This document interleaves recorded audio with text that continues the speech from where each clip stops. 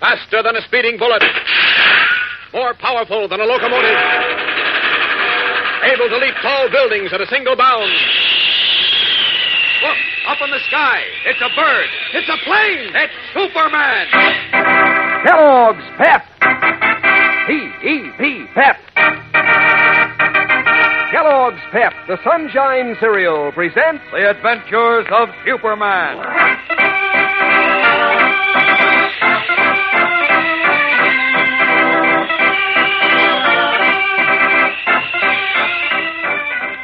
Today we begin a brand new story. A story of baseball and the discovery of a menace that will lead Superman and his friends through many dangerous adventures.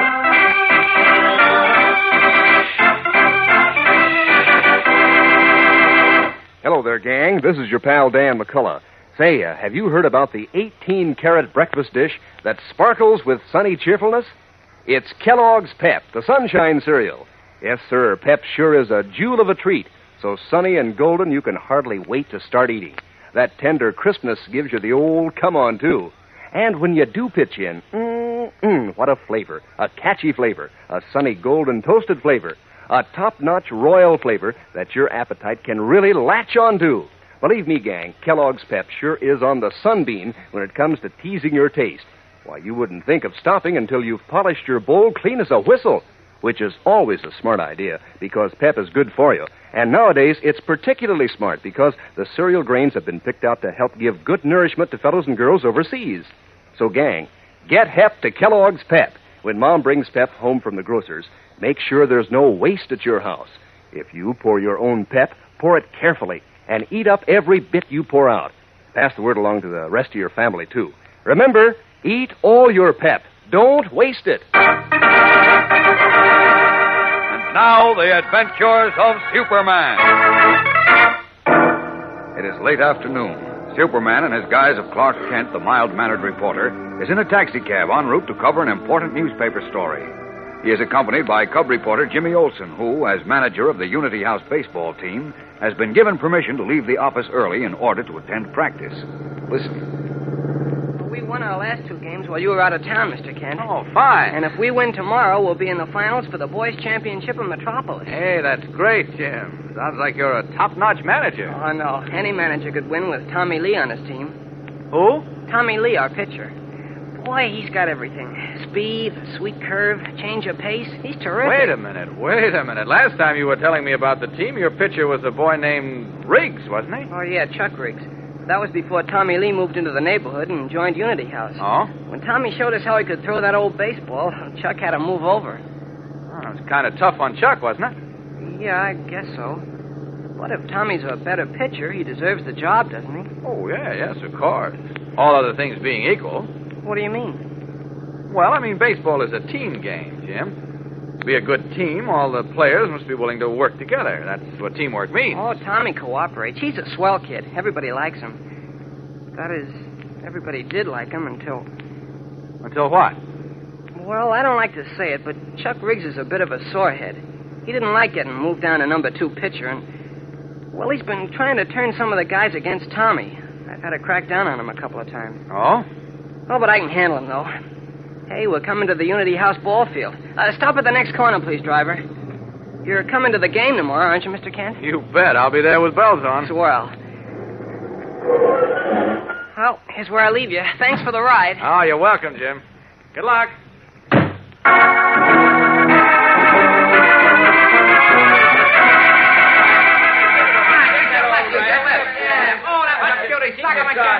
Hey, what's going on here? Break it up. Break it up, I said. Come on now, Tommy. Chuck, cut out that fighting. Break it up. Let go, Jim.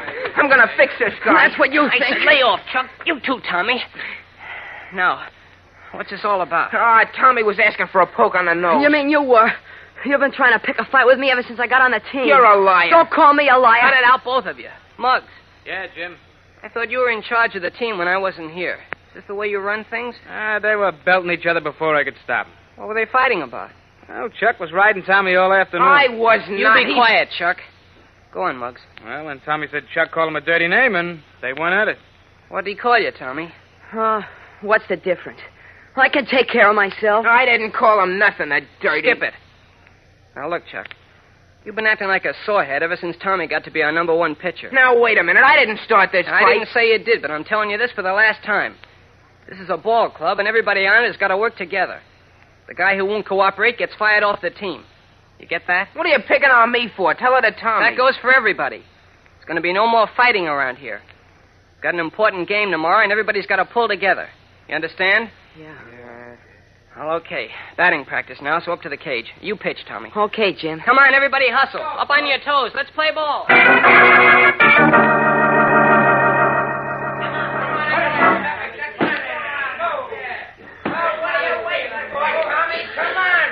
Not till you move back from the plate, Chuck. What do you mean, move back? I'm in the pitcher's box. You're leaning halfway over the plate. I might hit you with a close one. You're putting it the side of a barn. Go on, pitch. Okay, he's asking for it, Tommy boy. Dust him off. No, I might hit him, Muggs. Move back, Chuck. Go on. I'm standing right here where I'm supposed to.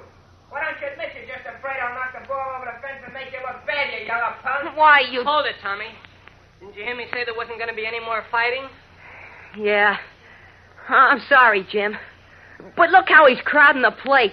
I don't want to hit him. Get back, Chuck. If you get hit, it's your own fault. Go ahead and pitch, Tommy. Okay, you're the boss, Jim. Come on, quit stalling and pitch. Yeah, come on, with that. Boy, here she comes. Look out, Chuck. Attaboy, Tommy boy. Missed that one by a mile. I was off balance. I won't miss the next one. Go on. Let's go, Tommy boy. Nice right curve, now. Tommy. Look, will you please get back from the plate, Chuck? No, I won't. Pitch, you yellow banana. Cut that out, Chuck. Go ahead, Tommy. Okay. Come on, let's have it. Pitch right to me, Tommy boy. Right down the old eye. This guy can't hit a balloon. Here he comes. Look out, Chuck. Oh, gosh. I beamed him. He didn't step back. He dropped like a log. Come on. We'll return in a moment for the exciting climax of today's episode. So stand by. You know, gang, Monday is a red letter day on the Superman show because that's when we bring out a brand new Pep Dish of the Week, a tricky new way to dress up your breakfast dish of Kellogg's Pep. So, are you ready for the big announcement? Well, here goes. This week's Pep Dish of the Week is a strawberry doubleheader. That sounds good, huh? Yeah, it's a honey. Listen, pour half your serving of Kellogg's Pep, the Sunshine cereal, in the bottom of your bowl. Then pour on a layer of crushed fresh strawberries. Add the rest of your Pep and put on a double topper of a few big ripe berries that you've saved out. Then milk and sugar, and that's a strawberry doubleheader. Sure makes a hit with your morning appetite. Kellogg's Pep does things for fruit, you know. It's crisp and it's crunchy and tender and loaded with its own full, sparkling sunshine flavor. Why, Pep is such a smooth dish, you're busy spooning it up until you've finished off every last delicate flake. And that's the hep thing to do, especially nowadays when the cereal grains are being sent to fellows and girls overseas. Keep that in mind when Mom brings Kellogg's Pep home from the grocer's. Pour your Pep carefully and polish off all you pour out. That's important, gang. Eat all your Pep. Don't waste it. A few minutes ago, Chuck Riggs, deposed pitcher on the Unity House baseball team, was beaned by Tommy Lee while deliberately crowding the plate in batting practice. Jimmy Olsen, Tommy, and Muggs revived the boy with water. Now, in the locker room, Chuck is tying his street shoes as Jimmy, Tommy, and Muggs stand by. How does your head feel, Chuck? Okay, I guess. You're lucky I wasn't killed leaning halfway over the plate like a dope. I wasn't leaning over the plate. Yeah, you what, were, too. I was not. Tommy beaned me on purpose. He didn't, and you know it. Of course he knows it. He's just talking like a sorehead. Okay, you guys can stand up for that punk if you want. But wait till you see what happens. What do you mean? What's gonna happen? You'll find out. And so will he. Now, look, Chuck, it was an accident. I'm sorry. Let's shake hands. That's the way to talk, Tommy. Go on, Chuck. Shake hands with him. Me shake hands with him? Heh, nothing doing. Why have all those soreheads for 2 cents? Wait, Muggs. Chuck, you were warned to step back, and you didn't. So what happened was your fault. Now, be a nice guy, admit it, and shake hands with Tommy. No, I won't shake hands with him. Okay, then. That makes you a bum loser and a sorehead, and you don't belong on the team. You're fired.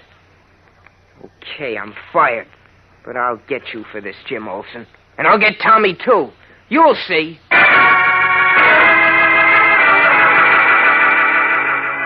Furious, Chuck Riggs stalks from the locker room, mounts his bicycle, and rides home.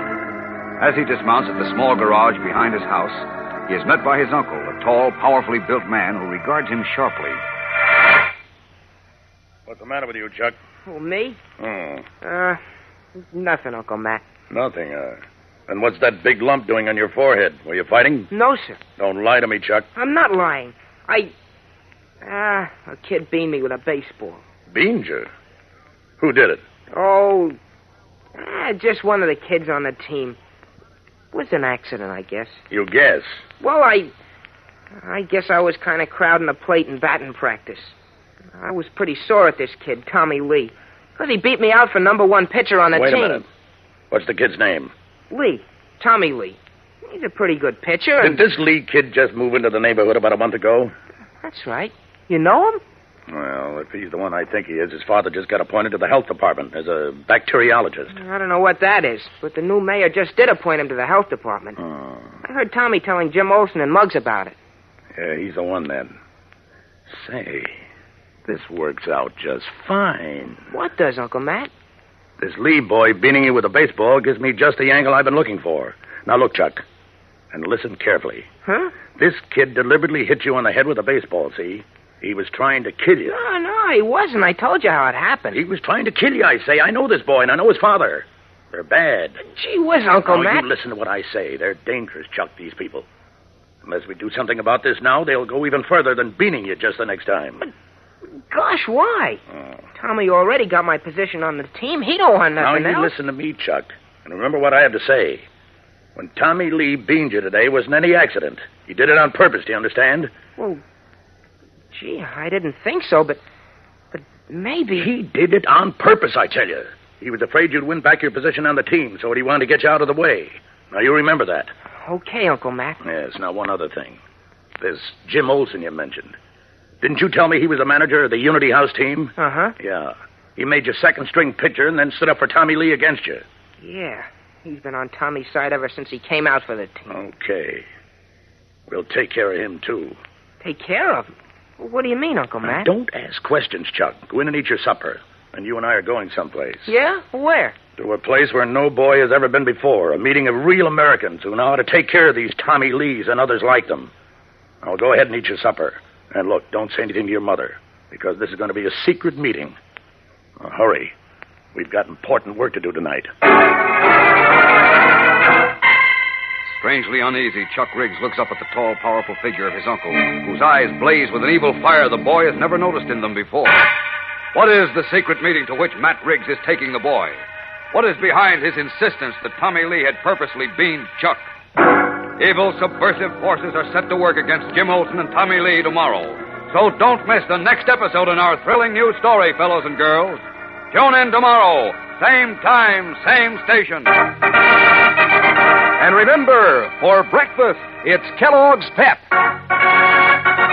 For excitement, the adventures of Superman.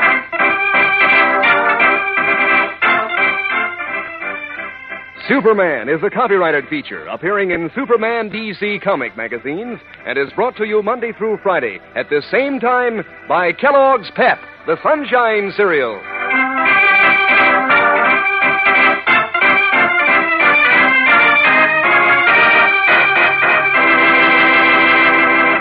Say, your dog's as good as any champ, isn't he? So see that he gets Kellogg's Grow Pup dog food like lots of champion dogs do. Mix Grow Pup in with his table scraps of meat and fat, and it'll give him lots of muscle, help keep him husky and strong. He can take his pick of 3 different kinds of Grow Pup, too. There's Grow Pup Ribbon, Grow Pup Meal, and Grow Pup Pellets. They're all just full of wonderful, meaty flavor. Ask your mother to get Grow Pup today. It's good for champs, good for your dog, too. Remember, that's Kellogg's Grow Pup. And be sure to be with us tomorrow for the thrilling adventures of Superman. This is the Mutual Broadcasting System. Faster than a speeding bullet. More powerful than a locomotive. Able to leap tall buildings at a single bound. Look, up in the sky. It's a bird. It's a plane. It's Superman. Kellogg's Pep. P-E-P, Pep.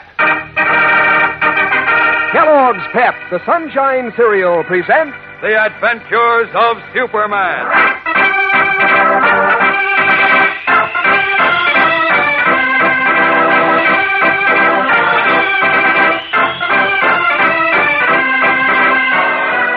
Today, the accident on the Unity House baseball field has far-reaching consequences as Chuck Riggs, under instructions from his uncle, attends a strange and secret meeting.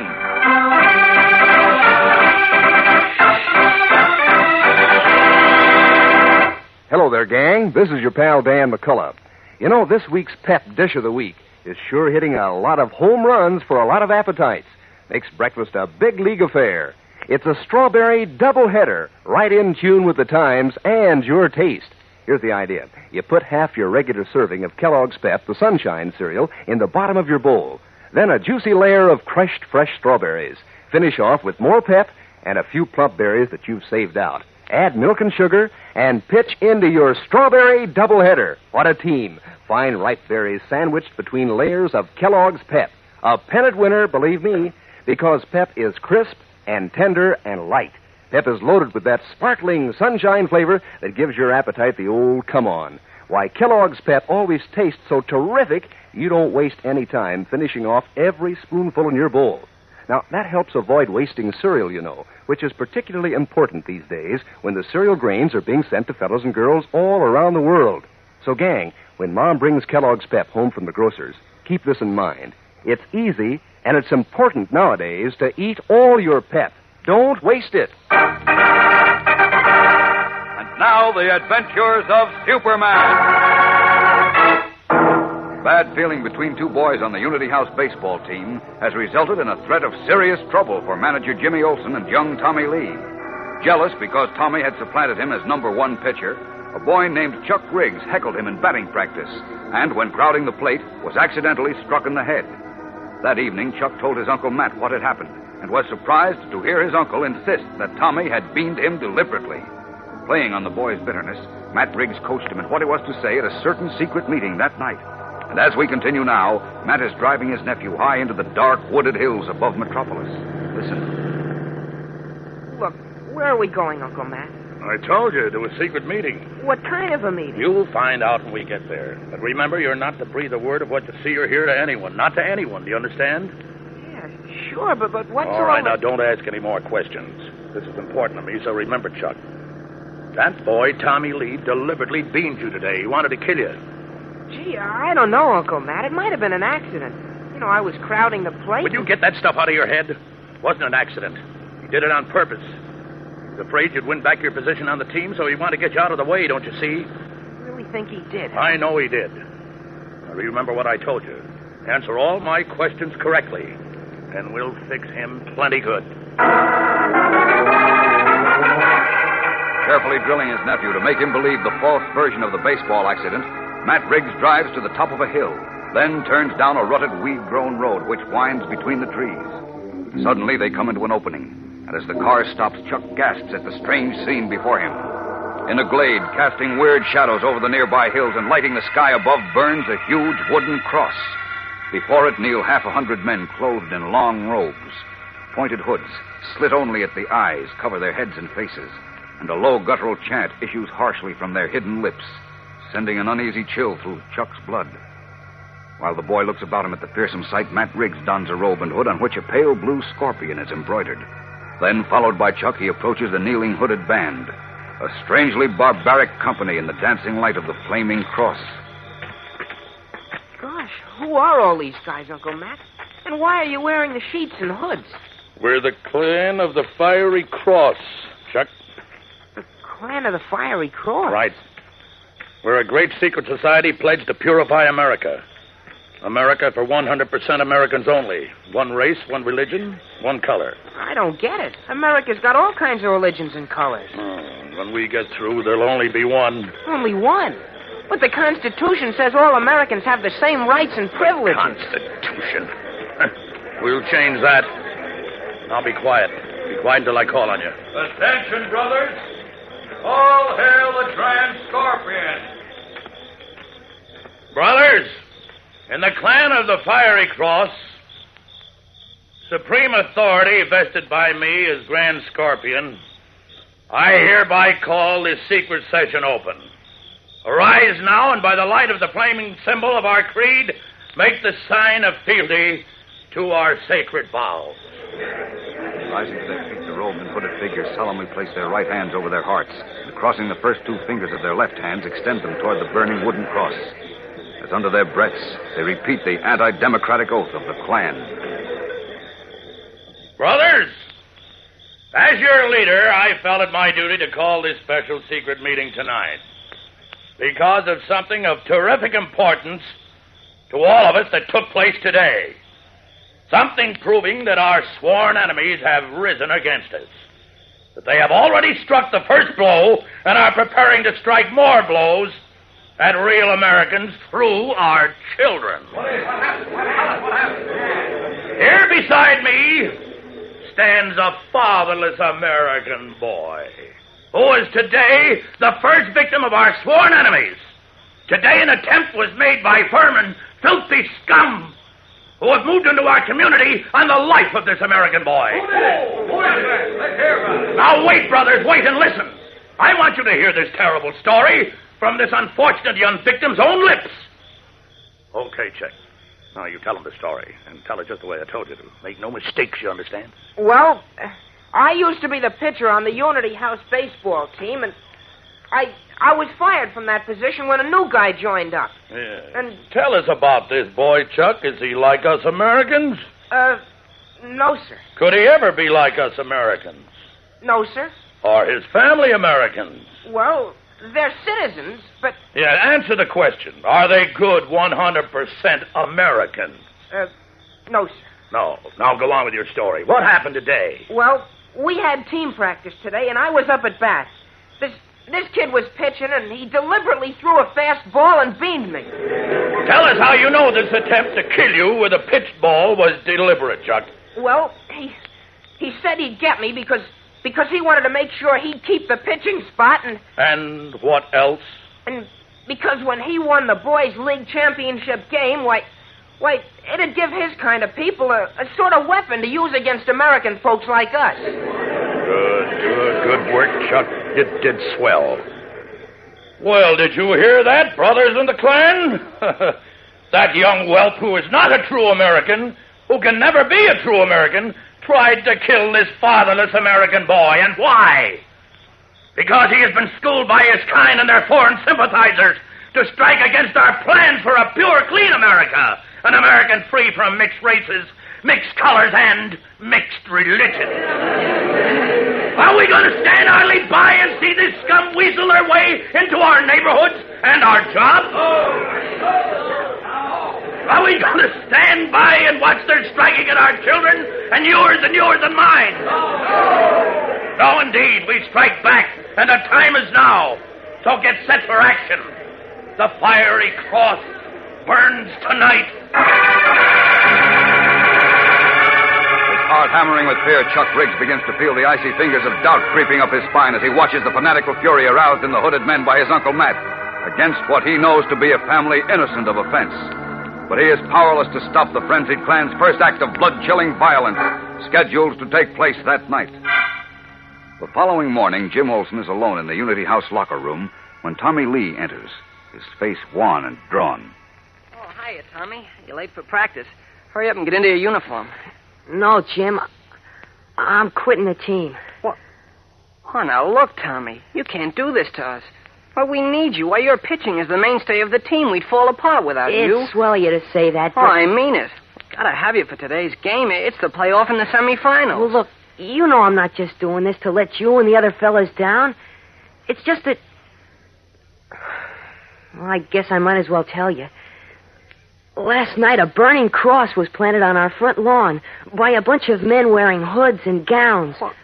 You know what that means to my family, don't you? Sheepers. That sounds like the Fiery Cross Clan.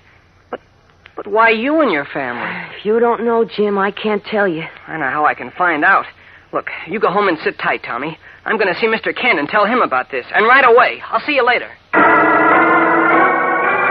Worried at the thought of losing his star pitcher and puzzled by Tommy's startling story, Jim Olsen rushes off to seek the aid of Clark Kent. What is behind this un-American threat to personal freedom and safety?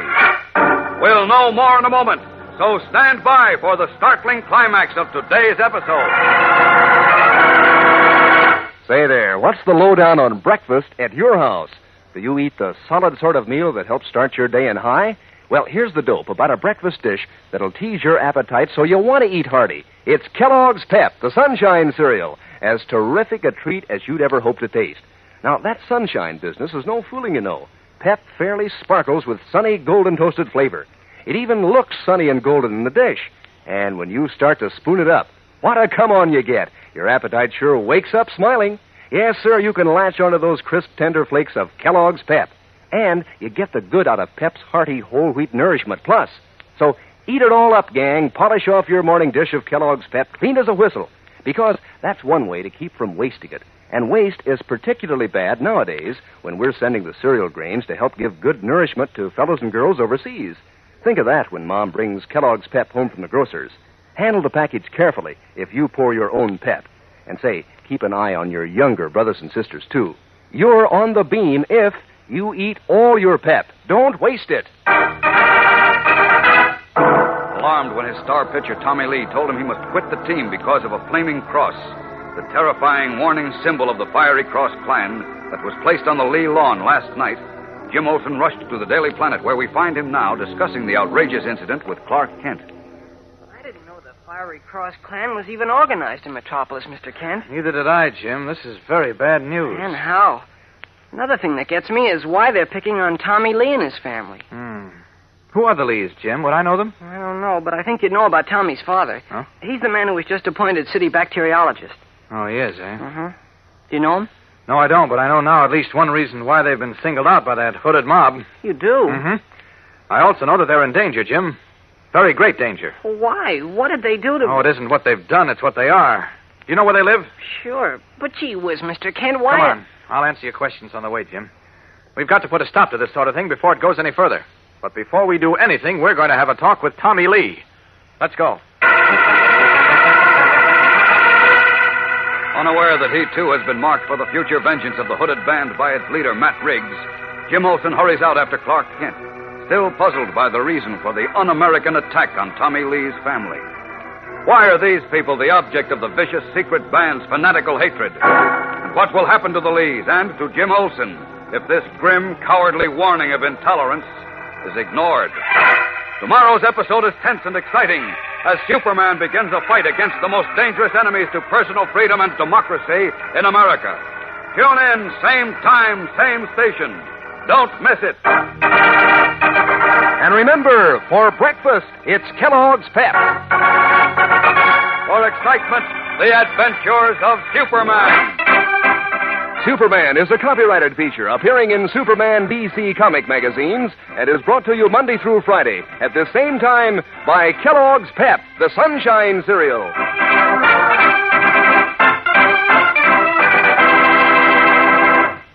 Say, kids, if you're training your dog, try rewarding him for good behavior with Kellogg's Grow Pup. There's the dog food that makes a hit with dogs right from the word go. Gives them swell, meaty flavor. And gives them 3 different kinds to pick from. Grow Pup Ribbon, Grow Pup Meal, and Grow Pup Pellets. All full of what it takes to help keep a dog right on the beam, to help build strong bones and teeth and muscles. That's why lots of champs feed on Grow Pup. So ask Mother to get Kellogg's Grow Pup for your dog today. And be sure to be with us tomorrow for the thrilling adventures of Superman. This is the Mutual Broadcasting System. Faster than a speeding bullet.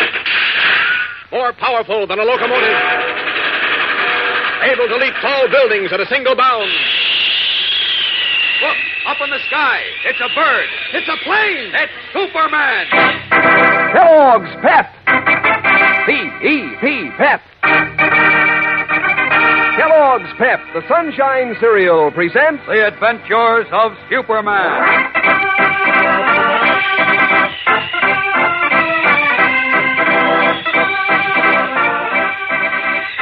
Today, stunned by the threat against Tommy Lee and his family, Clark Kent and Jimmy Olsen prepare to call at his house, where the symbol of hate had burned an ominous warning.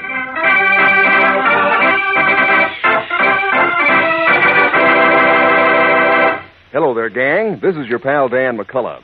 You know, every once in a while, I try to figure out what's the most important thing about Kellogg's Pep that makes it such a slick treat for breakfast. Let's see, I say to myself, maybe it's Pep's tender crispness. You know, the way those delicate flakes of whole wheat practically melt in your mouth. On the other hand, I say Pep is called the Sunshine cereal. Must be that sparkling sunshine flavor that gives my appetite the old come on. Then again, I think of how Kellogg's Pep is good for you, and how it teases your taste so that, well, you want to eat a hearty, solid sort of breakfast. And, gang, I always come to the same conclusion. Kellogg's Pep is tender and crisp and sunny flavored. It's a smooth dish that has everything to make your appetite sit up and take notice. So there's probably no single reason why you always want to eat up every spoonful in your bowl.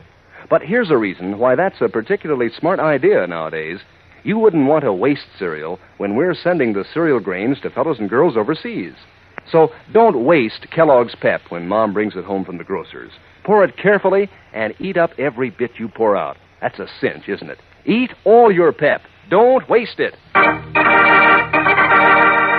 now, the adventures of Superman. Jealous because Jimmy Olsen, manager of the Unity House baseball team, had selected young Tommy Lee, a newcomer, as #1 pitcher, a boy named Chuck Riggs tried to rattle Tommy by deliberately crowding the plate in batting practice and was accidentally struck in the head. That night, in the glow of a burning cross at a secret meeting in the hills above Metropolis, a band of robed and hooded men heard Chuck and his Uncle Matt, their leader, state that Tommy Lee had tried to murder Chuck. Matt Riggs called for immediate action against Tommy and his family, whom he denounced as un-American. An hour later, a cross of fire, symbol of the hooded mob, was burned on the lawn of the Lee home. And the next morning, Tommy resigned from the Unity House team. Shocked, Jimmy hurried to the Daily Planet, where he told the story to Clark Kent, who, as we know, is Superman. Listen. What I can't understand, Mr. Kent, is why the Fiery Cross Clan should burn a cross in front of Tommy Lee's house. Well, they're nice people. Dr. Lee, Tommy's father, is a well-known bacteriologist. Bacteriologist? Uh-huh. You mean Dr. Juan Lee? That's right. Mayor Marshall just appointed him to the health department. Why would they want to bother a man like that? Because the clan of the Fiery Cross is made up of intolerant bigots, Jim. They don't judge a man in the decent American way by his own qualities. They judge him by what church he goes to and by the color of his skin. By the... Sheepers? You mean... Yes, this bigoted mob is against Tommy Lee and his family because they're Chinese. Gosh. I thought we were all through with this kind of stuff when we cleaned up on that rat Frank Hill and his Guardians of America. Oh, intolerance is a filthy weed, Jim. I told you before, the only way you can get rid of it is by hunting out the roots and pulling them out of the ground. Now, come on, we've got to move fast. Where are we going? To see the Lees. We've got to get them to help us get rid of that clan.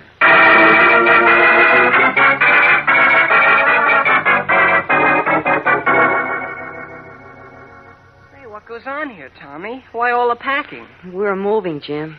Moving where? Out of town. Out of town? Holy smokes. I was afraid of something like this, Tommy. Jim forgot to introduce us. I'm Clark Kent. Oh, I'm sorry. Glad to know you, Mr. Kent. I'm glad to know you. Is your father here? Well, he went out to help Mom. Oh, here he comes. Dad, you know Jim Olsen. Oh, glad to see you again, Jim. Thanks. And this is Clark Kent. He's a reporter on the Daily Planet. Friend of Jim's. How do you do? How do you do, Doctor? Won't you sit down? We're rather torn up at the moment, but there is one comfortable chair. Tommy, bring our guests some refreshment. Oh, no, thanks. Please, don't bother. Look, Dr. Lee. Yes? I hope you won't mind my asking, but isn't this decision to move rather sudden? Yes, it is. I'll bet it's because of that burning cross on your lawn last night. Is it, Doctor? Yes. Well, may I suggest that you're making a mistake? Running away isn't the answer, you know. Do you know who burned the cross on my lawn, Mr. Kent? Oh, the Fiery Cross bunch, of course, but... Well, I have seen them do their dirty work in other parts of the country. And I know that hooded mob of fanatics will stop at nothing when their hate and greed is aroused. Not even murder. Jeepers. I have a wife and a daughter younger than Tommy, Mr. Kent.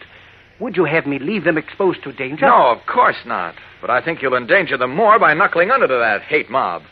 Look, Dr. Lee, they figure the more people they can frighten, the stronger they become, and the harder it is to stamp them out. That's right. And unless we do stamp them out, no place in the country will be safe for you, or for any other Americans who happen to be of a different race or color, or who practice a different religion. That's right, Dr. Lee. You've got to stand up and fight them. I would stand up and fight them, Jim, if only my own life were at stake. But I have a family. I must think of their safety. You're absolutely right, sir. But the police will protect your family. I'll see Inspector Henderson. I cannot depend on the police. These fanatical bigots are cowards who masquerade as law-abiding citizens by day. But when it becomes dark and they can't be seen, They put on their sheets and hoods and become wolves. For all I know, or the police either, my next-door neighbor, who always greets me so pleasantly, may be one of them. Yes, that's all very true, but look, Dr. I Lee... hate to leave Metropolis, Dad. I like my school, and I'm the pitcher on the Unity House team, and all. I know, Tommy. I hate to leave, too. I have the position I dreamed of all my life, and now I must give that up and start all over. But it cannot be helped. I tell you it can be helped, Doctor. If only you'll cooperate with those who want to help you. How do you mean, Mr. Kent? Look, most Americans realize the danger of allowing intolerance to breed. Now, we saw what happened to Germany and Italy and other European countries when a gang of murdering bigots like the Fiery Cross mob got in power. That's why I suggest you stay here, Dr. Lee. Keep your job and let Tommy pitch for his team. That way, we'll be able to flush these hooded cowards out from behind their sheets, and then we can clap them in jail. Hey, that sounds good to me. Let's, Dad. But, Tommy, if something happened to you and your sister and your mother... Look, I'll guarantee to have a special police officer assigned to guard this house. Oh, believe me, Doctor, you'll be safer here than running away. Because unless we stop this Fiery Cross clan now, they'll get you no matter where you go. Perhaps you're right, Mr. Kent. Oh, you mean you'll stay then, Dr. Lee? Will you, Dad? Yes, Tommy, we will stay. Fine. Oh, boy, that's swell. And how? Get set to pitch for us this afternoon, Tommy. Come on, it's after 12 and the game starts at 2:30. I'm all ready, Jim. Are you coming, Mr. Kent? Oh, I'll be along later. I want to call Inspector Henderson first. How about you, Dad? Are you coming to the game? Yes, son. I will be there. Swell. Come on, Tommy. Okay. So long. See you later. Yeah, so long. Goodbye, boys. Good luck in the game, fellas. Thank you. Now, may I use your telephone, Dr. Lee? I want to call Inspector Henderson and arrange police protection for you. By all means, Mr. Kent, help yourself. Thank you. If you will excuse me a moment, I will go tell Mrs. Lee to stop packing. Certainly, go right ahead. Well, guarding the Lees from harm is going to be a real job for Superman, I'm afraid. Those hooded gangsters won't stop it. Great Scott! Jim! Tommy, look out! You'll be killed! Galvanized into instant action by a danger to Jim Olsen and Tommy Lee, visible only to his X-ray vision, Clark Kent leaps 6 feet through the air and, like a thunderbolt, crashes through the window without even taking time to strip off his disguise. What is happening? We'll know in a moment, so stand by for the thrilling climax of today's episode. Say, gang, here's a big league breakfast dish that sure is winning pennants. It's a strawberry doubleheader, this week's Pep Dish of the Week. And how it does score with your morning appetite. Easy to fix, too. Sure, you pour out half your serving of Kellogg's Pep, the Sunshine cereal. Add a layer of crushed fresh strawberries. The rest of your Pep, and on top, a few plump berries that you've saved out. Then pour on milk and sugar, and that's a strawberry doubleheader. Is it keen? Kellogg's Pep does a neat trick for the fruit, because Pep is crisp, it's tender, it's full to the brim with sparkling sunshine flavor. Why, Kellogg's Pep always tastes so bang-up good that, well, you want to eat up every light, delicate flake in your bowl. And you know, gang, nowadays the cereal grains are being sent to fellows and girls all over the world. So it wouldn't do to waste cereal. When Mom brings Kellogg's Pep home from the grocer's, make sure there's no waste at your house. If you pour your own Pep, pour it carefully and eat up every bit you pour out. Pass the word along to the rest of your family, too. Remember, eat all your Pep. Don't waste it.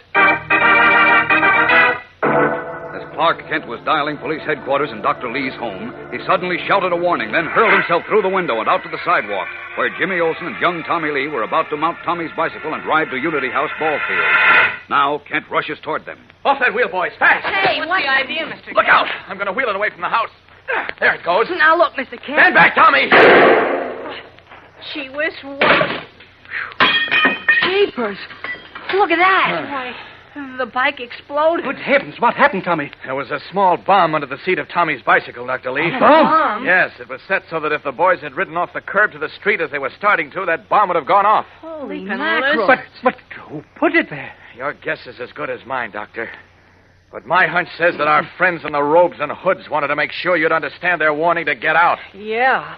Also, make sure Tommy couldn't pitch today's game. Why, this is an outrage. They might have killed Tommy and Jim. Now I'm determined not to leave Metropolis until every cowardly member of that gang of hooded murderers is behind bars. That's the way to talk, Doctor. A fighting attitude is the best antidote for a poison like the clan of the Fiery Cross. Wow. Do you realize what almost happened to us, Jim? Yeah. Boy, was that a narrow escape. Well, listen, Mr. Kent. Well, you were in the house. How could you see the bomb under the seat of the bike? Say, that's right. How could you, Mr. Kent? You've got an important game this afternoon, haven't you, Jim? Sure, but first I'd like to know... But now, look, here, take this money. Now, I'm buying you fellas a taxi ride to the field. Now, come on, you two, get going. I expect you to win. We'll win, all right. We gotta win now. Come on, Jim. Hailing a taxicab, Jimmy Olsen and Tommy Lee ride to the Unity House baseball field, believing themselves safe.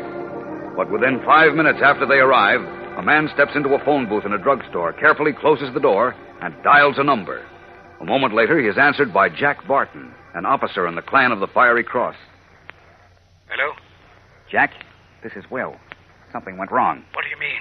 Tommy Lee just arrived at the field. What? Yeah, and Jim Olsen was with him. Bill must have bungled the job. You stupid fool. Matt Briggs will hit the ceiling. And how? What do we do now? Where are you? In a drugstore across from the field. Call George and Charlie and tell them to get right over. I'll call Matt and tell him to meet us there in 5 minutes. We can't let that Lee kid pitch today. As the cowardly undercover forces of the clan of the Fiery Cross move once more swiftly into action against Tommy Lee, his family, and Jim Olsen, the boys, all unaware of the danger that threatens them, prepare to play off their semifinals championship game. What will happen? What new action is planned by the hooded menace to freedom and democracy in America? Superman has undertaken a job that will tax even his extraordinary powers to the utmost, as we will see in tomorrow's thrill-packed episode. So don't miss it. Tune in again tomorrow. Same time, same station. And remember, for breakfast, it's Kellogg's Pep. For excitement, the adventures of Superman.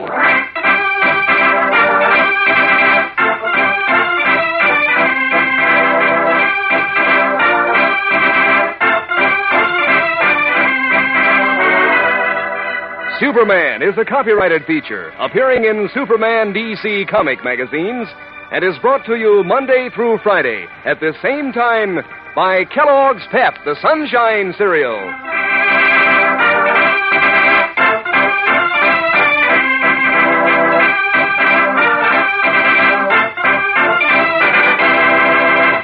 Say, if you want your dog to give you the glad eye, try giving him Kellogg's Grope Up dog food at mealtime. There's a dog food that's a big favorite with thousands of dogs. It's got a swell, meaty flavor that goes over big. And there are 3 kinds of Grope Up. There's Grope Up Ribbon, Grope Up Meal, and Grope Up Pellets, all good for your dog. Grope Up has vitamins and minerals, helps build strong muscles and teeth and bones. Just tell that to Mother, and I'm sure she'll want your dog to feed on Kellogg's Grope Up every day. And be sure to be with us tomorrow for the thrilling adventures of Superman. This is the Mutual Broadcasting System. Faster than a speeding bullet. More powerful than a locomotive. Able to leap tall buildings at a single bound. Look, up in the sky. It's a bird. It's a plane. It's Superman. Kellogg's Pep. P-E-P, Pep. Kellogg's Pep, the Sunshine Cereal, presents The Adventures of Superman.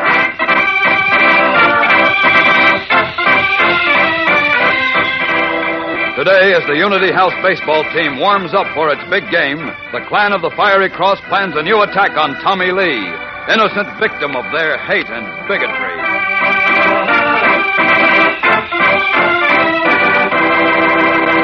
Hello there, gang. This is your pal Dan McCullough. Say, here's a curtain raiser that scores plenty of hits and runs with your morning appetite. It's this week's Pep Dish of the Week, Strawberry Doubleheader. And does Kellogg's Pep, the Sunshine Cereal, team up swell with red ripe strawberries? Try a strawberry doubleheader tomorrow, and you'll see what I mean. First, you pour half of your serving of Kellogg's Pep in the bottom of your bowl. Then pour on a layer of crushed fresh strawberries. Add the rest of your Pep, and then put on a topper of a few big berries you've saved out. Finish off with milk and sugar, and then see how swell Kellogg's Pep stacks up with the strawberries. Believe me, that sparkling sunshine flavor sure rise and shine. Pep's tender crispness is way out in front, too. Fact is, Kellogg's Pep is so all-round good, you want to eat up every bit in your bowl. which is certainly the right idea, especially now that we're sending the cereal grains to fellows and girls across the seas. Remember that when Mom brings Kellogg's Pep home from the grocer's. And remember to pour it carefully if you pour your own Pep, because this is a particularly important time to eat all your Pep. Don't waste it. And now, the adventures of Superman. A young Johnny Olsen, who was acting as manager of the team, defended Tommy. He, too, is marked for danger. Following the burning of a cross on Tommy's lawn and a cowardly attack on Jimmy and Tommy, which was foiled by Superman, the two boys went to Unity House Field, where their team is to play an important game. As we continue now, 20 minutes before game time, an ominous scene is taking place behind the locker room, out of sight of the field. Matt Riggs, Grand Scorpion of the clan of the Fiery Cross, has been joined by Will Jennings, another hooded mobster. Jennings has a tough-looking boy from the opposing team in tow. Listen. Sure this boy's okay, Will? Yeah, he's Pete Miller's kid. His name is Art. Forget that. Just call me Stuffy. So you're Pete Miller's boy, huh? Well, that's fine. Your father's a very good friend of mine. Yeah, I know. Say, tell me, how do you feel about this Chinese boy you're playing against today? You mean Tommy Lee? Yeah, didn't you put up a fight about your team playing with him? Sure I did. I raised heck. I tried to get the guys to say they wouldn't play Unity House unless they took that chink off the team. Oh, good boy. Did you know what our coach, the playground director, said? No. What did he say? He said Tommy Lee was an American, the same as the rest of us. And anybody who what do you call it? Discriminated against him was a bad American. Oh, he did, eh? What'd you say to that? Nothing. I had to shut up. Now I'll show everybody what a punk this Tommy Lee is. Wait till I bat against him. Sure, I'm sure. But look, what do you really think about this boy's pitching? Well, I guess he's pretty good, all right. He shut out South Park last week with only one hit. Well, it looks rather bad for your team, don't you think? You know, it'll make him look good, and our kind of people look bad. You wouldn't like that, would you? What are you building? Maybe he won't beat us today. Well, the chances are he will, unless... Yeah? Unless what? Unless you keep him out of the game. Me? How can I? I told you I tried to. Well, now, let's see. Suppose Tommy was hit in the head or in the arm by your bat. Oh, wait a minute. I can't do that. I'll get pinched. Maybe worse. I can't... Oh, wait, you little fool. I don't mean for you to walk up to him and brain him. I was talking about an accident. An accident? Of course. You know, you can make it look accidental, so nothing can be pinned on you. Now, I remember when I used to play ball, I swung so hard with my bat, it flew out of my hands. See what I mean? Yeah, I get you. Okay, leave it to me. I'll take care of that guy. But good.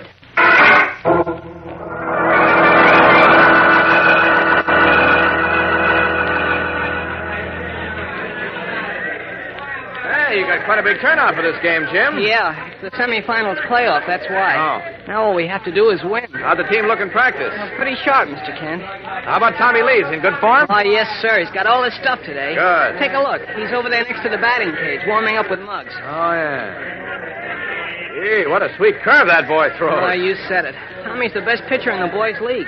And he's got to face the best hitter in the league today. Oh, really? Who's that? Stuffy Miller, Central Playground's first baseman. Which one's he, Jim? He hasn't come in yet. Oh, there he comes now. The Husky kid going to the batting cage. See him? Oh, yeah. Say, he looks like a tough baby. Yeah, he is. And boy, can he powder that old apple. Can't, huh? I told Tommy to be sure not to give him anything good to hit at. Hey, look, he's set to hit one now. Hey. Wow, he missed it by a mile. Look at Mr. Kent. He swung so hard he fell down. It's a wicked cut, all right. You better tell Tommy to move farther away. Tommy? Uh-huh. What for? Now, this stuffy lad jumps in to meet the pitch, and when he swings, he's out in front of the cage. If bat gets away from him, Tommy will be right in line for it. Oh, there's not much chance of that. Well, just the same, it's dangerous. Watch now, here comes the pitch. See how Stuffy jumps forward to meet it? He's out of the cage. Oh, his bat's flying out of his hands. He's going straight. Look out, Tommy! Time to change clothes now.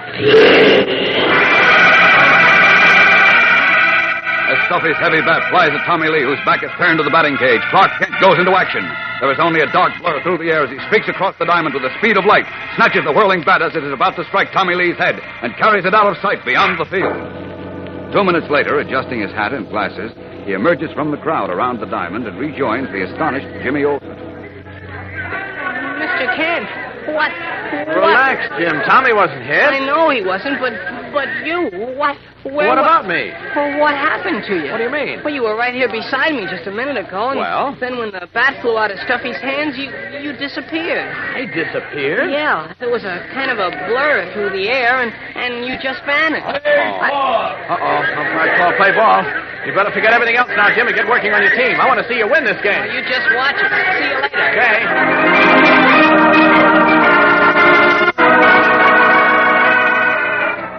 This is your Daily Planet Sports reporter, folks, bringing you the latest report of the semifinal game in the Boys' Championship Tournament between Unity House and Central Playground. At the end of the sixth inning, the score is Unity House 2, Central Playground nothing. So far, it's a shutout for Central, with Tommy Lee, Unity House hurler, pitching a perfect no-hit, no-run game.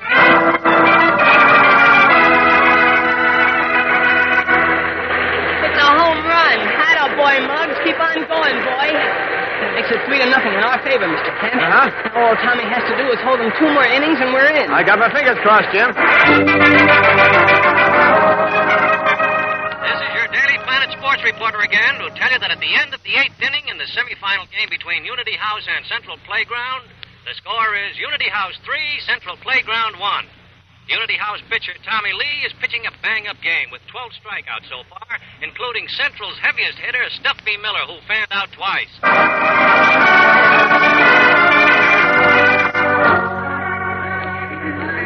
It's too bad they had to get another hit, Jim. It cuts down your margin.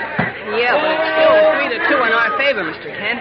If Tommy can just get by Stuffy Miller again, we win. Well, he's doing a beautiful job on that mound. Yeah, but if Stuffy gets hold of one, he'll hit it over that fence sure as shooting.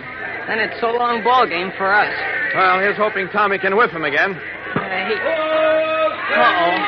Another ball. Yeah. That makes it 3-2. Here comes the payoff pitch. Nice work, Tommy! Good boy! We're in the finals. Attaboy, Tommy!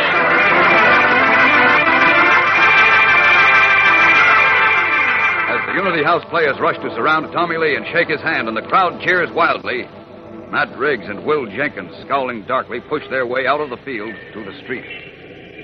Well, we're skunked again, Matt.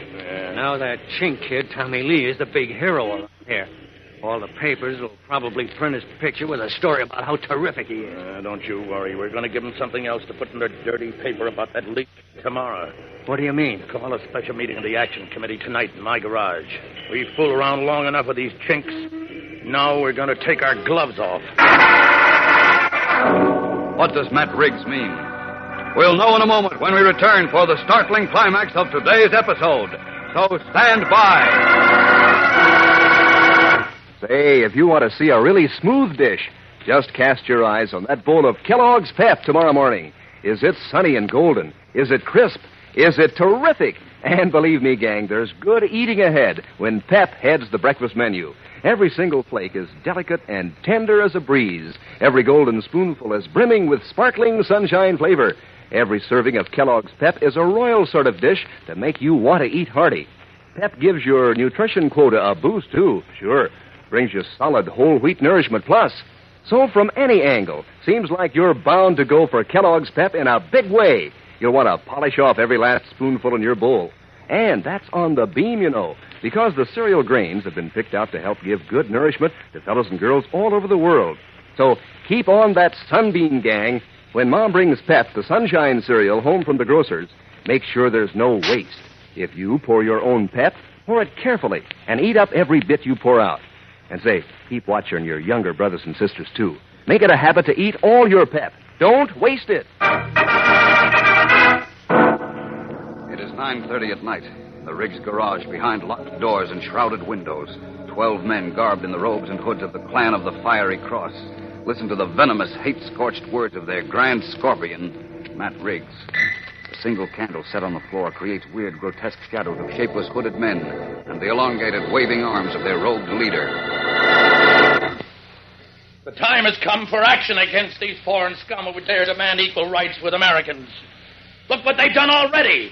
The Chinaman Dr. Lee wormed his way into the health department, stealing the job which our last mayor had promised me would go to one of our brothers, Will Jennings. Yes, that's right. They double-crossed. Then Lee's son crowded my nephew Chuck off the Unity House baseball team.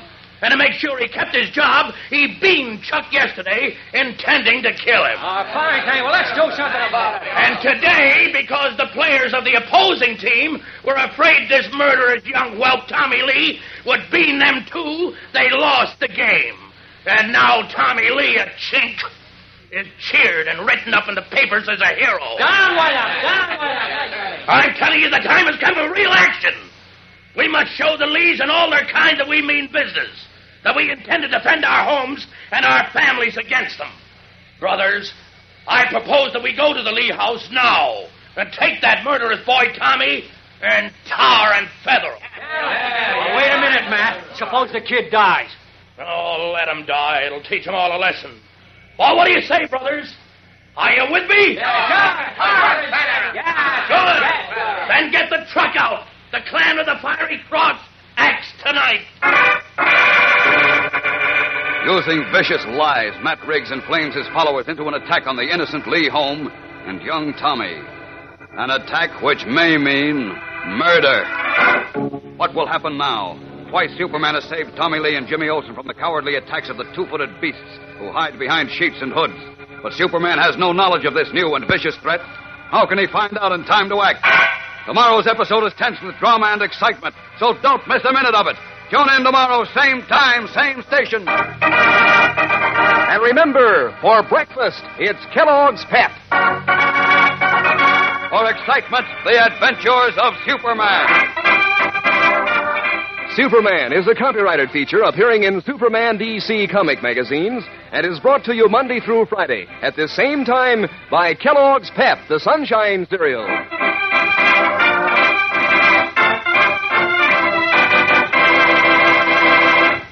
Say, gang, if you've ever had a race with your dog, you know how much he enjoys running and jumping. Now, dogs are like people. To keep their muscles strong, they have to eat right. So if you want to help your dog to stay in the groove, to have strong bones and teeth and muscles, just mix Kellogg's Grow-Pup dog food in with the scraps of meat and fat you give him. There are 3 kinds of Grow-Pup, all with a grand meaty flavor. There's Grow-Pup Ribbon, Grow-Pup Meal, and Grow-Pup Pellets. Ask your mother to feed your dog Kellogg's Grow-Pup regularly. And be sure to be with us tomorrow for the thrilling adventures of Superman. This is the Mutual Broadcasting System. Faster than a speeding bullet. More powerful than a locomotive.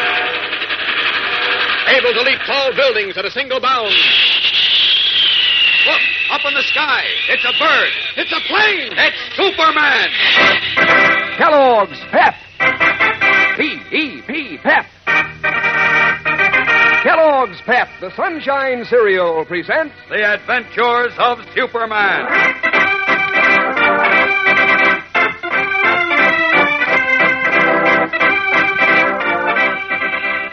Today, the reprieve granted Tommy Lee by the swift action of Superman is short-lived, as Matt Riggs, fanning the flames of hate, rides with his hooded followers to another cowardly attack.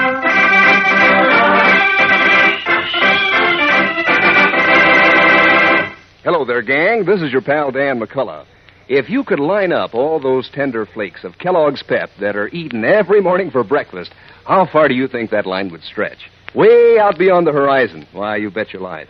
And if you could heap together all the good eating fun you fellows and girls have with Kellogg's Pep, why, you'd practically have a mountain. Because Kellogg's Pep is really hep when it comes to tickling your taste.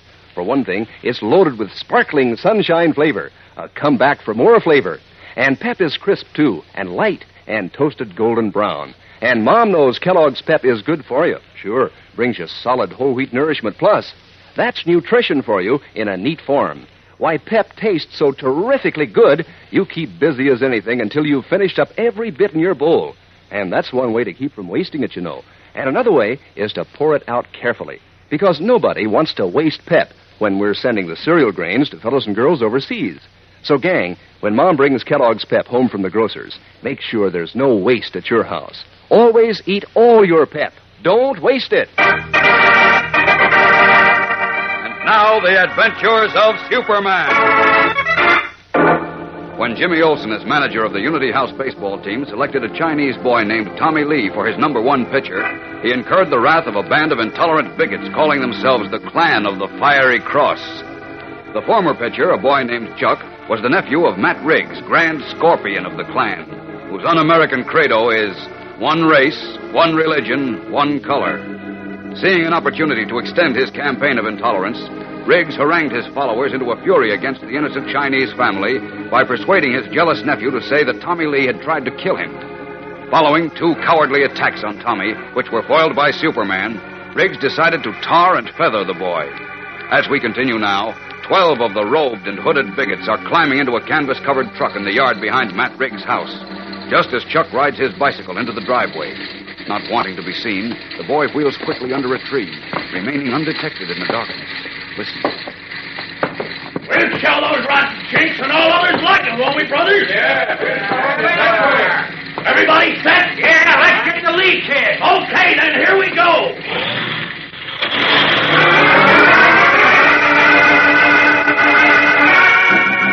Eyes wide and heart-pounding, young Chuck Riggs watches the truck carrying his uncle and the other hooded terrorists roar out of the dark driveway. Jeepers. They said something about getting Tommy Lee. I better follow him.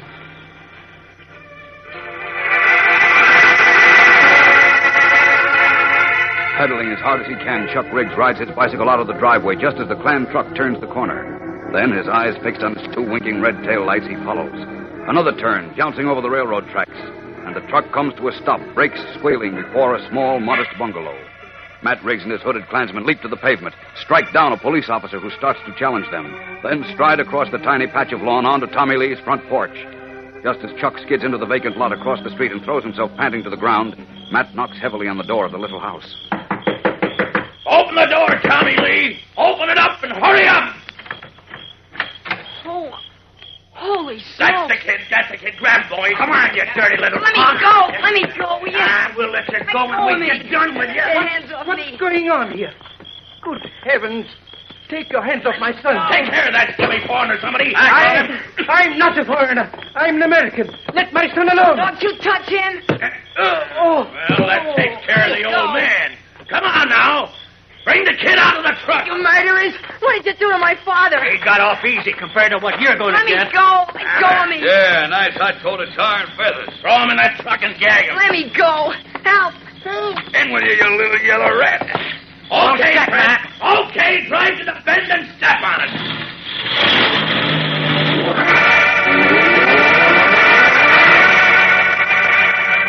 The truck roars into the night with young Tommy Lee and his brutal captors. Chuck Riggs scrambles to his feet in the vacant lot. He is sweating with fear and his legs shake under him. They're murderers. They're gonna kill Tommy. I can't let them do that. I gotta do something. The police. No, I'll get arrested. It was my fault because I told lies about Tommy. Oh, what'll I do? I got it. I'll call Jim Olsen. He'll know what...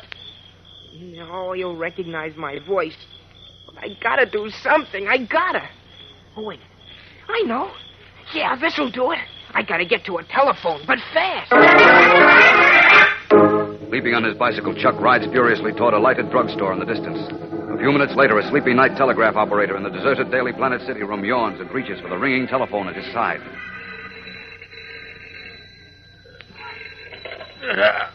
Hello, Daily Planet. Is Mr. Kent there, please? Kent? No, he left long ago. He did. Oh, gosh, I gotta talk to him. Do you know where he went? I wouldn't know, Bud. Call up in the morning. Bye. Wait. I gotta talk to him, I tell you. I've gotta. Haven't you any idea where he is? How would I know where Kent is? I'm only the night wire man. Call up tomorrow. I can't wait till tomorrow. It's a matter of life or death. Look, could you tell me what his home number is? Hold on, Bud. I guess it's in the book here. Oh, gee, thanks. Let's see. Here it is. Metropolis 4320. Metropolis 4320. Metropolis 4320. Thanks, mister. Goodbye.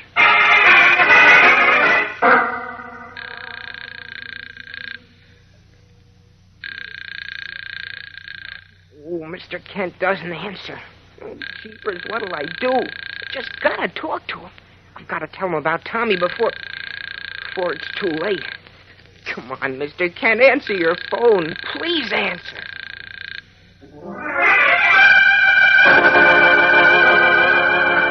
Just Desperately, Chuck Riggs tries again and again to reach Clark Kent, but in vain. Meanwhile, the truck carrying Tommy Lee and the hooded mobsters has crossed the Metropolis River to the wooded shores beyond.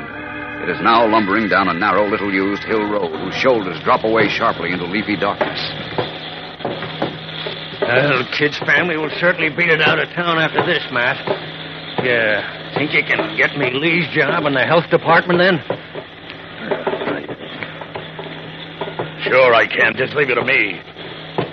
Hey, come back here, kid. Grab him. The kid's getting away. What's the matter? They're getting away. Get him, Joe, quick! Slippery as an eel. Hold him, Get him out of the truck. Hold him. He's gone. Grab the truck. Stop the truck after him, everybody.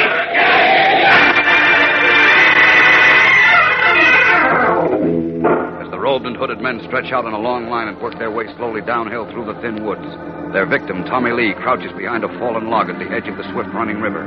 His forehead is beaded with sweat, and he hugs his throbbing right arm, broken in the leap from the truck.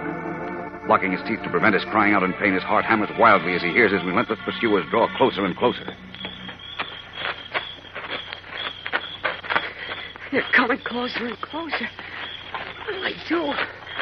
What'll I do? See him yet, Will? Not yet. I'm going to watch sharp and come to the river. He must be around here someplace. Gosh, they're all around. They'll find me, sure. They'll kill me. Keep your eyes peeled, Joe. We're to get the little punk any minute now. Look, there's the river. He must be right in here somewhere. I'll give him an extra coat of tar for this. Creepers, here they come. They'll find me now, sure. Well, they didn't have this broken arm. I could try to swim. I've got to go in the river anyhow.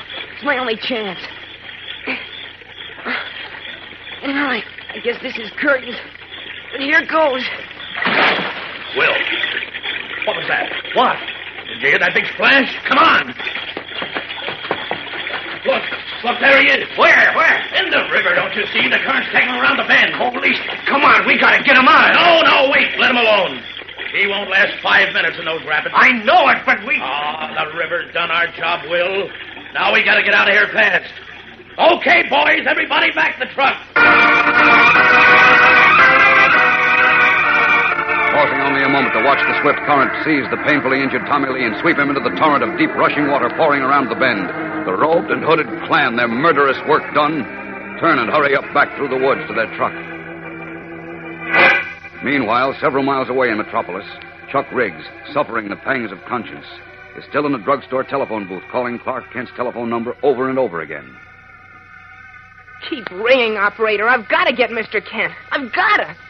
Or maybe I'll be a murderer. How near is Chuck to the truth?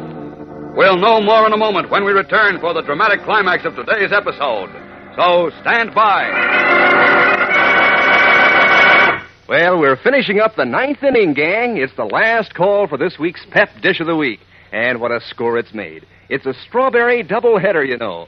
Teams up Kellogg's Pep, the Sunshine cereal, and red ripe strawberries. Here's the batting order. First, put half your regular serving of Kellogg's Pep in the bottom of your bowl. Then a juicy layer of crushed fresh strawberries. Finish off with more Pep and a few plump berries that you've saved out. Add milk and sugar, and that's it. Strawberry doubleheader. A pennant winner if ever there was one. Believe me, Kellogg's Pep does add sparkle to the berries. It's crisp and crunchy and loaded with sparkling sunshine flavor. I mean, it's delicious. Why, no matter how you serve it, you're sure to eat up every tender spoonful of Pep in your bowl. And that's the hep thing to do, you know, particularly nowadays, because we're sending the cereal grains to fellows and girls overseas. So, gang, get hep to Kellogg's Pep. When Mom brings Pep home from the grocer's, make sure it's not wasted. If you pour your own Pep, pour it carefully and eat up every bit you pour out. Pass the word along to the rest of the family, too. Remember, eat all your Pep. Don't waste it. Aware now that his own jealousy and lies had brought about the tragic attack on young Tommy Lee by the clan of the Fiery Cross, Chuck Riggs has been for some time attempting to reach Clark Kent by phone from a drugstore. Suddenly, the door of the booth is thrust open. Look, Sonny, you expect to stay in this phone booth all night? Huh? Oh, no. As soon as I get this call, I'll be out. You've been in there half an hour. Get out now and give me a chance. I can't, mister. This call is awful important. So is mine. I can't wait around all night while you talk to your girl. I'm not calling a girl. You see it. Come on now. Get out and let me make my call. I have the manager of the store throw you out. But jeepers. Besides, you ought to be in bed at this hour. Now, get out. Oh, gosh. Well, all right. Forced to leave the phone booth, Chuck Riggs hangs up at the very moment that Clark Kent, returning to his apartment, hears the phone ringing, opens the door quickly, and rushes across the room. Hello? Hello? Hello? Hello? Hello? Nobody on the line. I wonder who wanted me. No. I hope it wasn't anything important. Frowning, Clark Kent, whom we know to be Superman, the one person who might still be able to save Tommy Lee, replaces the telephone, unaware that by a grim stroke of fate, by the merest fraction of a second, Tommy's doom may have been sealed. What will happen now as the vicious clan of the Fiery Cross, the cowardly men who murder at night hidden behind their sheets and hoods, succeeded in doing away with an innocent boy whose only crime in the eyes of his attackers is that his skin is a different color from theirs? No. We're sure Superman can still find out in time to save Tommy and defeat the men of hate. But how? Monday tells the story, so be sure to be with us then. Tune in Monday, same time, same station. Don't miss a single minute of the next thrilling episode in this expose of fanatical and un-American bigotry.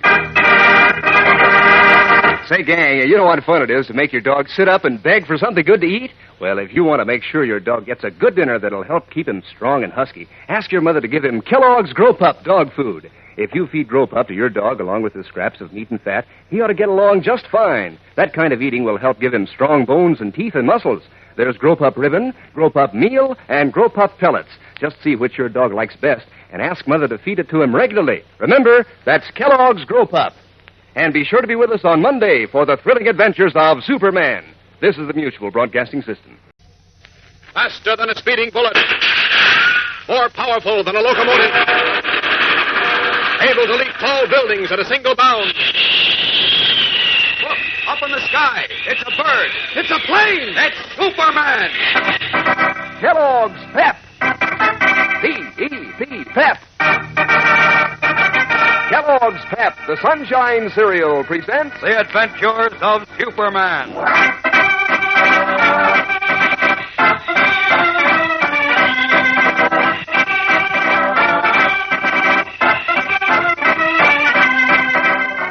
Today, the fate of Tommy Lee rests, strangely enough, in the hands of Chuck Riggs, whose desperate attempt to reach Clark Kent has thus far ended in failure.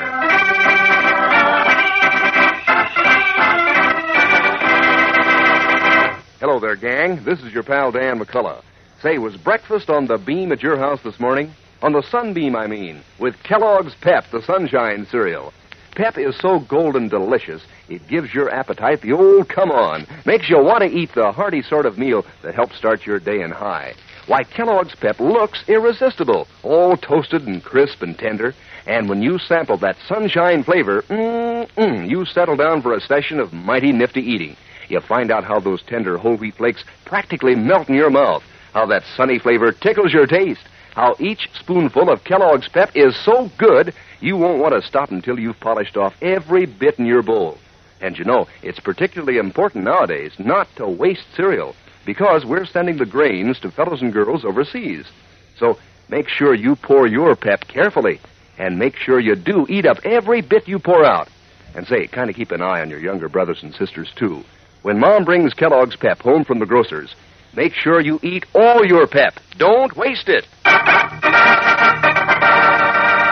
And now, the adventures of Superman. Jealous because Jimmy Olsen, manager of the Unity House baseball team, had replaced him in the pitcher's slot with a Chinese boy named Tommy Lee, young Chuck Riggs went with his uncle to a meeting of the clan of the Fiery Cross, whose un-American credo is one race, one religion, one color. Coached by his Uncle Matt, leader of the hooded mob, Chuck said that Tommy had tried to kill him. Incensed and seeing an opportunity to start a wave of terror, the Klansmen snatched up the Chinese boy and carried him away to tar and feather him. The boy managed to leap from their speeding truck, but broke his arm in the fall. And as he hid in a patch of woods, the cowardly horde in robes and hoods closed in on him. Terrified and in pain, Tommy threw himself into the river and was swept by the swift current toward a seething rapids. Meanwhile, tortured by his conscience, Chuck Riggs has been unsuccessfully attempting to contact Clark Kent by telephone. Kent entered his apartment just as Chuck, forced out of a phone booth, hung up. But as we continue now, Kent's phone is ringing again. Listen. Hello? Hello, is this Mr. Kent? Yes, who's calling? I can't tell you, but listen, Mr. Kent. A friend said you'd gotten lots of guys out of trouble. What? Maybe you can help Tommy Lee. Tommy Lee? What happened to him? The clan of the Fiery Cross guy. What? Yeah, they're going to tar and feather him. Wait, Scott, when was this? Where? Tonight, just a little while ago. They grabbed him and took him away in a truck. Oh, gosh, you got to do something. You just... All right, wait a minute. Where did they take him? Do you know? Well, I mean, they said something about going to the Bend. Jeepers, The Mr. Bend? Kent. The river Bend? I don't know. I just heard him say the Bend. Listen, somebody better do something. I'll do everything I can. Goodbye. Off with these clothes. After those rotten hate-mongers. That's Superman. Now, if only I'm not too late to stop them. Stripping off his business suit, Clark Kent stands revealed in the blue costume and red cape of Superman. Swiftly, he steps to the window and opens it. Out. Up. And away!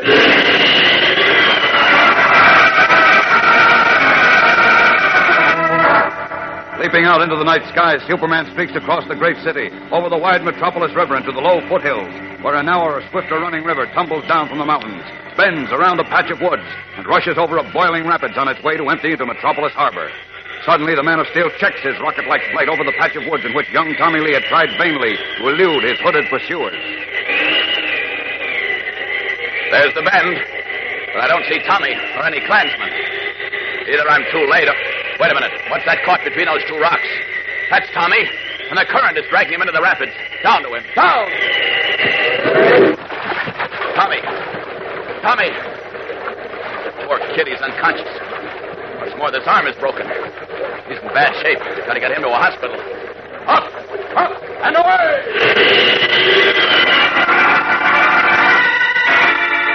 Leaping up from the seething rapids with the limp, battered body of Tommy Lee in his arms, Superman streaks back to Metropolis and deposits the boy at the General Hospital.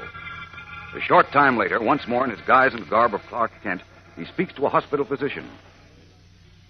How is Tommy Lee, Doctor? He's suffering from shock and exposure, and he has a broken arm, but he'll pull through. Oh, that's fine. May I see him? Not tonight, Mr. Kent. The boy needs rest and quiet. We've given him a sedative to make him sleep. I see. By the way, Tommy kept asking for his father when he regained consciousness. Yes, well... He seemed very much concerned about him. I think it would be advisable for Dr. Lee to be here in the morning when Tommy wakes up. I'm afraid that won't be possible. You see, Dr. Lee was slugged by the same cowardly gang that almost murdered his son. Good heavens! But why? Well... I know Lee. He's a fine chap, and he's done some excellent work in bacteriology. You know a man's worth means nothing to those fanatical hooded gangsters. Dirty cowards. Look here, Mr. Kent, this is an outrage. Can't something be done about it? Believe me, Doctor, something will be done about it as soon as possible. I've got to go to police headquarters now, but here's my card. It has both my home and office telephone numbers on it. If anything develops, call me at once, will you please? I certainly will. Thank you. Good night, Doctor.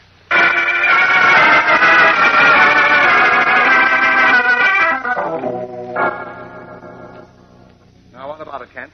Has Henderson found out who those scoundrels are yet? Well, he knows they're the clan of the Fiery Cross, Chief. Well, we all know that now. But who are the rats behind those sheets and hoods? We haven't found that out yet. Oh, you haven't? No. Then what have you found out? Well, frankly, very little. You can't blame the police, because until this happened, no one knew the clan was organized in Metropolis. And except for the police officer they slugged in front of the Lee house, and Tommy and his father, no one has even seen them before. Oh, can't they identify at least one of those rats? Oh. All the officer and Tommy and Dr. Lee saw was a gang of hooded men. No, not men. Cowardly hyenas. Well... Real men don't hide behind sheets and gang up on someone just because he goes to a different church or because his skin happens to be a different color. Now, look, Kent, the boy who phoned you last night, he knew the clan was going to tar and feather Tommy Lee, and he knew where they were taking him. Wouldn't he know who they were? Possibly. Well, who's the boy? That's the $64 question. What do you mean? Now, don't tell me you didn't have sense enough to ask him who he was. Well, sure I asked him, but he wouldn't tell me. He wouldn't? No. I never heard his voice before. But if we could find that boy, I think we could find out who some of the Klansmen are. Well, we've got to find him. Well, that's fine, but how?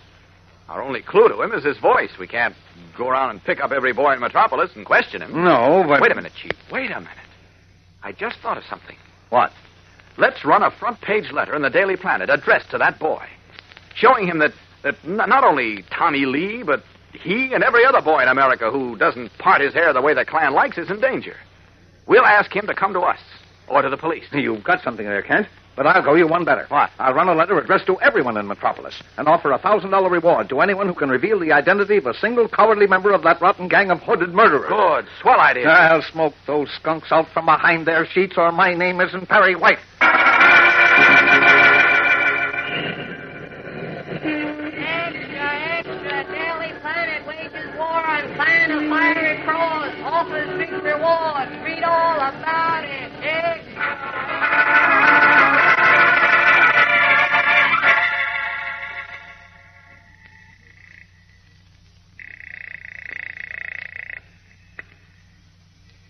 Hello?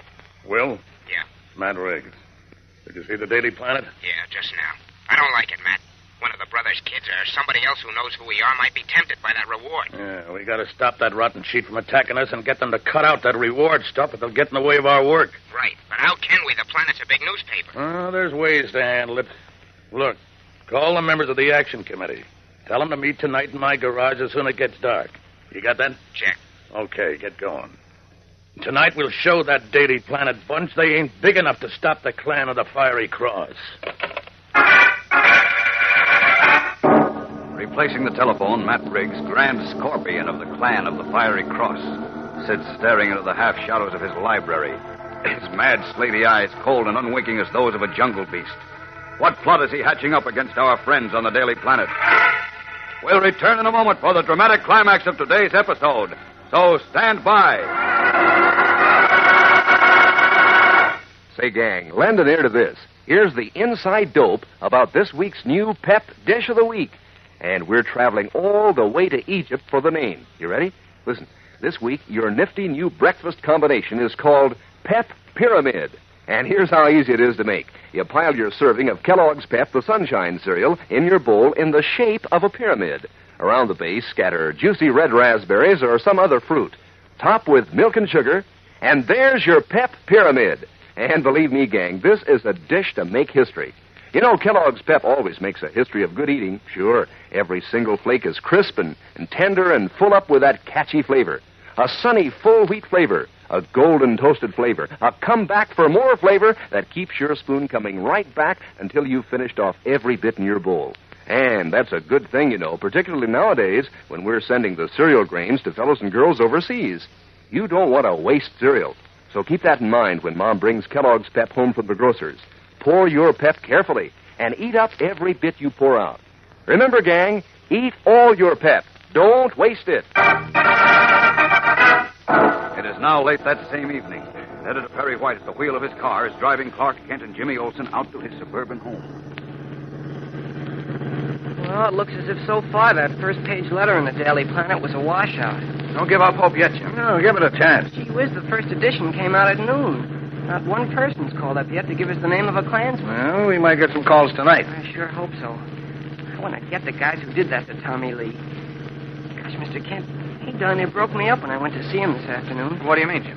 Well, he didn't say a word about what had happened to him or his father. He just said, sorry, I won't be able to help you win the championship game next week, Jim.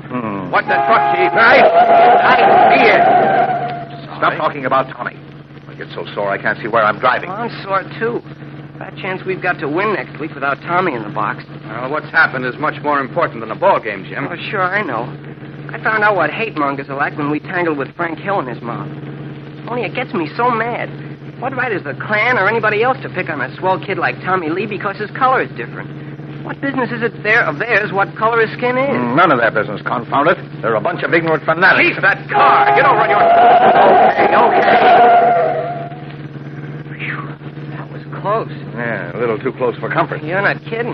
I get so blamed mad when I Laurel, don't drive when you're angry. Fortunately, we're practically at the house. I think you turn at the next corner, Chief. Don't you think I know my own street? Just thought I'd remind you. Look, I just got an idea for an editorial for tomorrow's paper, Mr. Kent. How about... Wait a minute. Chief, look. Well, what's the matter? Up ahead. On your lawn. Well, gee whiz. Good Godfrey. A flaming cross. Their eyes wide, Clark Kent, Perry White, and Jim Olsen stare ahead at Perry White's lawn, on which burns a wooden cross, symbol of the dreaded clan of the Fiery Cross. The cowardly men of hate and bigotry, who stalk at night, anonymous in their robes and hoods, have dared to warn Editor White that he is next on their list. What will happen now? A great deal happens tomorrow, fellows and girls, so be sure to be with us. Same time, same station. And remember, for breakfast, it's Kellogg's Pep. For excitement, the adventures of Superman.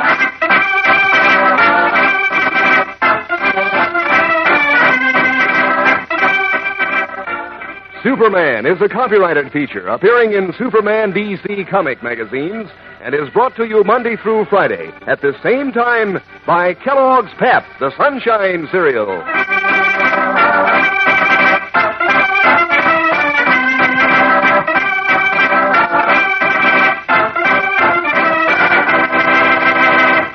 Say, lots of you kids have dogs, and I'll bet one of the things they enjoy most is a tug of war. Dogs seem to get such a kick out of using their strong teeth and muscles. Now, if you want to help keep your dog strong and husky, feed him Kellogg's Grow Pup dog food. It's just wonderful for dogs and has a good meaty flavor dogs like. There are 3 different kinds. There's Grow Pup Ribbon, Grow Pup Meal, and Grow Pup Pellets. Ask your mother to get Kellogg's Grow Pup today and see if your dog doesn't gobble it right up. And be sure to be with us tomorrow for the thrilling adventures of Superman. This is the Mutual Broadcasting System. Faster than a speeding bullet. More powerful than a locomotive. Able to leap tall buildings at a single bound. Look, up in the sky. It's a bird. It's a plane. It's Superman. Kellogg's Pep. P-E-P, Pep. Kellogg's Pep, the Sunshine Cereal, presents The Adventures of Superman.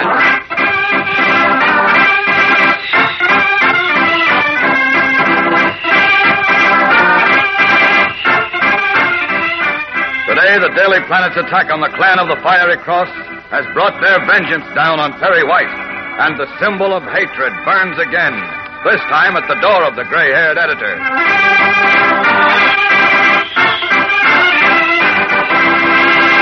Hello there, gang. This is your pal Dan McCullough. Say, you like to travel, don't you? Well, how about letting your imagination travel to Egypt tomorrow morning and have yourself a pep pyramid for breakfast? You know, that's this week's Pep Dish of the Week, named for the pyramids of Egypt and planned to give your appetite a real build-up. Here's how it goes. In the bottom of your bowl, pile up your serving of Kellogg's Pep, the Sunshine Cereal, in the shape of a pyramid. Then at the foot of your Pep pyramid, scatter some fruit, like juicy red raspberries. Add milk and sugar, and there's your Pep pyramid, the newest way to show you what Kellogg's Pep can do for fresh, ripe fruit. How Pep Sunshine flavor does rise and shine. How that sunny, golden toasted goodness does tickle your taste.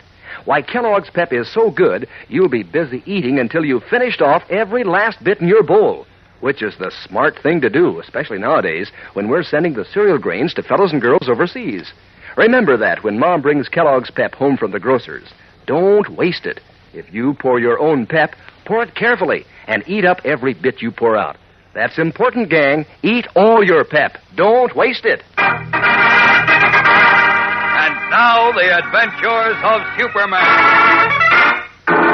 On the clan of the Fiery Cross, a group of intolerant fanatics attacked a Chinese boy named Tommy Lee, star pitcher on Jimmy Olsen's Unity House baseball team. Only the prompt action of Superman saved the innocent boy's life. Furious, editor Perry White published a scathing editorial against the Klan in the Daily Planet and offered a $1,000 reward to anyone who could identify a single one of the robed and hooded bigots. That night, when White, Jimmy, and Clark Kent drove up to the editor's suburban home, they were startled to see a huge cross of fire burning on White's front lawn. Listen. Great Scott. Look, Chief. Oh, gee whiz. A burning cross. That's the symbol of the Klan. It means those hate mongers have selected you as their next victim, Chief. Sleeping lizards, no, they can't. Quick, we've got to call the fire department. Well, don't bother. Someone's already done that. Come on, Chief, pull out of their way.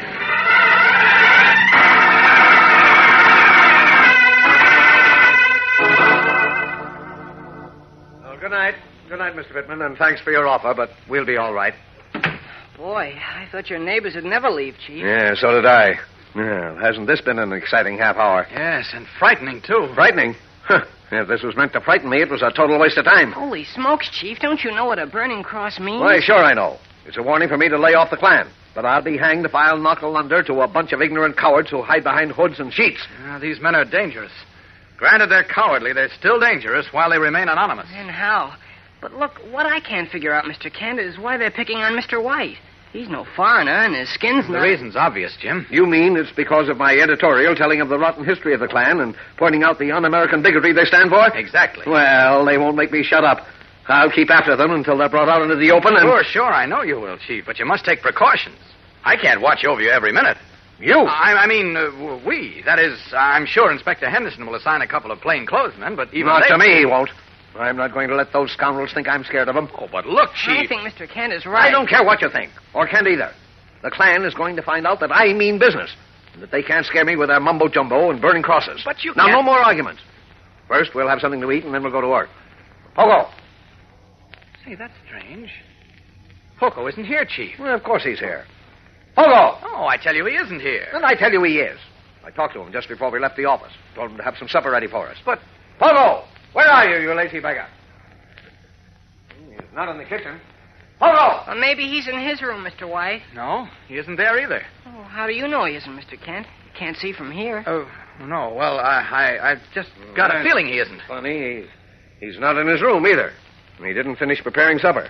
The stuff's spread all around the kitchen, and the refrigerator is open. Hey, I don't like this. Hey, maybe he got scared by the burning cross and went upstairs. No, I tell you, he isn't Sure, anywhere. that's probably what happened. He's probably under my bed scared to death. Come on, we'll go up and get him. No, don't bother. He isn't upstairs, Chief. Kent, are you trying to tell me that you can look through the ceiling like Superman? No, but I tell you, he...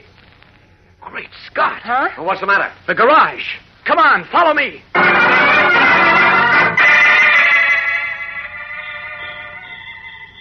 See? There's Poco, Chief. Where? Over there, lying in the corner of the garage. Jeepers. What's the matter with him? Poco. I can't hear you, Jim. He's unconscious. Unconscious? Unconscious? Yes. Poor little fellow. What happened to him? Wait, let's have a look. I'll turn him over. Is he alive? Yes, but... Gosh, look at his face. All cut up and... Good heavens. The poor chap must have been in an accident. I don't think it was an accident, Chief. I think Poco was beaten up. Beaten? Oh, who'd want to beat up poor little Poco, Mr. Kent? Why, he never hurt a fly. Tommy Lee and his father never hurt anyone either, Jim. Tommy Lee and his father... You mean... The Fiery Cross gang? Yes. Unless I miss my guess, our friends in the hoods and sheets did this dirty piece of work. The rats. The dirty rats. Jim, you run ahead and get the first aid kit out, will you? I'll carry Poco into the house. Hurry.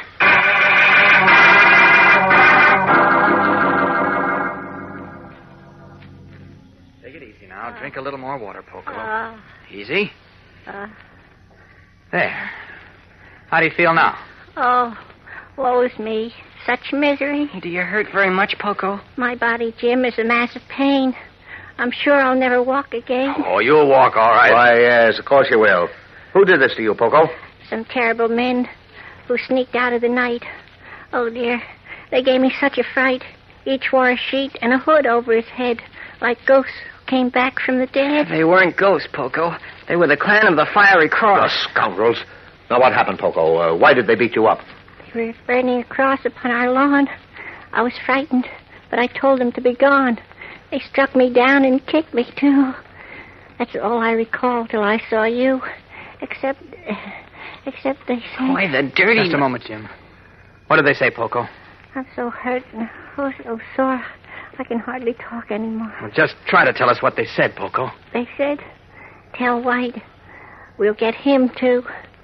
Unless he lays off us in his newspaper. Oh, said they'd get me, eh? Well, we'll see who gets home.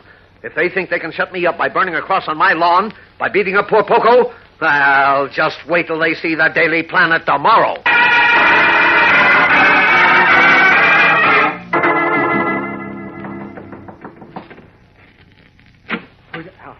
Oh, sure, Will. Come in now. What are you jumpy about, Frank? The latest story in the Daily Planet raising the reward for us to $5,000? Yeah, that's a lot of dough, Will. Somebody might get tempted to take a chance and spill on us. Well, that's why I'm here. Matt Riggs says for you to be ready for action at 6 o'clock tonight. You got that? Yeah. What's going to happen? You'll find out tonight. Be ready for action at 6.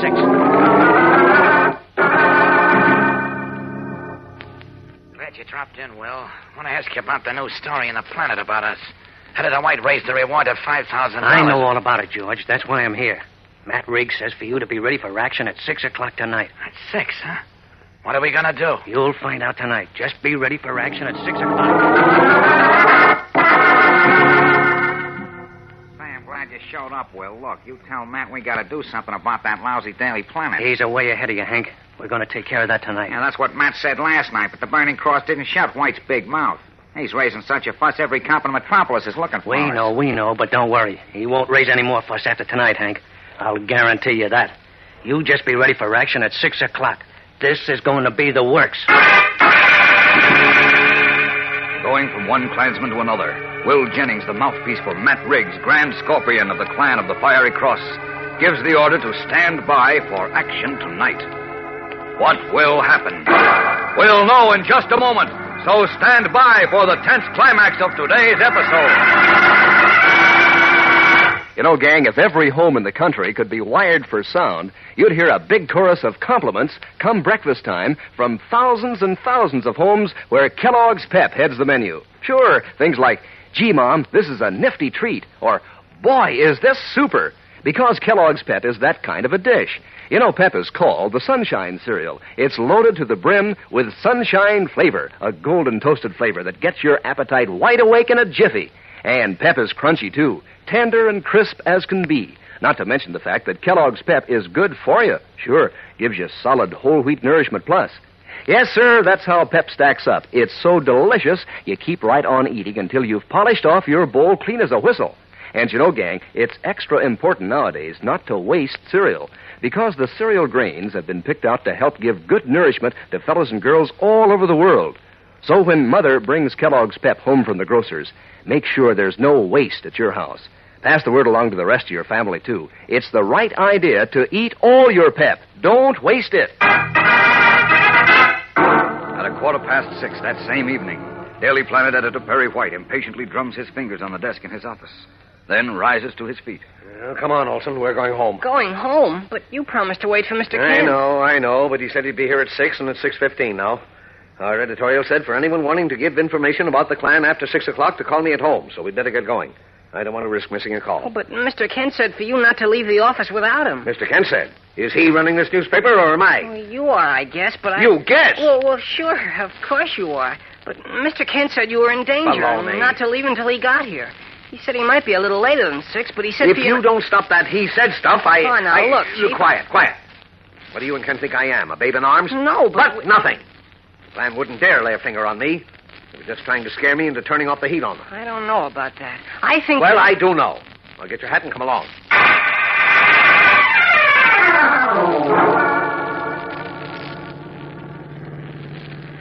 Mr. Kent's going to be awful sore when he gets to the planet and finds you gone, Mr. White. Yeah, I'm shuddering in my boots.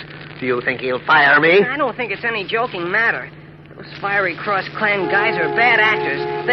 What's that fool blowing his horn for? I don't know. Maybe you better pull over, Mr. White. Looks like he wants to pass us. Well, let him. I'm doing 35. That's the legal speed limit on this highway. I'm on my side of the road. Here he comes. Hey, get over there. What are you trying to do? It's a truck.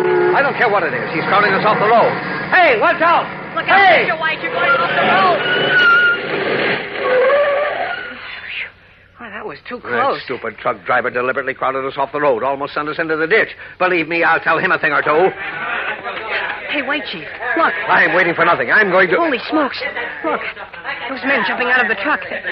They're wearing sheets and hoods. Good Godfrey. They're the Clan of the Fiery Cross. Their blood suddenly running cold, Jimmy Olsen and Perry White sit rigidly in their car as some 20 robed and hooded men leap from the truck and run threateningly toward them. What will happen to gray-haired Editor White and his young reporter, with Superman unaware that they are now trapped by the hate-mongering bigots of the Clan of the Fiery Cross? There's much excitement ahead, so don't miss tomorrow's thrilling episode, gang. Tune in, same time, same station. And remember, for breakfast, it's Kellogg's Pep. For excitement, the adventures of Superman.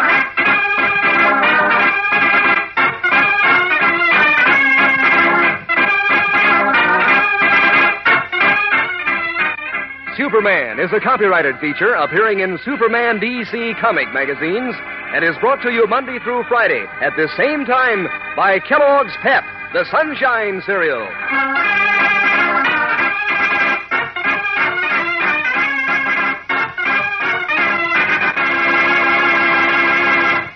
Say, if you want your dog to tag right along with the gang, if you want him to be strong and husky, don't let him eat just to fill up. Mix his scraps of meat and fat in with Kellogg's Grow Pup dog food. Then just see if you don't get congratulations on what a fine dog you have. Grow Pup has what it takes to help keep a dog hitting on all fours, and it's full of swell, meaty flavor dogs like. Besides, there are 3 different kinds of Grow Pup. Grow Pup Ribbon, Grow Pup Meal, and Grow Pup Pellets. Ask Mother to start feeding your dog Kellogg's Grow Pup today. And be sure to be with us tomorrow for the thrilling adventures of Superman. This is the Mutual Broadcasting System. Faster than a speeding bullet. More powerful than a locomotive. Able to leap tall buildings at a single bound. Look, up in the sky. It's a bird. It's a plane. It's Superman. Kellogg's Pep. P-E-P, Pep. Kellogg's Pep, the Sunshine Cereal, presents The Adventures of Superman.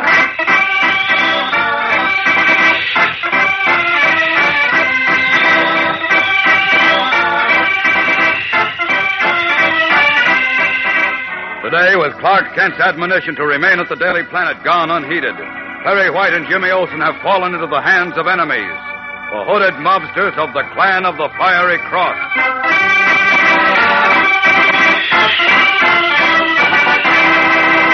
Hello there, gang. This is your pal Dan McCullough. Say, if you want a breakfast treat that is a treat, latch onto a dish of Kellogg's Pep tomorrow morning. There's a dish that'll make your appetite sit up and take notice, believe me. Each tender whole wheat flake is crisp and golden. Good as gold to taste, too. Why, Kellogg's Pep is called the Sunshine Cereal. It's loaded to the brim with sunshine flavor, a breezy sort of flavor that brings every spoonful right back for another. And just ask Mom about how Kellogg's Pep stacks up for nutrition. She knows you get solid whole wheat nourishment and more. Add it all up, gang, and you'll get a big total of reasons why Kellogg's Pep will make a real hit with you. See if you don't go for Pep in such a big way that almost before you know it, you've finished off every last spoonful in your bowl, which is a particularly smart idea nowadays when we're sending the cereal grains to help give good nourishment to fellows and girls across the seas. Nobody wants to waste cereal. So when Mom brings Kellogg's Pep home from the grocer's, make sure that you pour it out carefully and eat up every bit you pour out. Get the right habit, gang. Eat all your Pep. Don't waste it. Now, the adventures of Superman. When Tommy Lee, spectacular boy pitcher and star player on Jim Olsen's Unity House baseball team, was brutally attacked by the hate-mongering Clan of the Fiery Cross because he's Chinese, Editor Perry White printed a blistering editorial against the cowardly hooded band, whose un-American credo is one race, one religion, one color. White's editorial was accompanied by an offer of $1,000 to whomever would reveal the identity of a Klansman. That night, a fiery cross was planted on White's lawn as a warning. Furious and far from intimidated, White published another editorial attack against the fanatical bigotry of the hooded Klan, raising his offer to $5,000 for identification of its membership. Ignoring Kent's admonition to stay in the office until his return, White and Jim Olsen drove off to the editor's suburban home. En route, they are forced to stop by a large truck, which, as our story continues now, is disgorging some 20 men, all garbed in long sheets and slitted hoods, who mutter angrily as they rush toward White and Jim. Holy smokes. Look, Chief, There's the Clan of the Fiery Cross. Come on, boys. You know what to do. You bet we do. Quick, Chief. Stop the car. Maybe we can get away. No, Jim, it's too late. Take your hands off me, you. Hey, let go. Let go. Let him have it, Joe. Good work. Why, you dirty rat, just let me get my hands Give it to him, too, Joe. Fast. No. Nice going. All right, boys. Pick him up and toss him into the truck. Mike, you drive their car. Follow us. Let's go. Throwing the unconscious Jimmy Olsen and Perry White into their truck, the robed and hooded Klansmen leap in after them, and a moment later roar away. Meanwhile, in his guise of Clark Kent, Superman has returned to the Daily Planet. Failing to find White and Jimmy, he has entered Lois Lane's office where the girl reporter is typing a story. Listen, Lois, did you see Just a that... moment, Clark. I'm finishing a story on Dr. Lee. What? You know, Tommy Lee's father. All right, that's fine, but will you please stop typing a moment and listen to me? This is important. Okay. There. Now, what's on your mind? Have you seen the Chief and Jimmy? Yes, I saw them about, half an hour ago when I got back to the office. They were just leaving. Leaving? For where? For the Chief's house. Why? Oh, of all the stubborn... I told him not to leave the office without me. You told whom? The Chief. Do you mind if I use your phone? Well, of course not. Look, what's all the excitement about?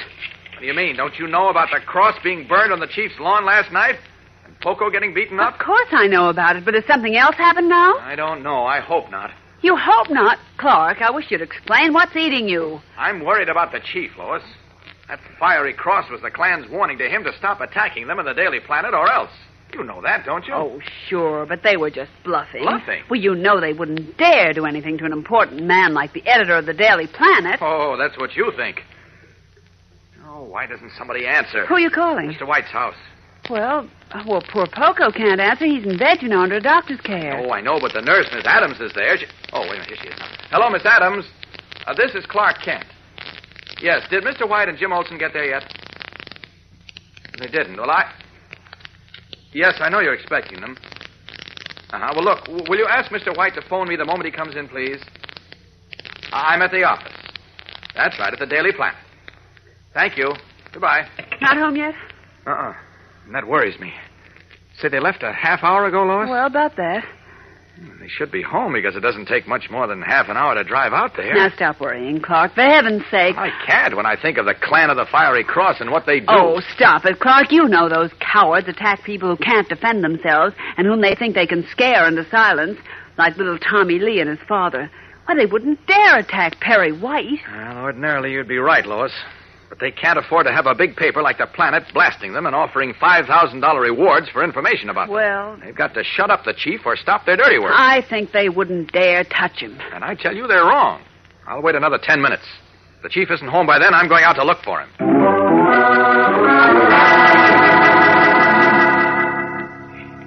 For heaven's sake, who are you calling now, Clark? White's house. The 10 minutes are up. Goodness, I never knew you were such a worrier. Look, I've had too much experience with these fanatical hate-mongers not to worry, Lois. Oh, hello, Miss Adams. This is Clark Kent again. Did Mr. White and Jim Olsen get there yet? Oh, they haven't. Well, did you hear from them at all? I see. No other message. All right, thank you. Goodbye. Still not home? No. I'll see you later. Lois. Wait a minute. Where are you going? Look for the Chief and Jimmy. I've got a hunch they're in trouble. Now you've got me worried. I'll go with you. No, I can work faster alone. Don't be silly. How can you? You'd be surprised. So long. Hurrying to the deserted storeroom, Kent strips off his business suit, revealing the blue costume and red cape of Superman. Swiftly, he opens the window. Out. Up. And away!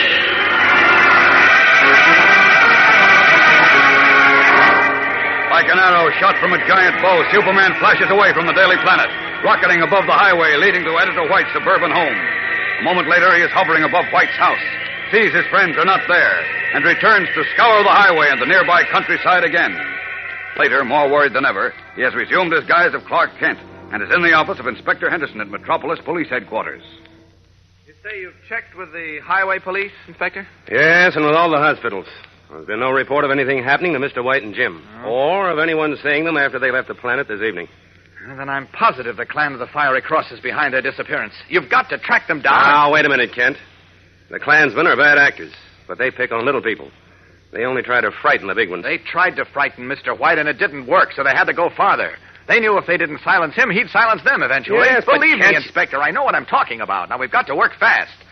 We may never see Mr. White and Jimmy again. We've got to track down that Klan. Yeah, well, how are we going to do that? We don't even know who those devils are. All right, we've got to find out. Now, look, that boy who called me the other night to tell me the Klan was going to tar and feather Tommy Lee, he knows who the Klansmen are. Now, if we can find him, Oh, sure, if. I've had all phone exchanges trying to trace that call, and my men are asking questions everywhere, but it's no soap. Trouble is, we haven't got a description of the boy. I know. Oh, just a minute. That's my phone. Hello? Oh, yes, Haley. What? You have, huh? Oh, that's fine. Well, where are you? 3rd and Main? Right. We'll be right out. That was Healy, Kent. Yes? He's picked up a boy he thinks might be the one who phoned you the other night. Wonderful. Let's go. We'll return in a moment for the tense climax of today's episode. So stand by. Say, gang, you probably remember from school about the pyramids, one of the wonders of ancient Egypt. Well, this week, we've dressed up a pyramid into a wonder of a breakfast dish. It's a Pep Pyramid, this week's Pep Dish of the Week. Try it tomorrow and see if it doesn't make history with your morning appetite. First, pile your serving of Kellogg's Pep, the Sunshine cereal, in your bowl in the shape of a pyramid. Around the base, scatter juicy red raspberries or some other fruit. Top with milk and sugar. And that's it, gang. A Pep Pyramid. A breakfast combination that stars Kellogg's Pep and its sunshine flavor. Yes, sir, that sunny golden toasted flavor sure does rise and shine. Pep's tender crispness sure does a thing or two for your appetite, too. Fact is, Kellogg's Pep is always so terrific, you keep right on eating down to the last full wheat flake in your bowl. And you know, that's the hep thing to do, particularly nowadays when the cereal grains are being sent to fellows and girls overseas. So, gang, when Mom brings Kellogg's Pep home from the grocer's, make sure there's no waste at your house. If you pour your own Pep, pour it carefully and finish off every bit you pour out. Remember, eat all your Pep. Don't waste it. Clark Kent and Inspector Henderson have just arrived at 3rd and Main Streets, where Sergeant Healy reported picking up a boy who might be the mysterious youngster who had telephoned Kent the night the clan of the Fiery Cross attacked young Tommy Lee. Where's the boy, Healy? I let him go, Inspector. What? You let him go? Yeah, I called you back, but you'd already left. This kid was acting suspiciously 2 nights ago when the Lee boy was grabbed by the clan. Also, we made a phone call from a pool room to someone, he wouldn't say who, about the time Mr. Kent got the call. Yeah? But when I checked back on my notes, I saw where Mr. Kent had said the kid who phoned him didn't have any accent. No, he didn't. Well, this kid had a southern accent. Uh-oh. Well, it might have been a phony one. It wasn't. I made sure. I checked with people around here who knew him and his folks. They're from the South, all right. Well, I guess that's that, Kent. Not on your life, Inspector. We've still got to find a lead to the clan because I'm sure they've got Jim and Mr. White. I'm afraid that unless we get to them quickly, it'll be too late. Clark Kent's fear is well-founded, for at this moment in the clan's hideout high in the craggy hills above Metropolis, Jimmy and White sit in a small, dark cave, their hands bound tightly behind them with wire. Outside the cave entrance, 2 ghostly figures in robes and hoods keep watch. Other hooded figures stand guard elsewhere in the moonlit glade. What do you think's going to happen to us, Mr. White? Nothing, Jim. Not a thing. They wouldn't dare do anything to us. That's what you said last night, after they burned the cross on your lawn. No, they're just bluffing now, trying to scare us. You can't kid me. You don't believe that any more than I do. You know these guys mean business. Rubbish. Sheer nonsensical rubbish. Oh, yeah? I got a feeling we're in for the works. I heard one of the guys say their Grand Scorpion was coming up here tonight, and it was going to be just too bad for us. And I say it'll be too bad for him and for all of his dirty gang if they so much as lay a finger on us. Hold it, Chief. Here comes one of the rats. Well, let him come. I'll tell him a thing or two. All right, White. Olson, up on your feet. Now, look here, you. Shut up and do as you're told. Why, you... Chief, please. Well, the idea Grand of dirty... Scorpion wants to see you. Follow me. The who? You heard me. The Grand Scorpion of the clan Not of... Grand Baloney. Now, you listen to me. If you know what's good for you, Look, you'll... White. If you know what's good for you, you'll shut your face and do as you're told. We don't aim to take any more from you. You understand? Now, come on. Move. Shoved roughly from the cave, Jim Olsen and Perry White follow the hooded ruffian across the moonlit glade to a secluded spot where Matt Riggs, the cold-eyed leader of the clan of the Fiery Cross, awaits them. What will happen? Tomorrow's episode is tense with action and drama, so don't miss it. Tune in, same time, same station. And remember, for breakfast, it's Kellogg's Pep. For excitement, the adventures of Superman.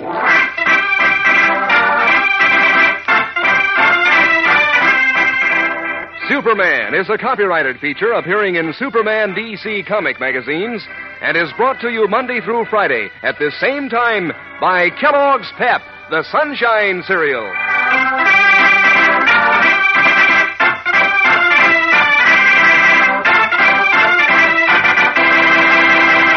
Say, how about being a pal to your dog like he is to you? Do him a good turn. Treat him to Kellogg's Grow Pup dog food. Why, it beats all how many dogs give Grope Up the glad eye. It's so full of meaty flavor. And there are 3 different kinds to pick from. There's Grope Up Ribbon, Grope Up Meal, and Grope Up Pellets. You can give your dog the kind he likes best because they all have what it takes to help keep him right on the beam. For lots of muscle, for strong bones and teeth, ask Mother to base your dog's diet on Kellogg's Grope Up every day.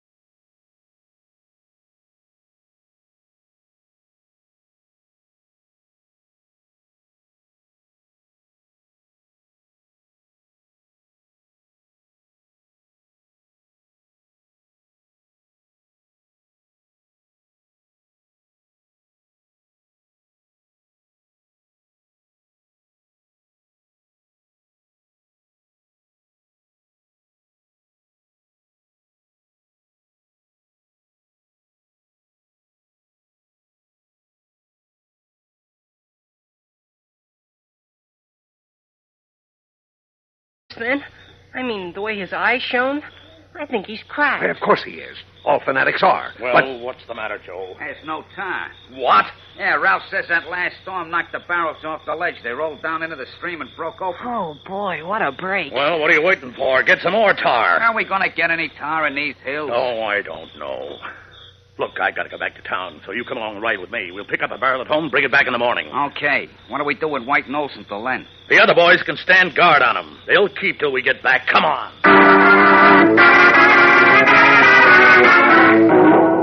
Granted a few hours' reprieve, Jimmy Olsen and Perry White are returned to the small cave across the glade, where robed and hooded clansmen stand guard. Meanwhile, unable to find a trace of his friends, Superman in his guise of Clark Kent has returned to the Daily Planet, where Lois Lane greets him anxiously. Any luck, Clark? No, the boy the police picked up was the wrong one. What's all this about a boy? You started to tell me before, but you didn't finish. Oh, well, you see, Lois, some unidentified boy phoned me the night the Klan grabbed Tommy Lee. Yes? He told me the Klan was taking Tommy to the river bend to tar and feather him. I see. And he wouldn't tell you his name? No, but he knew all about it. So he must know who the Klansmen are. Hey, wait a minute. I'm going to try something. Try what? What I wanted the chief to do the other day. Run an open letter on the first page of the Daily Planet addressed to that boy. A letter explaining that, well, that not only Tommy Lee and Jim Olsen, but every boy in America who parts his hair a way the Klan doesn't like, or who refuses to bow down to those bullies, is in danger of his life. But, Clark... I believe that boy must have a sense of honor which prompted him to call me to help Tommy Lee. But why wouldn't he give you his name? Oh, well, probably because he was afraid of being found out by the Klan. Yes, he must have taken a great risk even to phone me. Well, now I'm going to appeal again to his sense of honor and fair play. Well, you go ahead if you like, but I don't think it'll work, Clark. If he was afraid before... I think it will work. Anyhow, it's our only chance. Look, Lois, you call Donovan, will you? Yes. Tell him what's up and ask him to call the pressmen and get them down here at once. Okay. We're going to put out a special early morning edition of the Planet. Unaware that the mysterious boy is Chuck Riggs, nephew of the Grand Scorpion of the Clan of the Fiery Cross, Clark Kent composes an open letter to him to be displayed on the first page of a special edition of the Daily Planet.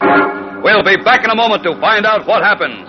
So stand by for the tense climax of today's episode. You know, in order to be hep nowadays, you have to feel hep, wide awake and alive. And you can't feel that good if you don't eat right. So, gang, give a good hearty breakfast a chance to show you what it can do to help begin your day. Start it with a sunny breakfast of Kellogg's Pep. There's a treat that is a treat. So golden and crisp and toasty that you want to eat hearty. You see, Kellogg's Pep is called the Sunshine Cereal, and it's sure on the sunbeam when it comes to lively sunshine flavor. Not to mention the fact that these toasted whole wheat flakes are good for you, too. So, gang, get hep to Kellogg's Pep, and be sure you finish off every golden spoonful in your bowl. Don't waste it. You see, the cereal grains have been picked out to help give good nourishment to fellows and girls all over the world. So, this is no time to waste cereal. When Mom brings Kellogg's Pep home from the grocer's, make it your job to see that there's no waste at your house. Handle with care is the idea if you pour your own Pep. And always make sure to eat all your Pep. Don't waste it. Working at top speed, Clark Kent and Lois Lane publish an extra edition of the Daily Planet. Early the next morning, Chuck Riggs, the boy who indirectly caused the Clan of the Fiery Cross to attack young Tommy Lee, and then, tortured by his conscience, phoned Clark Kent, is at the breakfast table with his mother in the home they share with Chuck's Uncle Matt, secretly the leader of the vicious Klan. At his mother's request, Chuck bought a special edition of the Daily Planet from a shouting newsboy. Now, his eyes on his plate, he sits brooding while his mother picks up the paper. Eat your breakfast, Chuck. You'll be late for school. Now, let's see what this extra paper's about. I've had enough, Mom. Enough? Why, you hardly touched your eggs. What's the matter with you these last few days? I'm okay, Mom. Well, you don't act all right. Ever since you got dropped from the Unity House baseball team... Don't talk about that. What? I'm sorry, Mom. I didn't mean to blow up. Don't you speak to me like that again, young man. I said I was sorry. Sorry? You're getting to act more like your Uncle Matt every day. Temper tantrums and brooding spells. I've got to take it from your uncle. This is his house we live in, but I won't have it from you now. You understand? Yes, Well, mind you don't forget. Now, let's see what's in this paper. I never knew the Planet to put out a morning paper before. My land. Listen to this. To the boy who phoned me the night Tommy Lee was captured by the Clan of the Fiery Cross, You know by now that another boy, Jim Olsen, and a brave man who dared to defy the cowardly clan of the Fiery Cross are in danger of their lives. Mom, please, cut it out. I already read that. Well, isn't it awful? That terrible clan. Every one of them ought to be tarred and feathered instead of the decent folks they do it to. And this poor Jim Olsen. Say, Chuck, isn't he the one who was the manager of your ball team? Yes, And now his life's in danger. And some boy who could help him won't speak up. Chuck, did you ever hear of anything so terrible? Why, if I had a cowardly boy like that, I'd put him out of my house and never see him again, much as it'd break my heart. You would, Mom? Of course I would. Think of a boy who won't speak up to save another boy, and a fine man, and who doesn't think enough of his own country to want to protect it from ruffians like the clan of the Fiery Cross. Why, that clan's no better than those Nazis in Germany. But Mom, if that boy did what Mr. Kent wants him to, and the clan people found it out, they'd do something awful to him.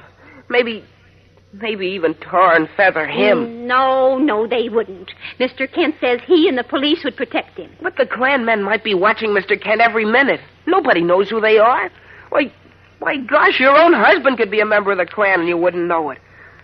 Or your uncle. My husband wouldn't be a hater in a sheet and hood if he was alive. He'd be out looking for him to wipe him out. That's what your father'd be doing. Yeah, golly, I don't know what to do. You don't know what to do about what? Huh? Oh, nothing, Mom. I was thinking about something else. But I really don't know what to do.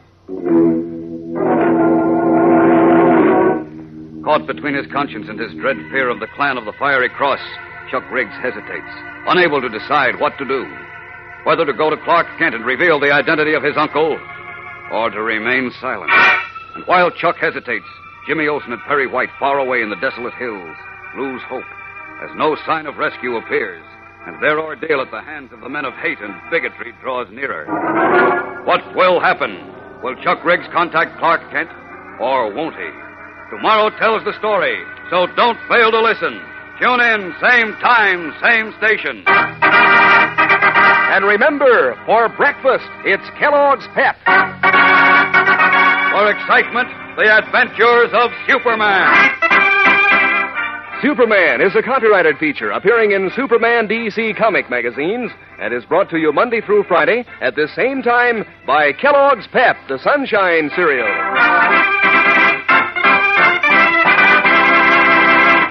If your dog is a softie, here's a little trick you can try to help give him lots of muscle.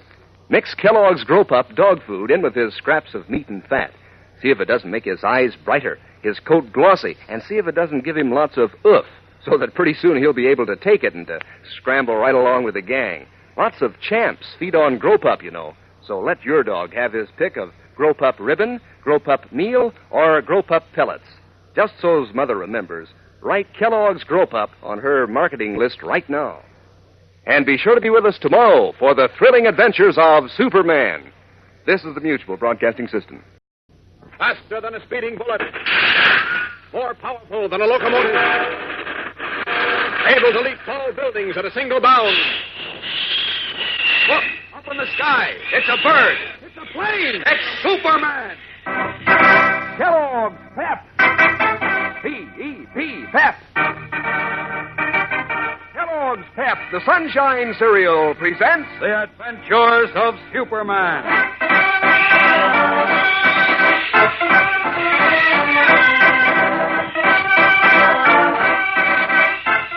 Today, a heavy burden rests on Chuck Riggs.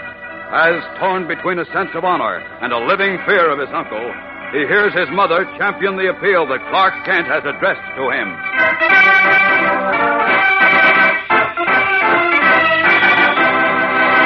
Hello there, gang. This is your pal, Dan McCullough. Say, doesn't it give your day a good start to know that you're going to hitch up your chair to a good breakfast? Well, that's why Kellogg's Pep had so many breakfasts so many mornings. Because Pep makes such a terrific dish, right away you want to eat the hearty sort of meal that sends you tearing off to work or play in a good mood. Yes, sir. Kellogg's Pep is a slick treat. It's crisp for one thing, and every single whole wheat flake is so tender and toasty, why, it practically melts in your mouth. And Pep is called the Sunshine Cereal It's famous for sparkling sunshine flavor. Every single spoonful is sunny and golden toasted as can be. Besides, Kellogg's Pep is good for you. Sure, every single bowl gives you solid whole wheat nourishment plus. So you're on the beam if you polish that bowl clean as a whistle. And nowadays, gang, it's particularly important to eat up all your Pep because we're sending the cereal grains to fellows and girls overseas. Remember that when Mom brings Kellogg's Pep home from the grocer's. Don't waste it. If you pour your own Pep, pour it carefully and finish up every bit you pour out. Pass the word along to the rest of your family, too. Make sure to eat all your Pep. Don't waste it. And now, the adventures of Superman.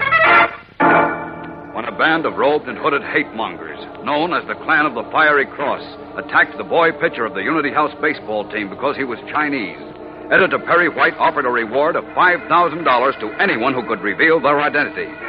That night, the vengeful Klan seized White and Jimmy Olsen and took them to a hideout in the hills, where they prepared to tar and feather them.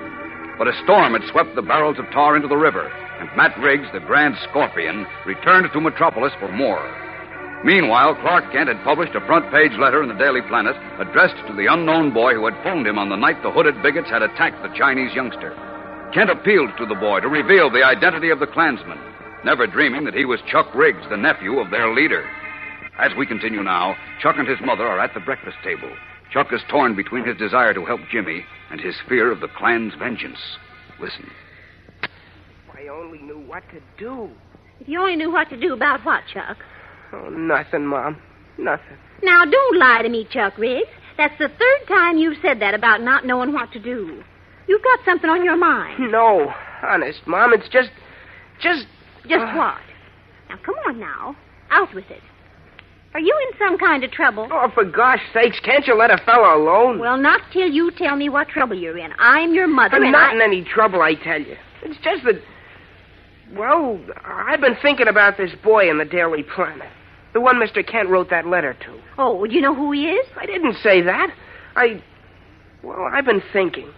Wondering what I'd do if I was that kid. Oh, is that all that's bothering you, son? Sure, that's all. Look, Mom, suppose you were that kid. What would you do? I'd go to Mr. Kent, of course. I'd tell him all I knew about those ruffians and their sheets and hoods, and I'd see 'em all in jail. Sure, but suppose They have no right picking on people because they go to a different church or because the good Lord saw fit to give them a different color skin. Who are they to question the Lord's way of doing things? I know. You're right, Mom, but if the boy Mr. Kent means squealed and the Klan found out, there's no telling what they'd do to him. Well, he shouldn't think of that. It's just like Mr. Kent's letter here says. Not only Jim Olsen, but every other boy in the United States is in danger unless that Klan of the Fiery Cross is broken up. Well, land's sakes, Chuck, how do you know that they won't say tomorrow they don't like the church you or I go to, or the color of our eyes, and decide to do something to me or you? Never thought of it that way. You're right, Mom. I'm going to do like you say. You're going to do what? Oh, I got to do something right away before maybe it's too late. Well, where are you going, Chuck? Uncle Matt. Oh, morning, Matt. I didn't hear you come home. Just sit right down. I'll have your breakfast in a jiffy. Never mind, Sarah, never mind. I got to leave again right away. Say, come on out to the garage with me, will you, Chuck? I'd like to talk to you about something. But I got to get to school. It won't take long. Come on.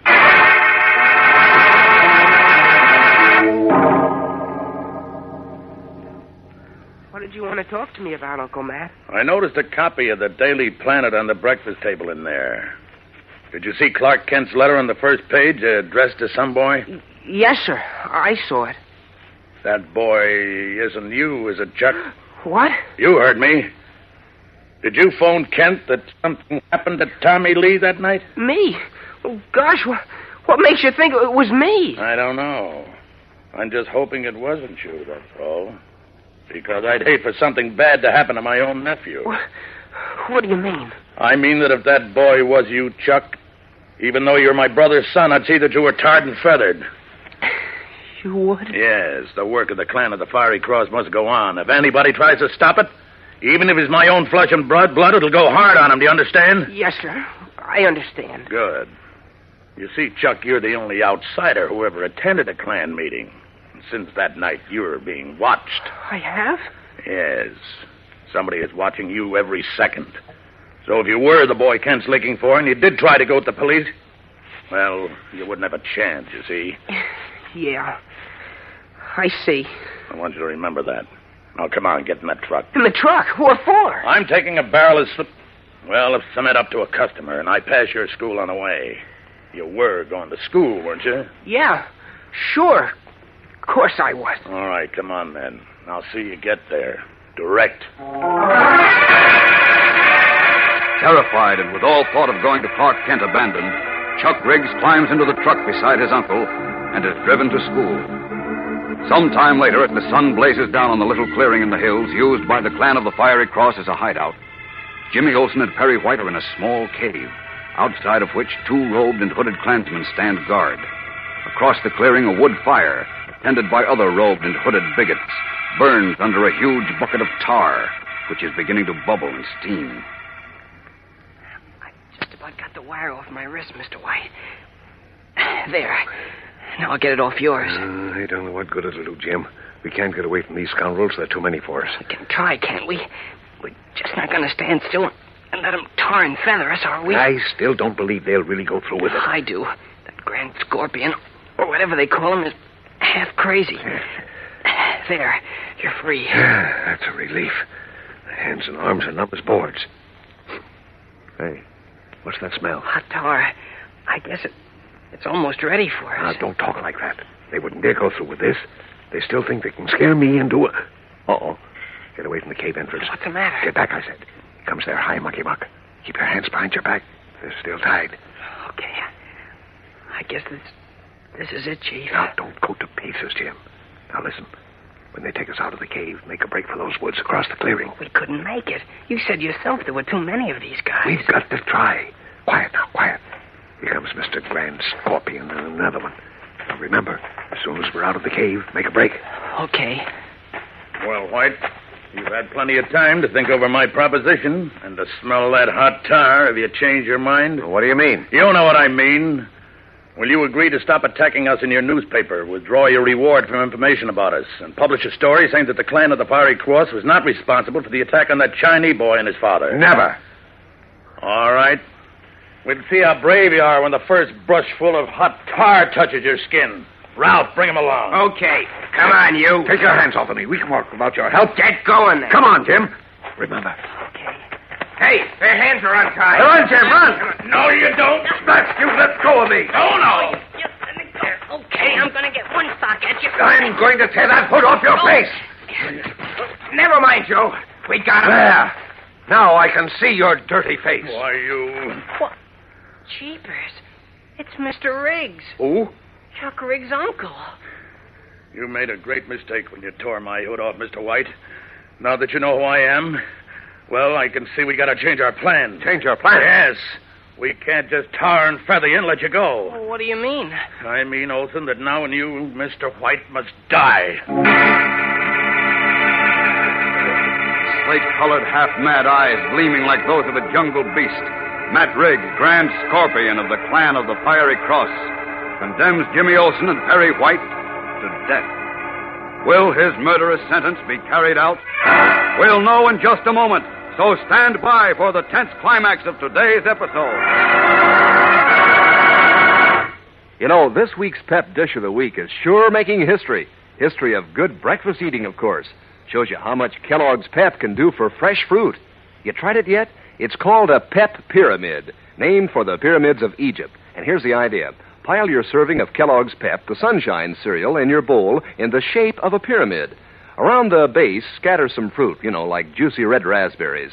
Top with milk and sugar, and then just taste it. What a treat. Fact is, no matter how you serve it, Kellogg's Pep makes a treat that is a treat. That sparkling sunshine flavor, for instance. You can't beat that for tickling your taste. And Pep's tender crispness makes a hit with your appetite, too. And the way those delicate whole wheat flakes practically melt in your mouth. Just show me a fellow or girl who wants to stop eating until that bowl of Pep is polished off clean. And gang, that's one way to keep from wasting cereal. Another way is to pour it out carefully. And it's especially important nowadays, gang, not to waste cereal when we're sending the grains to fellows and girls across the seas. Keep that in mind when Mom brings Kellogg's Pep home from the grocer's. Eat all your Pep. Don't waste it. Just as Matt Riggs was condemning Jimmy Olsen and Perry White to death, Clark Kent returned to the Daily Planet after another vain search for his friends. Beanie Martin, the copy boy, follows him into his office. Where's Miss Lane, Beanie? She went out just a little while ago. Oh? She said she couldn't stand just sitting around and waiting anymore. I know how she feels. Look at Mr. Kent. If we could just get hold of Superman, I'll bet you he could find Jim and Mr. White. Well, he hasn't been able to so far. You mean he's been looking? Sure, and so have the police. Well, if we could only learn the identity of a single member of the Clan of the Fiery Cross, I'd make him lead us to the others. Nobody came in to tell us anything about them. And we offered $5,000 reward, too. Yeah, well, whoever might know about the Clan is afraid to talk, Beanie. They're afraid they might be caught later and tarred and feathered. Yeah, I was counting on the boy who phoned me that night. I was sure he'd come in after that open letter in the Planet this morning. I guess he was afraid of being tarred and feathered, too. I suppose so. Gee, if I only knew who he was. You think he knows who the Klansmen are, huh? I'm sure he does. He knew all about what was going to happen to Tommy Lee that night and where they were taking him. He was very worried about Tommy. Say, wait a minute. Beanie, I think I've got it. Got what? I think I can find that boy. Keep your fingers crossed, Beanie, and pray hard that I'm not too late. Springing from his chair, Clark Kent rushes from his office. What has he thought of? And will it lead him to Chuck Riggs? Every second counts now because high in the hills, miles from Metropolis, Jimmy Olsen and Perry White face death at the hands of the fanatical men of hate, the Clan of the Fiery Cross. Monday's episode is packed with excitement, fellows and girls, so don't miss it. Tune in, same time, same station. And remember, for breakfast, it's Kellogg's Pep. For excitement, the adventures of Superman.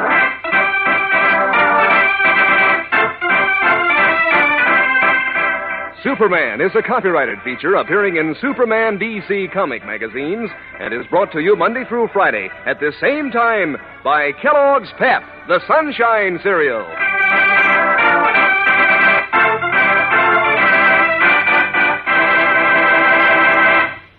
You know, gang, a dog likes having his own feeding dish and his own bed.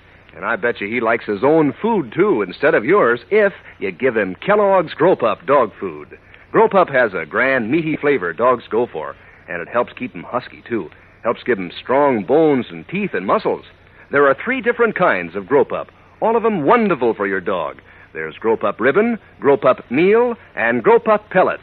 Ask Mother to get Kellogg's Grow-Pup today. See if your dog doesn't go for it right off the bat. And be sure to be with us on Monday for the thrilling adventures of Superman. This is the Mutual Broadcasting System. Faster than a speeding bullet. More powerful than a locomotive. Able to leap tall buildings at a single bound. Look, up in the sky. It's a bird. It's a plane. It's Superman. Kellogg's Pep. P-E-P, Pep. Kellogg's Pep, the Sunshine Cereal, presents The Adventures of Superman.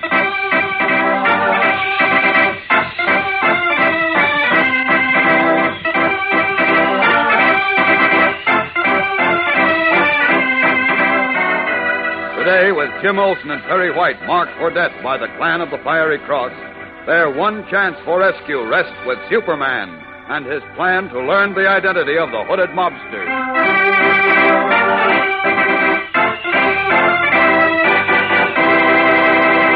Hello there, gang. This is your pal Dan McCullough. You know, you fellas and girls have a lot of your own words for good. You say something is keen or solid or terrific. Well, gang, those words come in mighty handy when you're talking about Kellogg's Pep. For instance, lots of kids say Pep's sparkling sunshine flavor is keen. Yes, Pep is called the Sunshine Cereal, as cheerful and sunny a dish as you'd ever hope to see. And crisp? Why, those tender whole wheat flakes practically melt in your mouth. Yes, sir, Kellogg's Pep is a mighty keen treat. Now, what was another one of those words? Oh, yeah, solid. Why, Kellogg's Pep gives you solid whole wheat nourishment plus. It's a solid start for a hearty breakfast that helps start your day off right. And let's see now. Pep is keen, it's solid, and terrific. You just try Kellogg's Pep for breakfast tomorrow morning and see if you don't think it's so terrific you want to eat up every bit in your bowl. That's always the smart thing to do, you know, and particularly smart nowadays when we're sending the cereal grains to fellows and girls overseas. When Mom brings Kellogg's Pep home from the grocer's, see that it's not wasted. Pour it out carefully and finish off every bit you pour out. Get the right habit, gang. Eat all your Pep. Don't waste it. And now, the adventures of Superman. Captured by a band of hooded terrorists known as the Clan of the Fiery Cross, Editor Perry White and Jim Olsen were taken into the hills above Metropolis, where they were to be tarred and feathered in reprisal for the Daily Planet's attacks on the Clan. But when, in an ensuing scuffle, White tore the hood from the Grand Scorpion, their situation became even more serious. Enraged and frightened by the exposure of his identity as Matt Riggs, a well-known trucking contractor, the Klan leader announced that White and Olsen must die. Today, while Superman continues his desperate attempt to find them, Jim and Perry White remain bound to trees as, several yards away, Matt Riggs is huddled with his robed and hooded action committee, arguing violently in an effort to convince them that their prisoners must not be allowed to remain alive. Listen. I tell you, brothers, these men are dangerous to our cause. Now that they know who I am, they can trace the rest of you through my association with you. Don't you see that? Yeah, sure, Matt, but killing an important guy like the editor of the Daily Planet, that's too risky. Right. Now, wait a minute. Do you want to see the Clan of the Fiery Cross busted up? No. You want to break our sacred vows to save America from all the foreign trash that clutters up our neighborhoods? Well, heck, no, of course not, Matt, but... But nothing. If we let White and Olsen get back alive, we're through. Understand? Finished. Because White has already said about us in our paper is nothing compared to what he'll say now. What's more, he knows who I am, and the police will find out who you are. With all the pressure that he and others like him will put on the police, they'll have to go after us. And no time to break us up. Maybe they'll shut up and... No! I'm telling you, if we let them go, we're a cinch for a jail sentence, every mother's son of us. Then when we get out, we'll find the foreigners running our country and the 100% Americans, our own kind, taking orders from them. No better off than slaves. You want to see that happen? No, certainly not. I tell you, this is a case of self-preservation, brothers. It's our lives or theirs. Either White or Olsen die, or the Clan of the Fiery Cross dies. Now take your choice. His eyes blazing with a mad, murderous light, Matt Riggs, cunning leader of the robed and hooded bigots, seeks to so inflame the fanatical Klansmen with vicious lies that in a passion of hate, they will commit murder. The situation looks grave indeed for Perry White and Jim Olsen as, meanwhile, Superman in his guise of Clark Kent continues his desperate attempts to trace the identities of the Klansmen in an effort to find his friends. Kent's open letter to the boy who called to tell him of the Klan's attack on Tommy Lee having brought no results, he discusses another idea with Beanie Martin, Daily Planet copy boy. My hunch, Beanie, is that the boy I want, the one who I think must know at least one member of the Fiery Cross gang, is a player on the Unity House baseball team. Gee whiz, Mr. Kent, how do you figure that? Because all this trouble started right after Jim Olsen put that Chinese boy, Tommy Lee, on the team. It did? Mm-hmm. There was a fight, I recall, and then an attempt was made to scare Tommy into quitting by burning a cross on his lawn. Yeah, I remember that. But jeepers, how could one of the kids get the Klan mixed up in that fight? Oh, easy. As you know, those fanatical hooded bigots are against anyone who goes to a different church or whose skin is a different color. Well, all the boy had to do was mention the Unity House incident to a Klansman, maybe his father, his brother, or his uncle, and the Klan went into action. Gee whillikins. And then when I persuaded Tommy to stay and pitch an important game... They grabbed Tommy and were going to tar and feather him. That's right, Beanie. Yes, and they'd have gotten away with it, too, if I hadn't been tipped off by that telephone call from some unidentified boy. And that's the kid you wrote the letter to, huh? Yes, yeah. Yes, I thought his sense of fairness and honor would make him come to me, but it didn't work. Now, if my hunch that he's a member of the Unity House team is correct, I think I know how I can find him. Gee whiz, how, Mr. Kent? Well, since the only thing I know about the boy is the sound of his voice, I want to talk with the Unity House ball players. Oh, I get it. Hey, that sure is a swell idea. And you can do that right away because I happen to know that the team's practicing today. Oh, good. Say, by the way, who's running them in Jim's absence? Muggs, I think. Oh, Muggs, eh? Well, I'm sure he'll work with me. All right, I'm going over to the ballpark right now. Jeepers, Mr. Kent, can I go with you, please, can I? Well, all right, Beanie. Yes, come along. You may be able to help, too. Oh, boy, swell. Let's go. The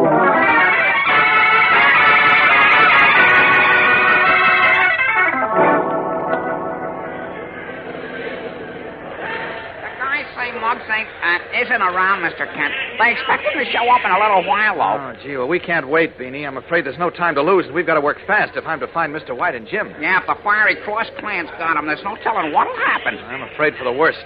What'll we do? Well, you'll have to work with me. Now, look, here's what I want you to do, Beanie. Yeah? Tell the boys, well, let's see. Tell them you're on an assignment from the Daily Planet to interview each of them about what they think of their chances for winning the championship. Uh-huh. Got that? Yeah. You want me to make like a sports reporter, huh? Right, Beanie, right. Oh, boy. Now, look, you get them to come into the locker room one at a time. Yeah? I'll be listening behind a locker while you ask them a few questions. Uh-huh. Now, if the boy isn't the one that I'm looking for, I'll tap on the metal with a key so you can get rid of him fast and get another one in. Now, do you understand that? Sure, I get it. And when the right kid comes in... I'll let you know, don't you worry. All right, now get going, Beanie, in a hurry. This is our only chance to find a clue to the Chief and Jim, and it's got to work.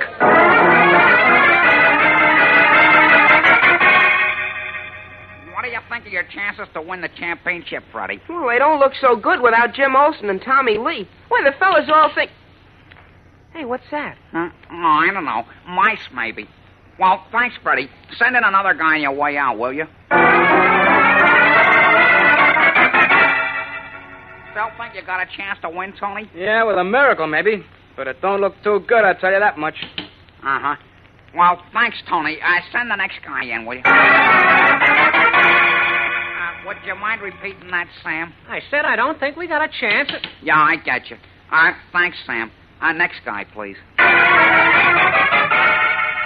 just give me an idea what you think. I don't even want to think about it. Okay, Johnny. Will you send in the next guy? Thanks, Bobby. Next man. Okay, Joe. Next man. Oh, that's all, Bill. Next man.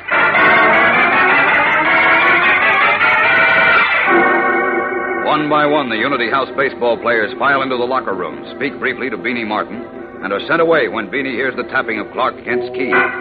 Finally, the last boy has come and gone. Then, worried by the failure of his plan, Kent walks slowly out to the ball field, followed by Beanie. Oh, it's bad, Beanie.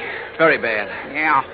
Looks as if we drew a blank. You certainly did. And I can't understand it. I was so sure I was on the right track this time. Japers, how are we going to find Mr. White and Jim now? I don't know. Oh, if only Muggs were here. Maybe he'd be able to give me a clue. There's Muggs coming onto the field now. Oh, good. Hey, Muggs! Hey, Muggs, hey! Hi, Beanie. Call him over here, Beanie. Come here a minute, will you? Sure.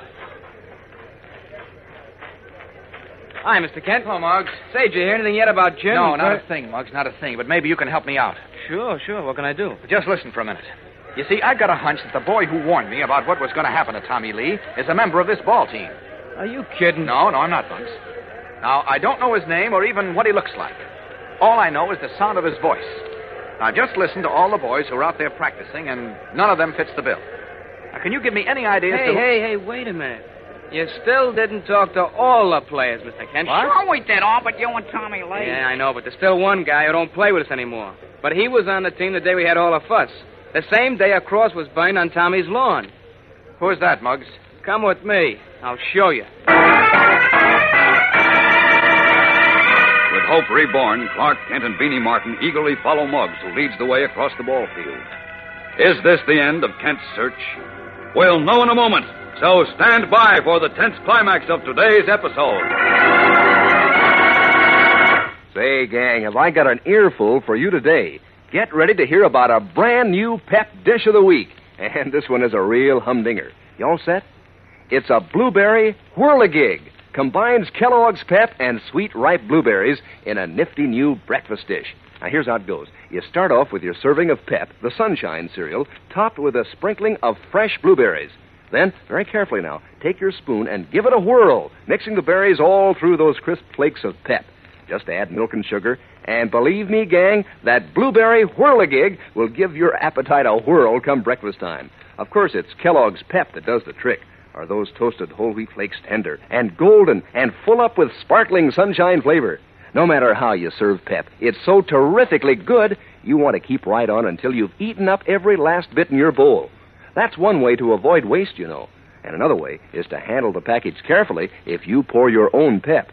Now, you wouldn't want to waste cereal, particularly nowadays when we're sending the grains to fellows and girls overseas. Remember that when Mom brings Kellogg's Pep home from the grocer's. Eat all your Pep. Don't waste it.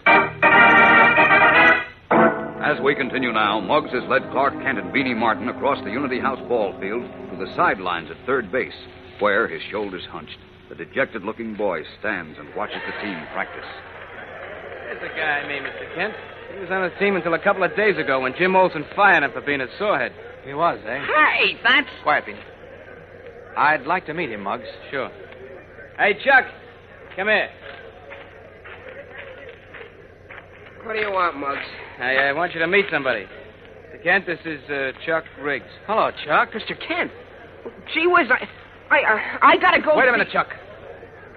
You're just the fellow I've been looking for. Startled and frightened, Chuck Riggs stares at Clark Kent, who places a firmly restraining hand on the boy's shoulder. Can Kent persuade Chuck, who is in mortal fear of the Klan's vengeance, to reveal what Superman must know in order to save Perry White and Jim Olsen? Every second is precious now as the murderous Matt Riggs exhorts his hooded company of fanatical bigots to carry out his death sentence against the gray-haired editor and the young reporter. What will happen? Tomorrow's action-packed episode tells the story, gang, so don't miss a second of it.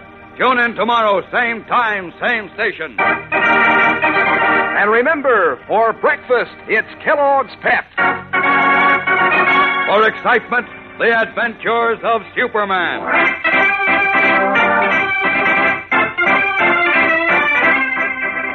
Superman is a copyrighted feature appearing in Superman DC comic magazines and is brought to you Monday through Friday at the same time by Kellogg's Pep, the Sunshine Cereal.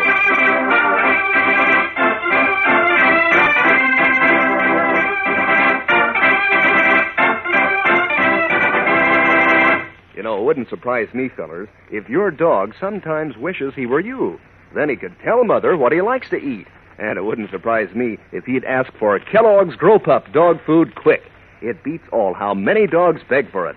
Grow Pup has such a swell, meaty flavor. And there are 3 different kinds. There's Grow Pup Ribbon, Grow Pup Meal, and Grow Pup Pellets. They're all mighty tasty and mighty good for your dog. Help give him lots of muscle, strong bones, and teeth. Remind Mother, next time she's marketing, to ask for Kellogg's Grow Pup. And be sure to be with us tomorrow for the thrilling adventures of Superman. This is the Mutual Broadcasting System. Faster than a speeding bullet. More powerful than a locomotive. Able to leap tall buildings at a single bound. Look, up in the sky. It's a bird. It's a plane. It's Superman. Kellogg's Pep. P-E-P, Pep. Kellogg's Pep, the Sunshine Cereal, presents The Adventures of Superman.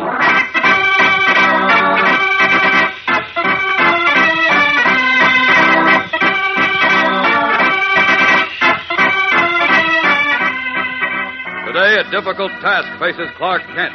For though Chuck Riggs is found, fear of his uncle and the dread clan of the Fiery Cross may once more keep him silent.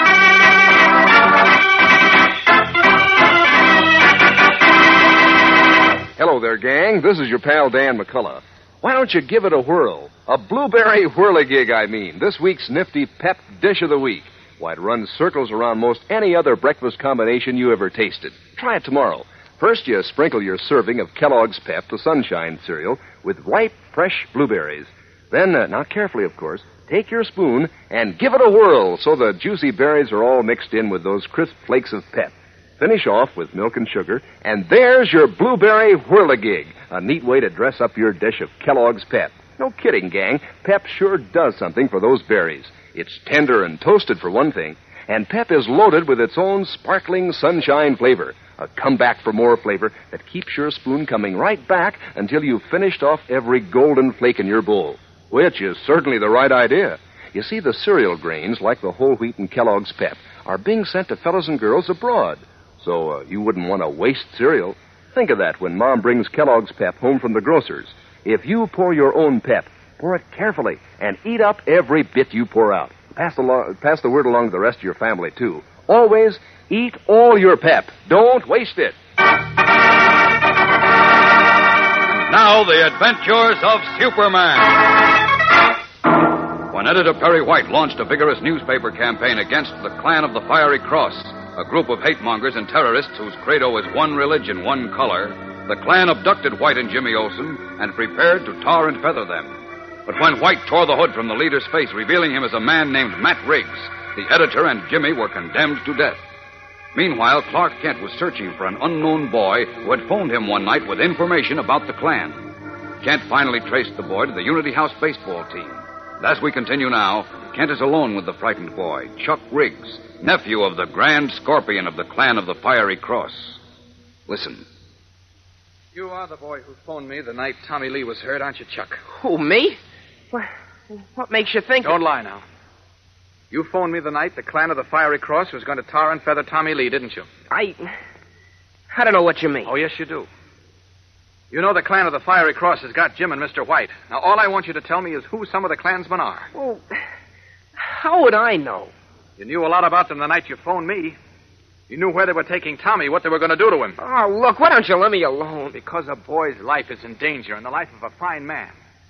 And not only they, but every boy and man and woman and girl in the United States is in danger until that Klan is stamped out. Look, son, you know what the Clan of the Fiery Cross stands for, don't you?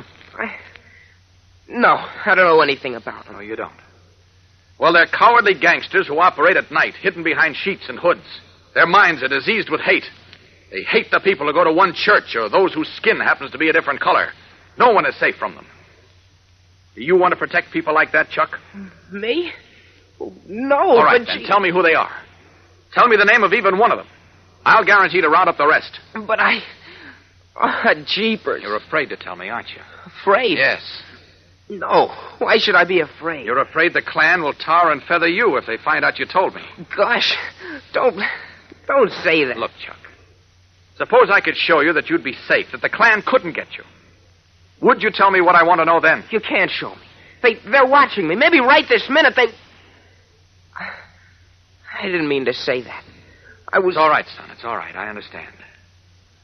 Look, do you think Superman could protect you from the Clan of the Fiery Cross? Superman? Yes. If Superman promised to protect you, you wouldn't be afraid then, would you? Well, no, I guess not, but... you're just trying to fool me, Mr. Kent. You can't get Superman. Think not?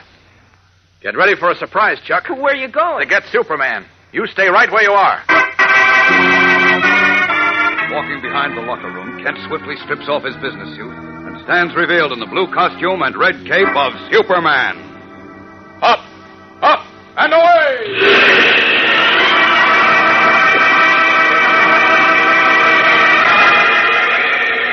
Rocketing high above the clouds, the Man of Steel hovers a moment, then plummets to earth to land beside the amazed Chuck Riggs.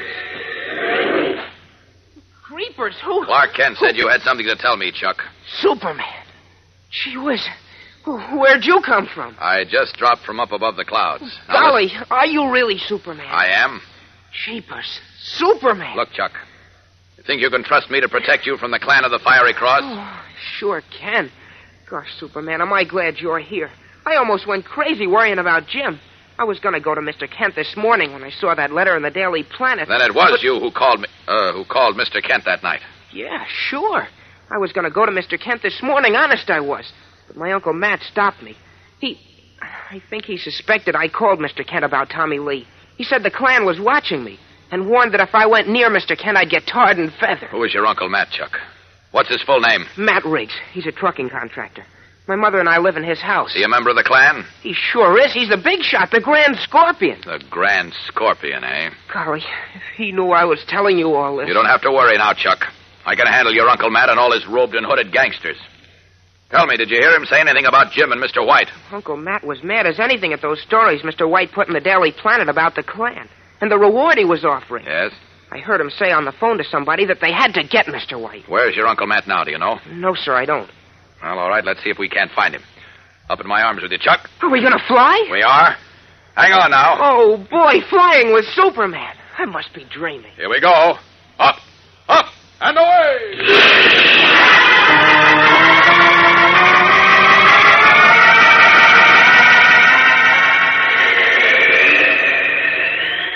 That your house down there, Chuck? I can't be sure from up here. Yeah, that's it. Here's the garage and the apple tree. And my bike under it. Nobody in the garage and just a woman in the house. Must be my mother.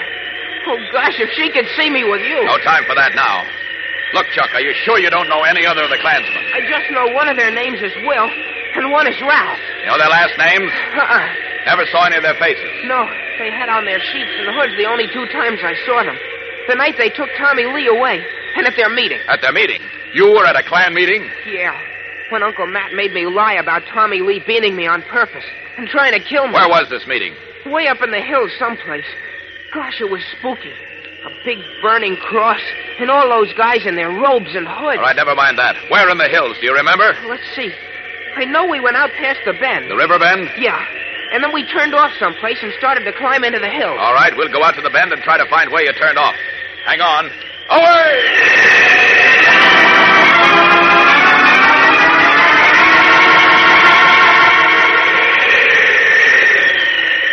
There's the bend down there, Chuck. There's a fork just above it. Is that where you turned off? Wait. Yeah, Superman, that's the place. I remember that broken-down old mill.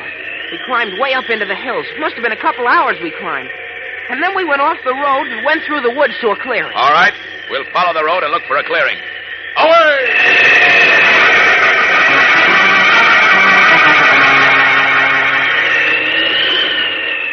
A truck couldn't have gone much farther than this in a couple of hours, Chuck. I don't see any other road turning off to a clearing, though. It wasn't exactly a real road, Superman. No? Just some ruts going through the woods. Oh, well, let's go down lower and look. You find the ruts, Superman? No, not yet. Are you sure? Wait a minute, I see them. You do? Yes, we'll follow them. Let's hope they're the right ones. Away! There's the clearing.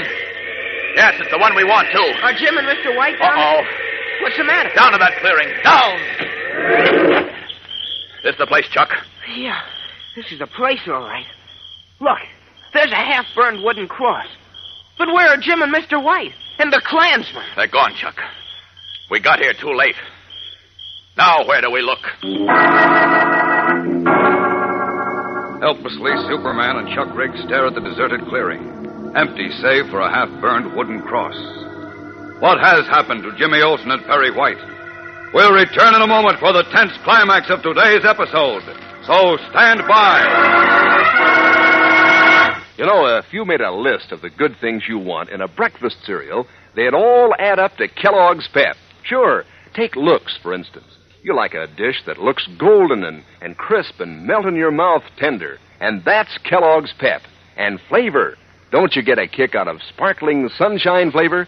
Well, Kellogg's Pep is called the Sunshine Cereal. Those sunny whole wheat flakes give your appetite the old come on every time. And you want your breakfast cereal to be good for you, too. So, Kellogg's Pep gives you solid whole wheat nourishment plus.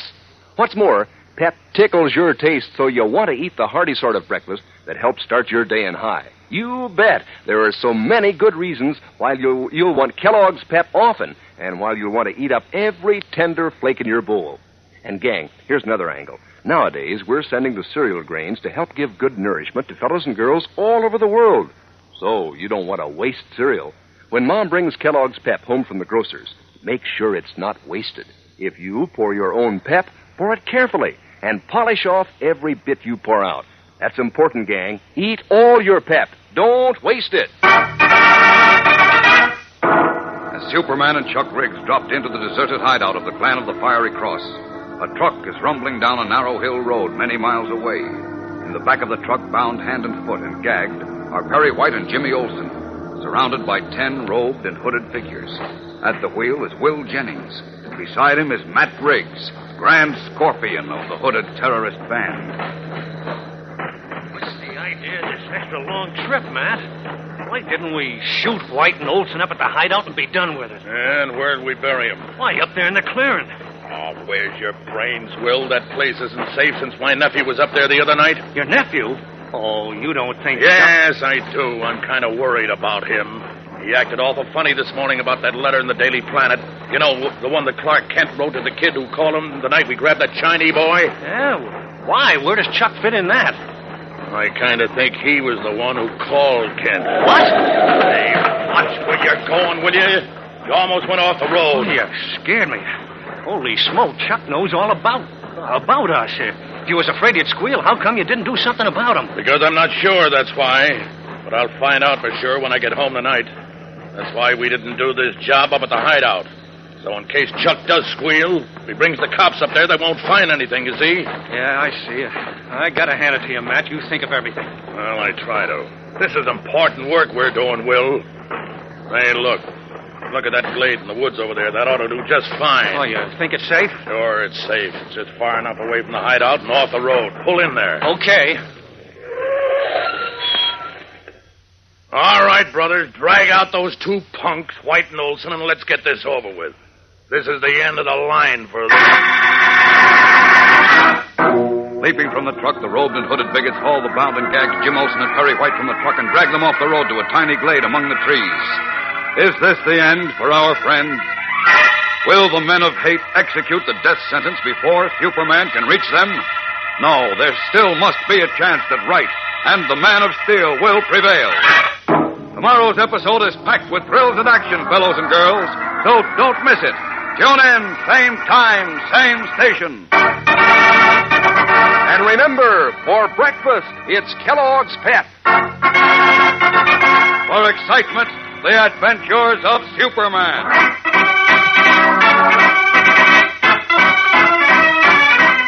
Superman is a copyrighted feature appearing in Superman DC comic magazines and is brought to you Monday through Friday at this same time by Kellogg's Pep, the Sunshine Cereal.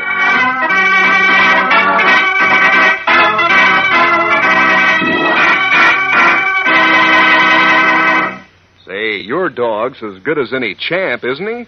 So see that he gets Kellogg's Grow Pup dog food like lots of champion dogs do.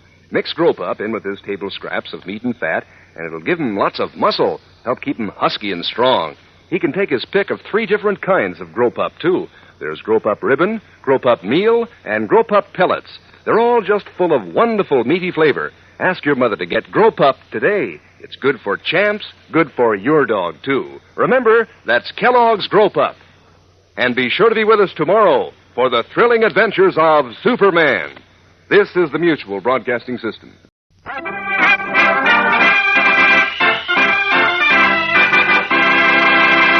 Hello there, gang. This is your pal Dan McCullough. You know, it's a good idea to be an eager beaver about breakfast. Sure, because if you don't eat hearty, how you going to feel like starting your day in high? So get hep to Kellogg's Pep, the Sunshine Cereal. Pep is smack full of solid whole wheat nourishment, plus gives your nutrition quota a real boost. And that's only half of it. Kellogg's Pep makes a catchy sort of dish that tickles your taste, puts your appetite in the mood to eat hearty. And that sunshine flavor. Now, there's a treat for you. It's a lively flavor, a golden toasted flavor, a super delicious flavor. Why, your spoon just naturally keeps going right back for more. And Pep's tender crispness makes a hit, too. Why, Kellogg's Pep tastes so good, you won't want to stop until you've finished off every crunchy flake in your bowl. That's the hep thing to do, you know, particularly nowadays when the cereal grains have been picked out to help give good nourishment to fellows and girls overseas. So when Mom brings Kellogg's Pep home from the grocer's, make sure there's no waste at your house. If you pour your own Pep, pour it carefully and eat up every bit you pour out. Pass the word along to the rest of your family, too. Make sure to eat all your Pep. Don't waste it. Now the adventures of Superman. Certain that Jimmy Olsen and Editor Perry White were in the hands of a group of hate-mongers and terrorists known as the Clan of the Fiery Cross, Clark Kent tracked down a boy he believed knew the identity of the robed and hooded bigots. The boy was Chuck Riggs, nephew of Matt Riggs, the Grand Scorpion of the Clan. And when Kent appeared before him as Superman and promised him protection, Chuck revealed the identity of his uncle. Unable to find Matt Riggs in Metropolis, Superman, guided by Chuck, streaked to a clearing in the hills, used by the Clan as a meeting place, but arrived after Jimmy and White had been taken several miles away to be executed. As we continue now, Superman, every sense alert, stares about the dark, deserted clearing. Chuck speaks to him anxiously. What do we do now, Superman? Got to pick up the Klan's trail, Chuck. They were here recently, and I'm sure they had Jim and Mr. White with them. How do you know? See that big bucket over there? Well, what about it? Full of tar. Tar? There was a fire under it a short time ago. Also, that bag lying by the half-burned cross has feathers in it. Cheapers. You think they tarred and feathered Jim and Mr. White? Well, I'm not sure. I know that's what those cowards usually do to anyone who defies them, if they can catch him in the dark when he hasn't a chance. But they didn't turn the chief and Jim loose around here. How do you know they did? I would have spotted them from up above. That means they took them somewhere else. Now, let's see. These big tire tracks were made by a truck. Oh, 2 trucks. Yeah, my uncle's trucks. That's how the clan travels. Uh-oh. What's the matter, Superman? Both trucks took this rutted trail that goes through the woods and out to the main road. Come on, up with you, Chuck. Fast. Are we going to follow the tracks? We're going to try to. All right, hang on now. Up and away!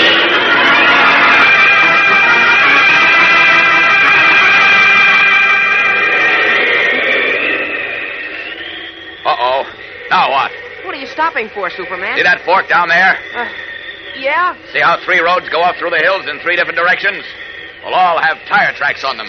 Which one did those hooded rats take? Gee, I don't know. I guess there's only one thing to do. Wrap my cape around you, son. That's it. All right, hang on tight, Chuck. We're going to range around. Away!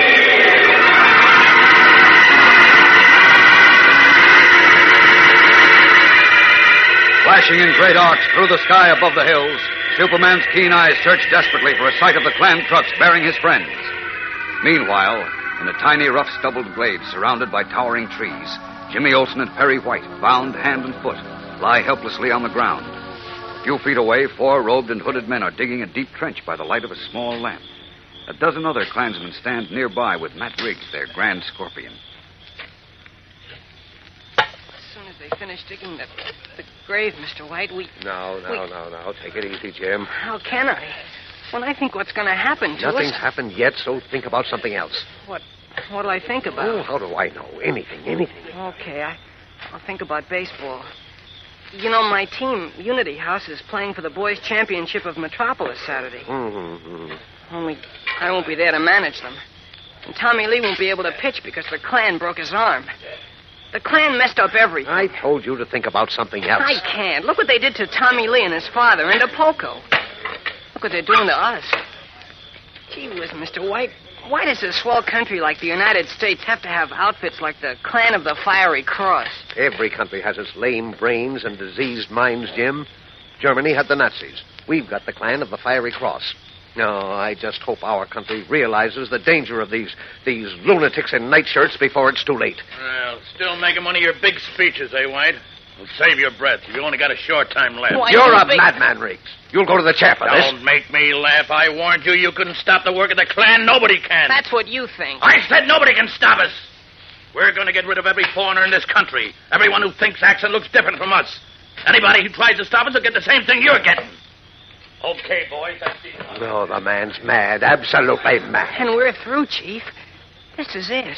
Harry! Yeah, Matt? As Grand Avenger of the Clan of the Fiery Cross, you will now perform your sacred duty. Here's a gun. Take care of those 2 chink lovers. Okay. Here it comes, Mr. White. Easy, Jim, easy. All right, you dirty punks. Here's where you get yours. You mean here's where you get yours? I'll take that gun, and you take this. Superman, Chief, it's Superman. Thank heaven. Hello, Jim. I'll just get these ropes off you and Mr. Oh, White. thank heaven you've arrived just in time. How? That's it. Get out of here. Hey, look, the Klansmen are getting away. Go after them, Yes, Superman. these ropes can wait. Don't let them get away. Don't you worry, they won't get far. There, you're free. All right, now get behind those trees in case there's any more shooting. I'll round up our friends in the sheets. Away!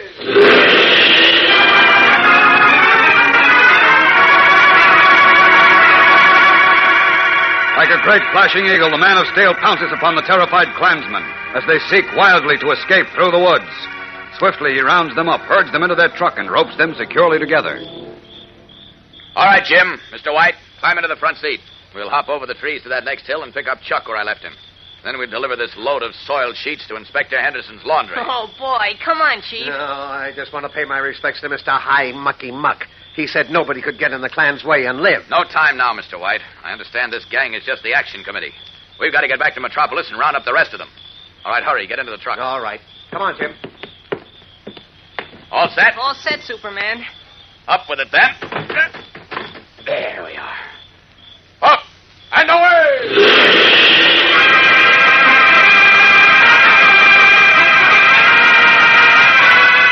Lifting the huge truck as if it were a child's toy, Superman carries it swiftly over the trees to where Chuck Riggs waits for him, then streaks on to Metropolis and lands in the parking area behind police headquarters.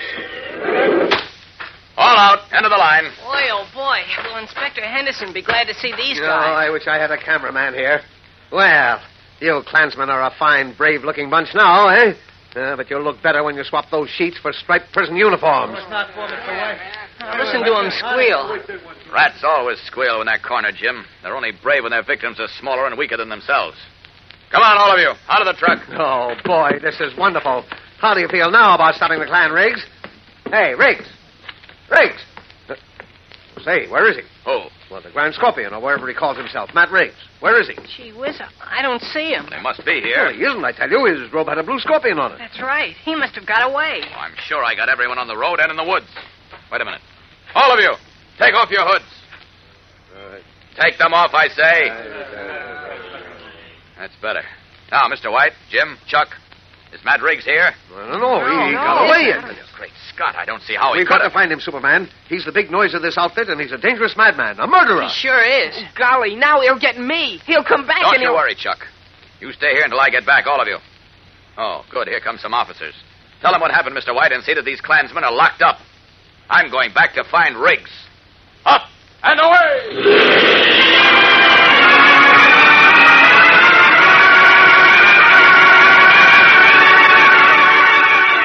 Once more taking to the skyways, the Man of Steel rockets back to the glade in the hills. Confidently at first, then increasingly worried, he searches over the glade and through the surrounding woods, widening his search over the more distant hills and roads and rivers. But the hours go by, and still he is unable to find Matt Riggs. What has happened to the cunning, half-mad leader of the Clan of the Fiery Cross? We'll find out in just a moment. So stand by for the exciting climax of today's episode. You know, this week's Pep Dish of the Week sure has a lot of spoons going around in circles these mornings. That's how you make a blueberry whirligig, you know, the new Pep Dish of the Week that's making such a hit. Here's the whole story. You start off with your serving of Kellogg's Pep, the Sunshine cereal, topped with a sprinkling of fresh blueberries. Then, now carefully, take your spoon and give it a whirl, mixing the berries all through those crunchy flakes of Pep. Add milk and sugar, and pitch into your blueberry whirligig, as neat a combination as you'd ever hope to taste. Of course, Kellogg's Pep stars on any team at any breakfast. It's golden toasted and sunny, loaded with a sparkling sunshine flavor that gives your appetite a real come-on. Pep is crisp and tender, too, so terrifically good you keep right on eating until you've polished your bowl clean as a whistle. And that's the right angle, you know, because nobody wants to waste cereal when we're sending the grains to fellows and girls overseas. Keep that in mind when Mom brings Kellogg's Pep home from the grocer's. If you pour your own Pep, pour it carefully and eat up every bit you pour out. And say, kind of keep an eye on your younger brothers and sisters, too. That's important, gang. Eat all your Pep. Don't waste it. Late that night, as Superman and the alerted police scour the hills and countryside for Matt Riggs, the Grand Scorpion of the Clan of the Fiery Cross stops at the door of a handsome brick house in a town across the state line and rings the bell. His clothes are bedraggled. His shoes are caked with mud. But his strange, slate-colored eyes still gleam with a half-mad light as the door opens and Cedric Wilson, Grand Imperial Mogul of the Clan of the Fiery Cross, peers into the dark. Who? Matt Riggs. What are you doing here? Let me in, Wilson. The Klan's in danger. Danger? Yes, but I know what to do. I know how to save it, Wilson. Really? Yes, but we got to work fast, very fast. Look, Come in, Riggs. Follow me.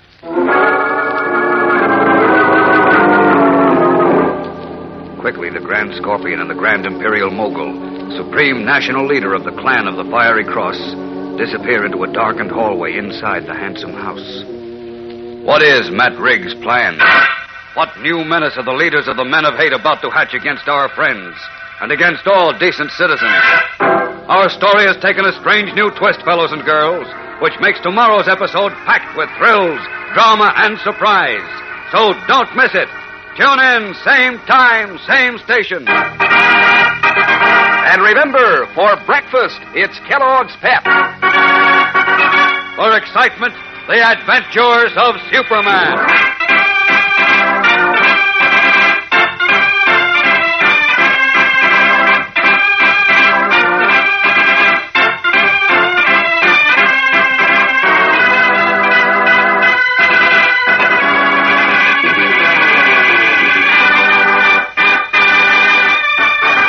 Superman is a copyrighted feature appearing in Superman DC comic magazines and is brought to you Monday through Friday at this same time by Kellogg's Pep, the Sunshine Cereal.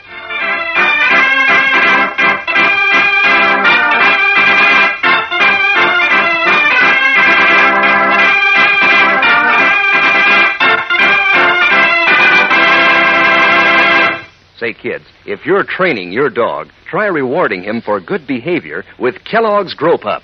There's a dog food that makes a hit with dogs right from the word go. Gives them swell, meaty flavor, and gives them 3 different kinds to pick from. Grow Pup Ribbon, Grow Pup Meal, and Grow Pup Pellets. All full of what it takes to help keep a dog right on the beam, to help build strong bones and teeth and muscles. That's why lots of champs feed on Grow Pup. So ask Mother to get Kellogg's Grow Pup for your dog today. And be sure to be with us tomorrow for the thrilling adventures of Superman. This is the Mutual Broadcasting System. Faster than a speeding bullet. More powerful than a locomotive. Able to leap tall buildings at a single bound. Look, up in the sky. It's a bird. It's a plane. It's Superman. Kellogg's Pep. P-E-P, Pep. Kellogg's Pep, the Sunshine Cereal, presents The Adventures of Superman.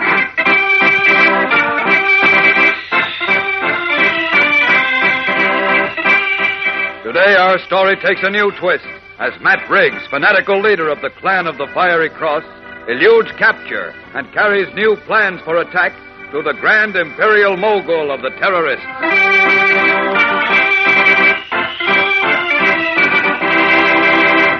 Hello there, gang. This is your pal Dan McCullough. Say, have you heard the talk that's going round and round the breakfast table these mornings? It's about this week's Pep Dish of the Week, Blueberry Whirligig. How about giving it a whirl yourself? First, you sprinkle your serving of Kellogg's Pep, the Sunshine Cereal, with fresh, ripe blueberries. Then, not carefully, of course, take your spoon and give it a whirl so the juicy berries are all mixed in with those crisp flakes of pep. Finish off with milk and sugar, and that's it, a Blueberry Whirligig. And is it a snappy treat? What those sunny flakes of Kellogg's Pep can do for fresh berries. How that sparkling sunshine flavor does rise and shine. Mm-mm. Yeah, Kellogg's Pep sure is on the sunbeam when it comes to delicious eating. Did I say delicious? Why, you won't want to stop until you've finished up every flake of Kellogg's Pep in your bowl. And you know, that's a particularly good idea nowadays when the cereal grains are being sent overseas. You don't want to waste cereal, so handle the package carefully if you pour your own Pep, and eat up every bit you pour out. When Mom brings Kellogg's Pep home from the grocer's, make sure you eat all your Pep. Don't waste it. And now, the adventures of Superman. Although Superman captured the action committee of the clan of the Fiery Cross just as they were about to execute Jimmy Olsen and Editor Perry White, Matt Riggs, Grand Scorpion of the terroristic band, managed to escape. For many hours, Superman searched the hills for the cunning fanatical leader, but was unable to find him. Late that night, his clothes bedraggled and his shoes caked with mud, Riggs arrived at a handsome house in a neighboring state. This is the home of Cedric Wilson, Grand Imperial Mogul of the clan of the Fiery Cross. And as we continue now, in Wilson's library, the white-haired, thin-lipped supreme ruler of the hate-mongers faces Matt Riggs, whose slate-colored eyes glow with a strange, burning fire. Listen. You shouldn't have come here, Riggs. I had to, Wilson. The clan's in danger. We'll be in much worse danger if you were followed. Don't worry, I wasn't followed. Now listen, Wilson. You can't be sure. There's probably a 5-state alarm out for you by now. You're a stupid fool, Riggs. Me? Stupid? Why? Yes. No one but a stupid fool would risk the murder of an important man like the editor of the Daily Planet. But I had to, Wilson. He found out who I was. I'd have got away with it, except for Superman. Now, in addition to the police, you've got Superman looking for us. Do you realize what that means? Just when we were launching a huge new membership drive? This will cost us 10,000 new members. Maybe not, Wilson. Maybe nothing. Your fool stunt cost us 10,000 new members who would have paid us $100 apiece for initiation fees and another $25 for robes and hoods. That means over $1 million would have split. So what? What's money got to do with the spot we're in now? What's money got to do with it? Yes, after all, we're not in this only for money. No?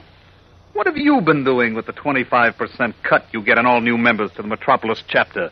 And the 10% cut on their robes? Giving it to charity? Certainly not. I like money, sure. But aside from that, I'm also working to purify America, to clean it of foreigners. Oh, come now, Riggs. Look, Wilson, I know we're in a bad spot. But if you'll only call in the National Action Committee... Wait a minute. Is it possible that you really believe all that stuff about getting rid of the foreigners? That one race, one religion, one color hokum? Hokum? Why, it's the absolute truth. We've got to save America from foreign elements. Well, I thought you had brains, Riggs. But obviously something's happened to you. You've become drunk on the slop we put up for the suckers. Suckers? Who are you calling? Our members, Riggs. The poor fish who want to hate and blame somebody else for their failures in life. The saps who believe drivel such as a man is a dangerous enemy because he goes to a different church.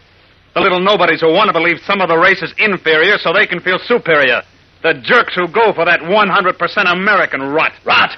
You mean you don't believe... Of course not. You must know there is no such thing as what we call 100% American.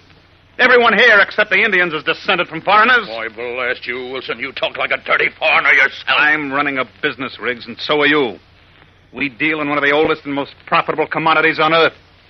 Hate. Your mistake was when you forgot you were a businessman and began believing your own sales talk. I didn't make any mistakes. I only had tough luck. Wait a minute. Let me ask you a question. You said you wanted me to summon our National Action Committee, didn't you? Yes. For what reason? To get rid of Perry White and Jim Olson and my nephew, Chuck. They got me into this trouble, and they can identify me. And they dare to defy the clan of the Fiery Cross. I thought so. You've lost your mind, Riggs. You've turned into a bloodthirsty fanatic. You're a great danger to the life of the clan now, and you've got to be stopped. Why, what do you mean? I'll show you what I mean. It's you or the clan, Matt. Put down that gun. Not until... Stop it. Stop it, you're breaking my arm. That gun? All right. No, you traitor. Let me go. I'm going to choking. Finish you off, Matt. No.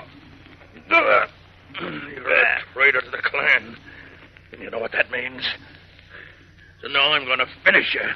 Then I'll go back to Metropolis and get White and Olson and my sniveling nephew. No one can stop me and the clan of the Fiery Cross.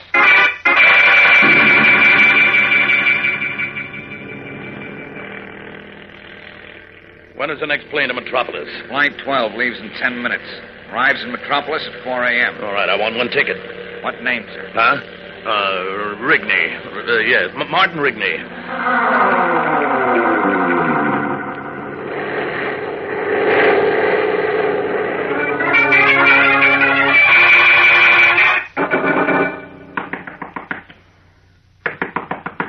Just a minute. What? Matt Riggs. Not so loud. Come on, get dressed, Fred, and come with me. Where? Never mind where. This is a clan order. But, Matt, all the cops are looking for you. It's in the papers and on the radio. So what? We got a job to do. What job? We've got to get rid of Perry White and Jim Olson and my nephew. Then there'll be nobody left to testify against me, and the clan can go on. Now, come on, hurry up and get dressed. Not me. I've had enough of the clan. I don't want to go like a chair. Good night. Now, wait a minute. Boy, the dirty yellow rat.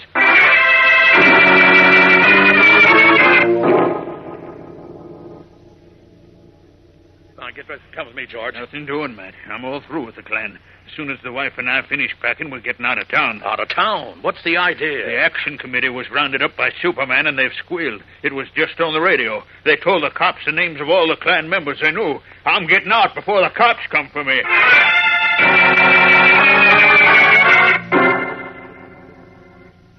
Matt Riggs.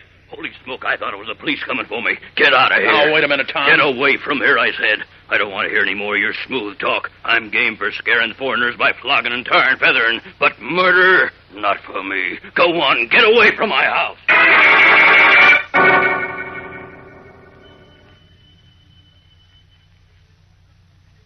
Who's there? Me, Matt Riggs. Open up, Bill. Easy. Now, wait a minute, Bill. Easy, I said, or I'll call the cops.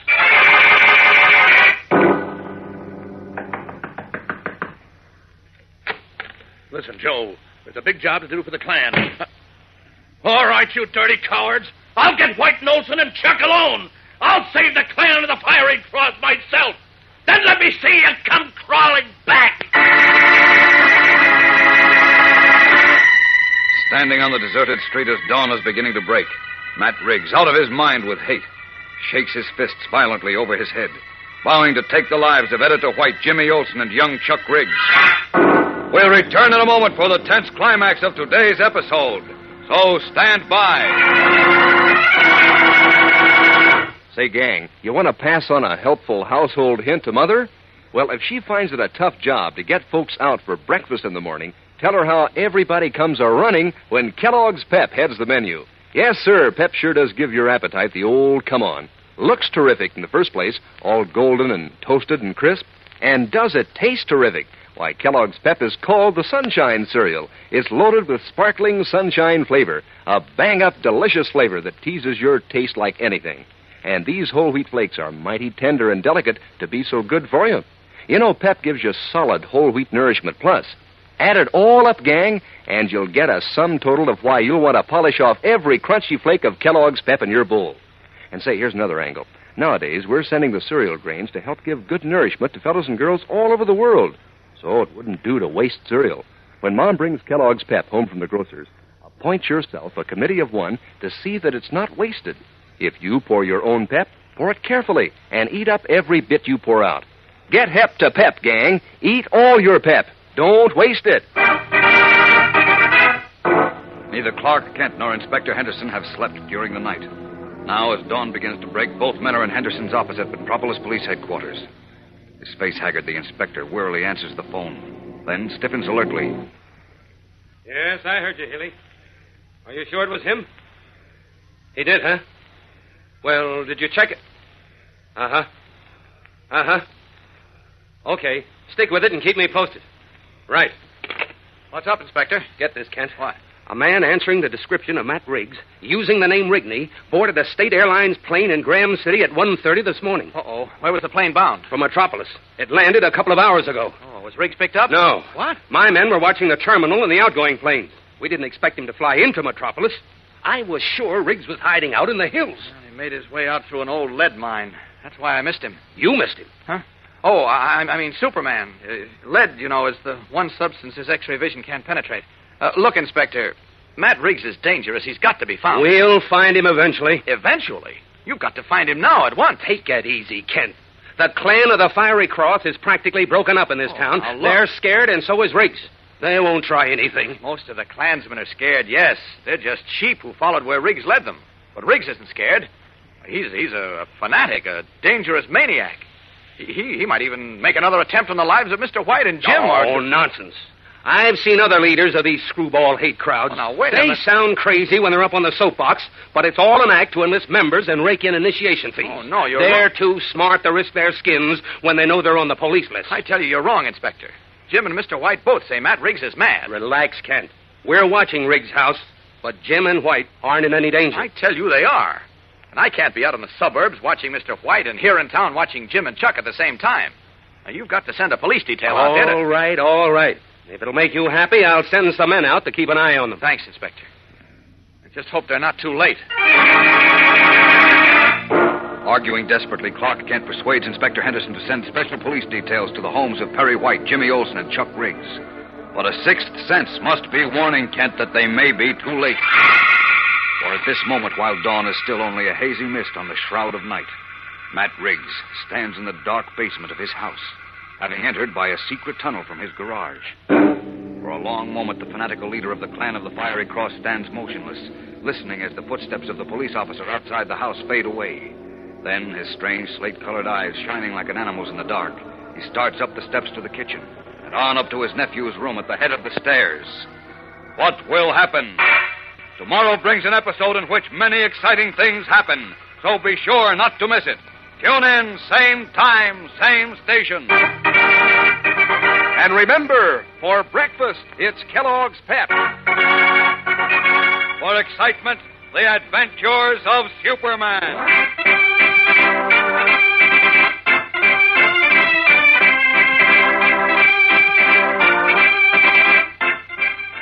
Superman is a copyrighted feature appearing in Superman DC comic magazines and is brought to you Monday through Friday at the same time by Kellogg's Pep, the Sunshine Cereal.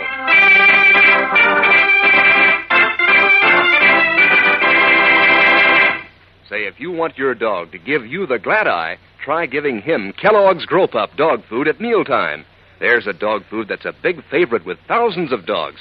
It's got a swell, meaty flavor that goes over big. And there are 3 kinds of Grow Pup. There's Grow Pup Ribbon, Grow Pup Meal, and Grow Pup Pellets. All good for your dog. Grow Pup has vitamins and minerals, helps build strong muscles and teeth and bones. Just tell that to Mother, and I'm sure she'll want your dog to feed on Kellogg's Grow Pup every day. And be sure to be with us tomorrow for the thrilling adventures of Superman. This is the Mutual Broadcasting System. Faster than a speeding bullet. More powerful than a locomotive. Able to leap tall buildings at a single bound. Look, up in the sky. It's a bird. It's a plane. It's Superman. Kellogg's Pep. P-E-P, Pep. Kellogg's Pep, the Sunshine Cereal, presents The Adventures of Superman.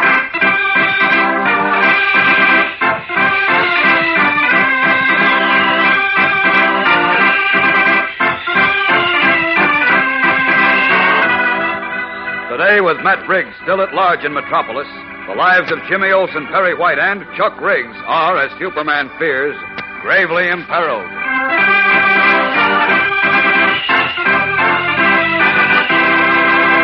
Hello there, gang. This is your pal Dan McCullough. Say, you know what I'd like to see? Well, sometime I'd like to see how many thousands of feet it would reach if you heaped up all the tender flakes of Kellogg's Pep that are eaten for breakfast these days. Boy, what a skyscraper that would be. And wouldn't it be a big pile of good eating? Because Pep is crunchy and crisp and golden toasted. Pep is full up with sparkling sunshine flavor. Why, Kellogg's Pep is called the Sunshine Cereal, as cheerful and sunny a dish as you'd ever want to taste. Mom knows Pep is good for you, too. Sure, gives you solid whole wheat nourishment plus. That's one reason it's a smart idea to eat up every toasty flake in your bowl. And here's another reason. Nowadays, it's especially important not to waste cereal, because the cereal grains are being sent to fellows and girls overseas. Keep that in mind when Mom brings Kellogg's Pep home from the grocer's. Don't waste it.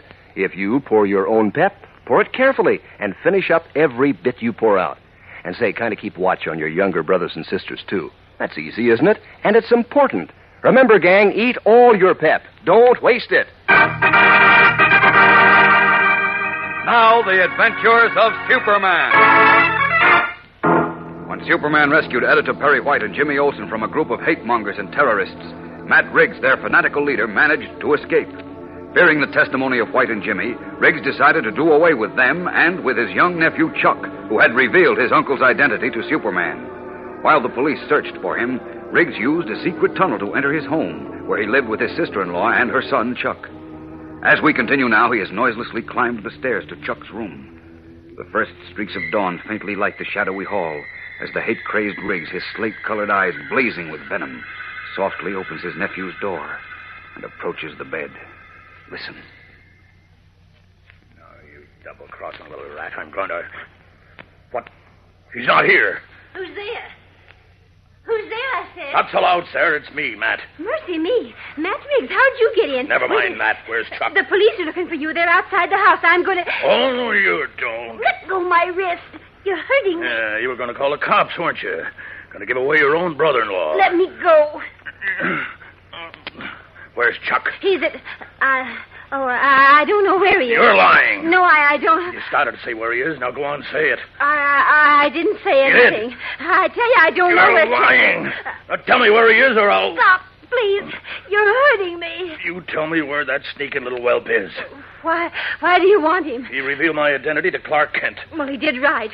Your gang's wicked, like them Nazis. I'd have told on you, too, if I'd have known... Ow! You're going to tell me where he is? No. I don't care what you do to me. I won't. Wait. I'll bet he's at Jim Olsen's house, isn't he? No, he's not there.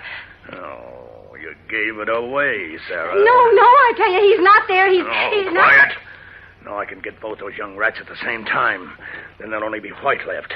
Oh, no, you don't. Let me go, you no. Let me go. I got a big job to do. Nobody's going to stop me. I'll tie you up with the sheet. Then I'll lock you in the closet. And I'll take care of your whelp son, and Olsen.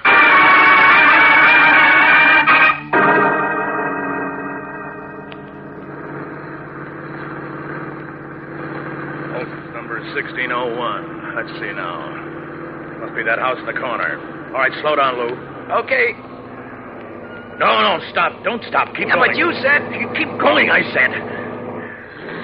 I don't get it.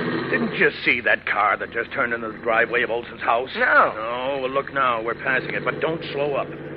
Graves, a police car. Yeah. Darn good thing I saw it in time. What do you suppose the cops want here? Don't know.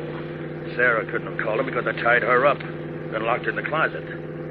All right, turn the corner and stop under that big tree, Lou, right there by that vacant lot. Maybe we ought to keep going. Do as I say, will you? Okay, you're the boss. All right, kill the motor. Right. Now, let's see. Blast it, those cops are patrolling right in front of Olson's house. Oh, we better scram, Matt, before they spot us. No, they won't spot us up here. This tree hides us. We're taking a big risk, Matt. Dirty break, Olson and Chuck both right in that house, and I can't get at them. Yeah, and chances are the cops are guarding Perry White's house, too. Sure, there must be. So there's nothing we can do, so we might as well blow, huh? You turn that motor off. But, man... Turn it off, I said. Okay. But I don't see the percentage in sitting here right under the noses of them cops. No, you don't. Even if Olson and Chuck walked out of the house right now, you wouldn't take a chance of shooting at them. I wouldn't I? Well, just let me see them walk out of that house. And I'll drop them in their tracks with this rifle. With all them cops around? You're crazy, Matt. But I'm not. I'm getting out of here. Oh, no, you're not. I sure am. I ain't sticking here with no trigger-happy madman. A fine brother you are. Why, you're as yellow as all the other rats who ran out on me. But you're not going to run out until this job is over. Not until Chuck and White and Olson are dead. And I and our group are safe again. Now, you sit here and be quiet. Now, look, Matt. Shut up! Did you get that newspaper from me like I had told you to? Yeah, here it is. Let me see it.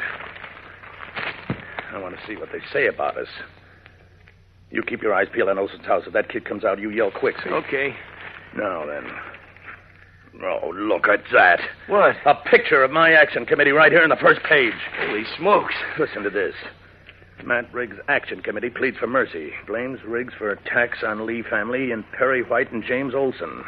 Say they were duped by false promises into wrongdoing. Why, that dirty yellow rat. You can't blame him for being scared, Matt. With Superman after him and the cops, well, that's bad odds. Will you shut up? Listen to this.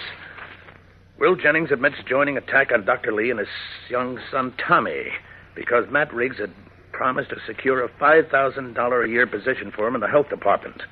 A position now being held by Dr. Lee, the well-known Chinese bacteriologist. When questioned by Superman, Jennings admitted that he lacked proper qualifications for the position, but hoped nevertheless... Oh, boy, wait till I get my hands on that Jennings. The dirty squealer. I didn't think he'd rat on you. Yeah, but don't you worry. He'll come crawling back when I'm on top again, and I will be. All I have to do now is to get rid of White and Olson and Chuck so they can't testify against me. Then... But how are you going to do that if the cops is going to be watching them all the time? Oh, shut up. I'll find a way. Hey, wait, what's this? What? Look. It says the boys' baseball championship of Metropolis will be decided this afternoon at the stadium when Unity House plays against Metropolis High School. So what's that to get excited Will about? you let me finish and shut up? It says Jim Olson, manager of the Unity House team, announced that Chuck Riggs will pitch. And Perry White, editor of the Daily Planet, sponsors of the championship tournament, will be on hand to present the winning team with solid gold baseballs. Oh. Now do you get it, Lou? Why, maybe. You mean... I mean the three persons I've got to get rid of. Perry White, Jim Olson, and my nephew Chuck will all be at the stadium baseball field this afternoon, and we're going to be there, too. Come on, Lou. Get this car rolling. We've got things to do. We'll return in a moment for the startling climax of today's episode. So stand by. Say, gang, if you want to add some extra zip to your breakfasts this weekend, try a blueberry whirligig. That's this week's pet dish of the week. Kellogg's Pep teamed up with fresh, ripe blueberries. And is it terrific? Listen, you start off with your serving of Pep, the Sunshine cereal, topped with a sprinkling of juicy blueberries. Then, now carefully, take your spoon and give it a whirl, mixing the berries all through those crisp flakes of Pep. Finish off with milk and sugar, And see how this neat dish gives your appetite a whirl, too. What those tender whole wheat flakes can do for berries. Fact is, no matter how you serve it, Kellogg's Pep helps your morning appetite wake up smiling every time. Pep is crunchy and it's delicate and loaded with sparkling sunshine flavor. Such a slick treat that you'll want to polish off every bit in your bowl. And that's the right thing to do, you know, especially nowadays when we're sending the cereal grains to fellows and girls overseas. So, gang, when Mom brings Kellogg's Pep home from the grocer's, make sure it's not wasted. Eat up every bit that's poured in your bowl. Pass the word along to the rest of your family, too. Remember, eat all your Pep. Don't waste it. Crowds are pouring into the Metropolis Stadium for the game between Jim Olson's Unity House team and Metropolis High School, finalists in the baseball tournament for the Boys' Championship of Metropolis. On the field, both teams are engaged in practice. At one end of the field, Clark Kent stands in anxious conversation with Police Inspector Henderson. I don't care what you say. I'm worried, Inspector. I still think this game should have been called off until Matt Riggs is caught. Oh, relax, Kent. There isn't nearly as much danger as you think. Relax? Are you kidding? You know Matt Riggs swore he'd kill Mr. White, Jim Olson, and Chuck. Threats are a dime a dozen, you know that. Well, that may be, but this man is a fanatic, Inspector. Hate and disappointment have made him a maniac. He won't stop short of murder, and if he can get away with it. Well, he can get away with it. Anyhow, not here in the stadium. Why? First, because he can't get in. And second, because I've got top-notch men posted all over the field and in the stands. Well, if Riggs somehow manages to show up, he'll be a dead pigeon before he can move a muscle. I don't know. I wish I could feel as confident as you do. But Riggs is shrewd and shifty. Take my word for it, Kent. He'll have to be 100 times smarter than he is to get into the stadium. So relax and enjoy the game. You leave Matt Riggs to me. Sorry, I won't relax, Inspector. I can't. Not for a moment. Because I smell danger. Once more, Clark Kent's super senses warn him of danger. But can even he cope with the triple death trap even now being set by Matt Riggs? For at this moment, on a high roof overlooking the stadium, Matt Riggs and his henchman Lou lie flat on their stomachs, shielded from all view by an overhanging skylight which fans out above them. Held firmly in Riggs' hands and pointed at the field below is a powerful long-range rifle equipped with telescopic sights. Now he watches through field glasses. They're getting ready to start the game, Lou. In a moment, Chuck will walk out there in the pitcher's mound, and I'll have a good, clear shot at him. But how about Olson and White? You got to get them all pretty close together. Yeah, look. White's walking into the box now. Olson's sitting down there at the end of the bench. I can get an easy, clear beat on all three of them. You sure you can hit them from way up here? Hit them from up here? Why, I can knock over a running deer at 1,000 yards. And this will be like shooting sitting ducks. Watch. Lifting his long rifle to his shoulder, Matt Riggs squints through the powerful telescopic sights, bringing Jimmy Olson squarely into view as the young reporter sits tensely at the end of the Unity House bench. What will happen? How can Superman avert this final threat to his friends in the scant seconds remaining? There's plenty of excitement ahead in the smashing climax of this story, so don't fail to be with us Monday when amazing things take place. Tune in, same time, same station. And remember, for breakfast, it's Kellogg's Pep. For excitement, the adventures of Superman.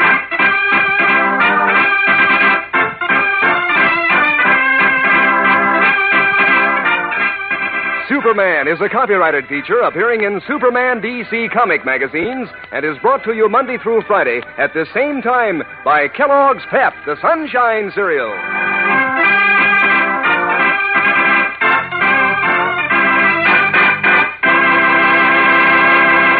Say, gang, if you've ever had a race with your dog, you know how much he enjoys running and jumping.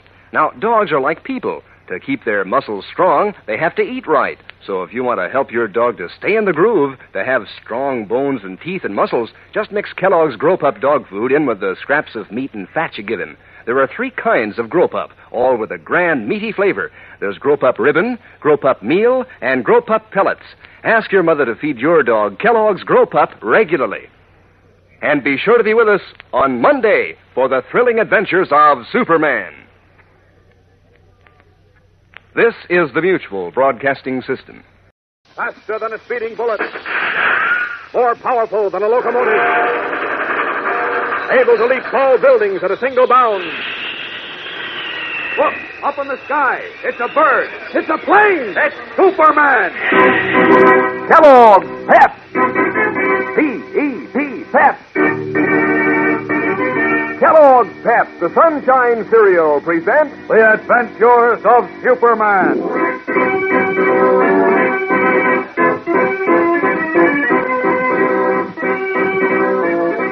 Today, vowing vengeance on Perry White, Jimmy Olsen, and his young nephew Chuck, Matt Briggs attempts to make the Unity House baseball field an arena of death.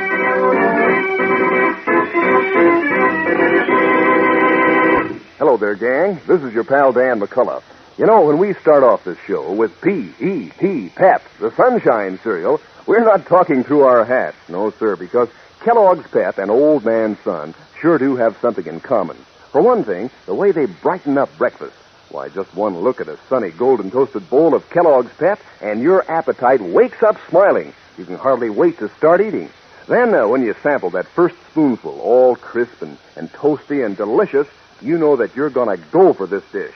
And did I say delicious? Why, believe me, gang, Kellogg's Pep is on the Sunbeam, loaded with the sparkling sunshine flavor that's mighty keen. You'll keep right on eating until you've polished off every tender flake in your bowl. And that's the smart thing to do, you know, especially nowadays when we don't want to waste cereal. Because whole wheat is one of the grains picked out to go to fellows and girls all over the world.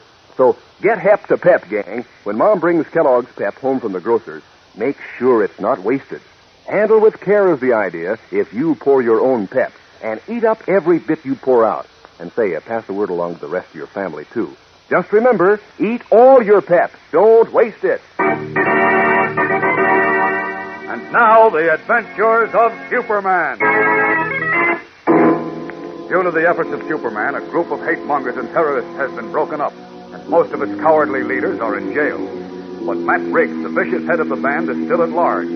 Wild with rage at his nephew Chuck, who had revealed his identity to Superman, Briggs determined to do away with the boy, and with editor Perry White and Jimmy Olsen, whose testimony can send him to jail for life.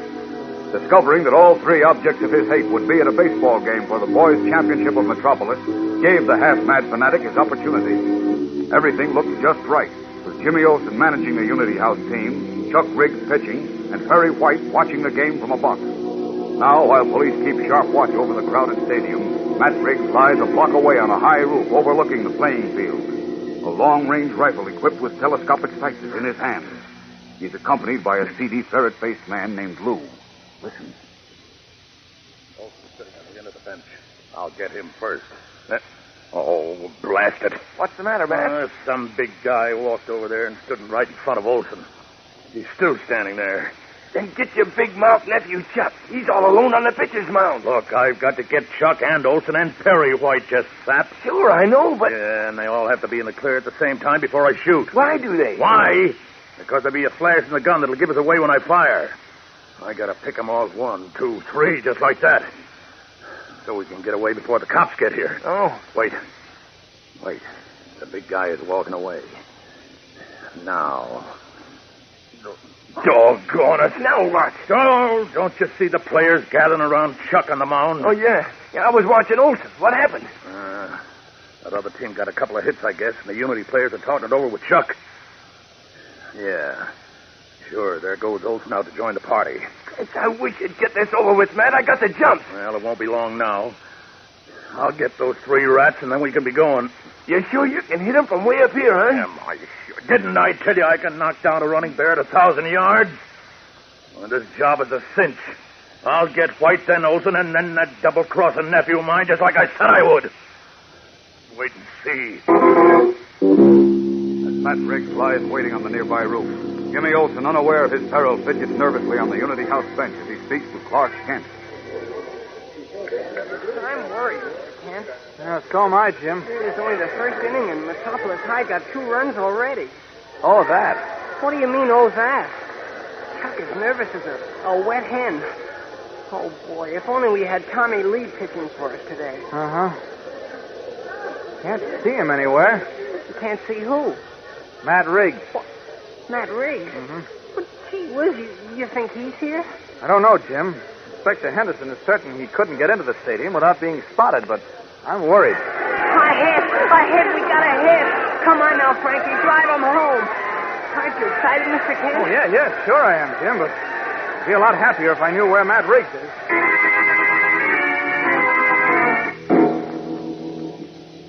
Set it up here much longer, Matt. I'm getting the jitters. Come on, get it over with and let's blow, will you? Oh, take it easy, will you, Lou? Take it easy, nothing. Supposing somebody sees us up here and calls the cops. There's cops all over the stadium. Will you cut it out? Nobody can see us up here in this roof. I ain't so sure. Look, you had a dozen chances to shoot. What are you waiting for? I told you, didn't I? I'm not shooting until I can get White and Olson and Chuck all in the clear. So I can get them with just 3 quick shots. But all 3 of them are never in the clear at the same time. They will be, though. And just as soon as they are, I'll let them have it.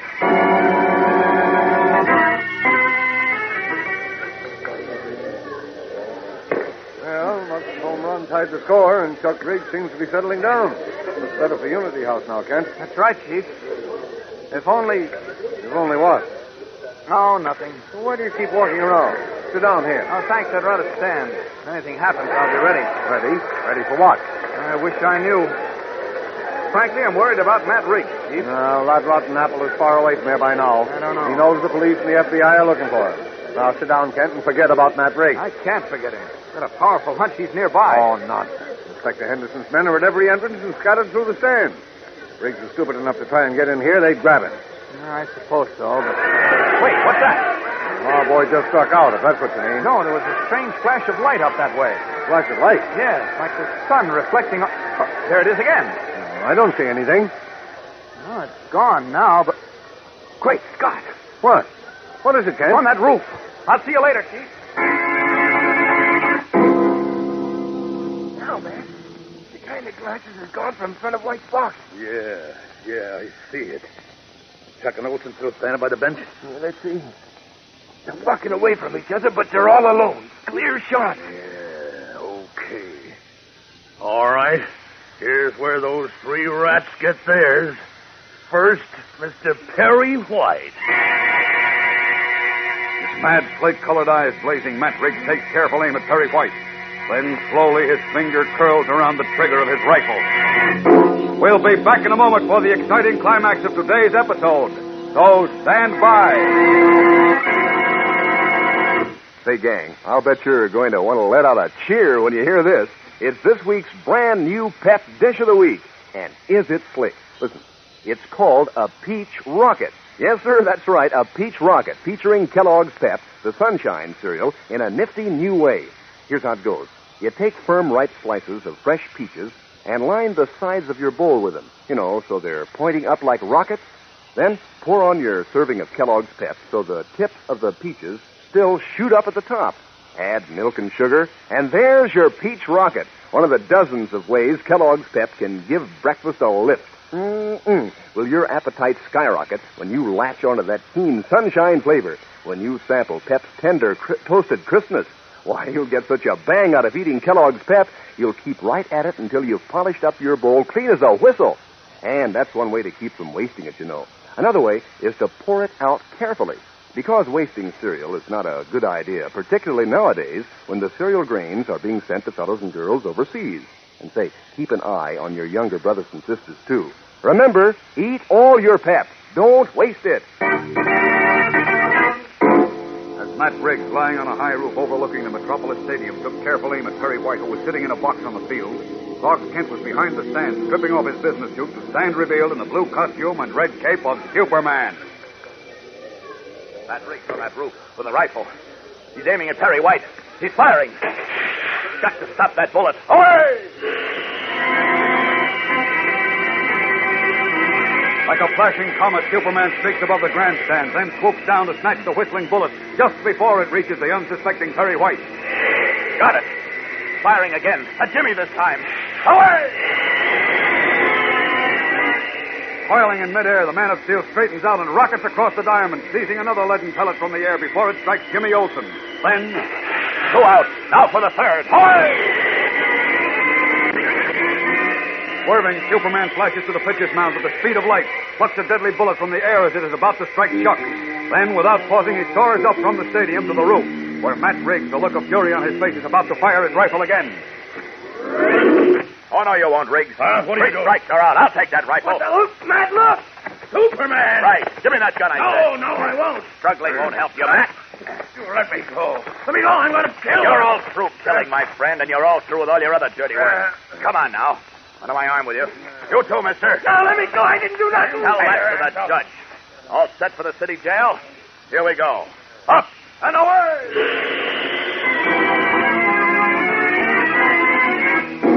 Leaping from the roof with Matt Riggs and his henchman under his arm, Superman streaks with them to police headquarters.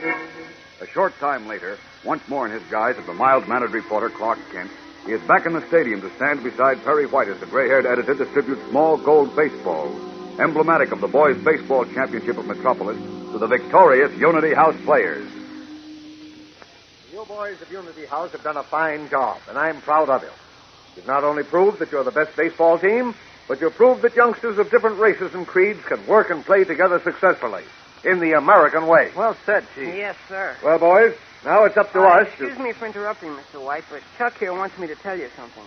Oh, come on, Chuck. Speak for yourself. No, wait, Mr. Kent. Well, he's afraid it'll sound like he's grandstanding if he says it himself. I can see what he means, so I said I'd talk for him. Oh, I see.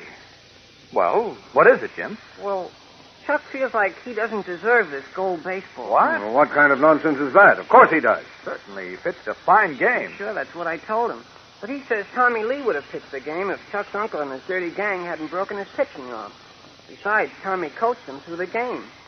So, well, he wants you to give his gold baseball to Tommy.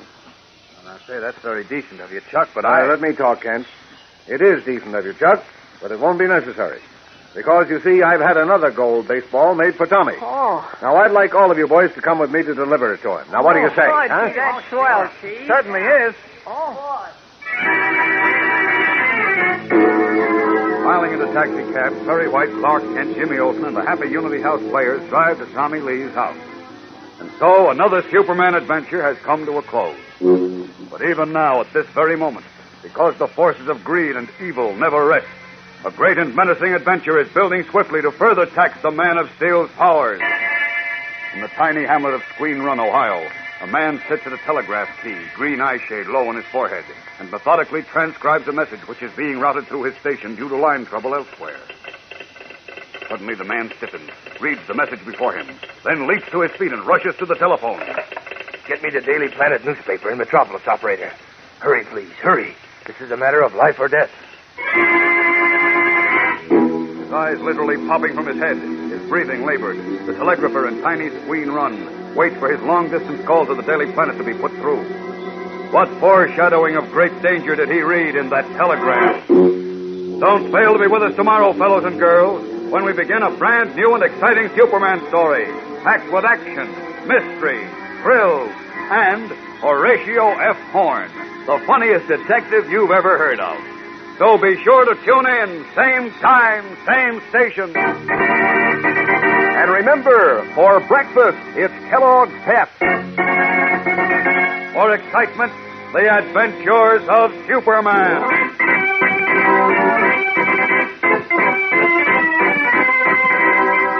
Superman is a copyrighted feature appearing in Superman DC comic magazines and is brought to you Monday through Friday at this same time by Kellogg's Pep, the Sunshine Cereal.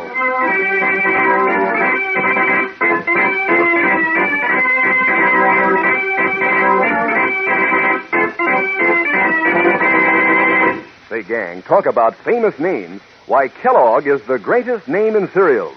And Kellogg makes Kellogg's shredded wheat.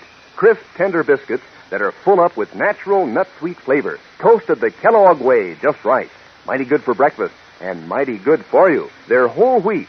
Mom knows Kellogg's shredded wheat is economical, too. You get 15 biscuits in every package, and they're made to fit the bowl. Ask Mom to get you some Kellogg's shredded wheat. And be sure to be with us tomorrow for the thrilling adventures of Superman. This is the Mutual Broadcasting System.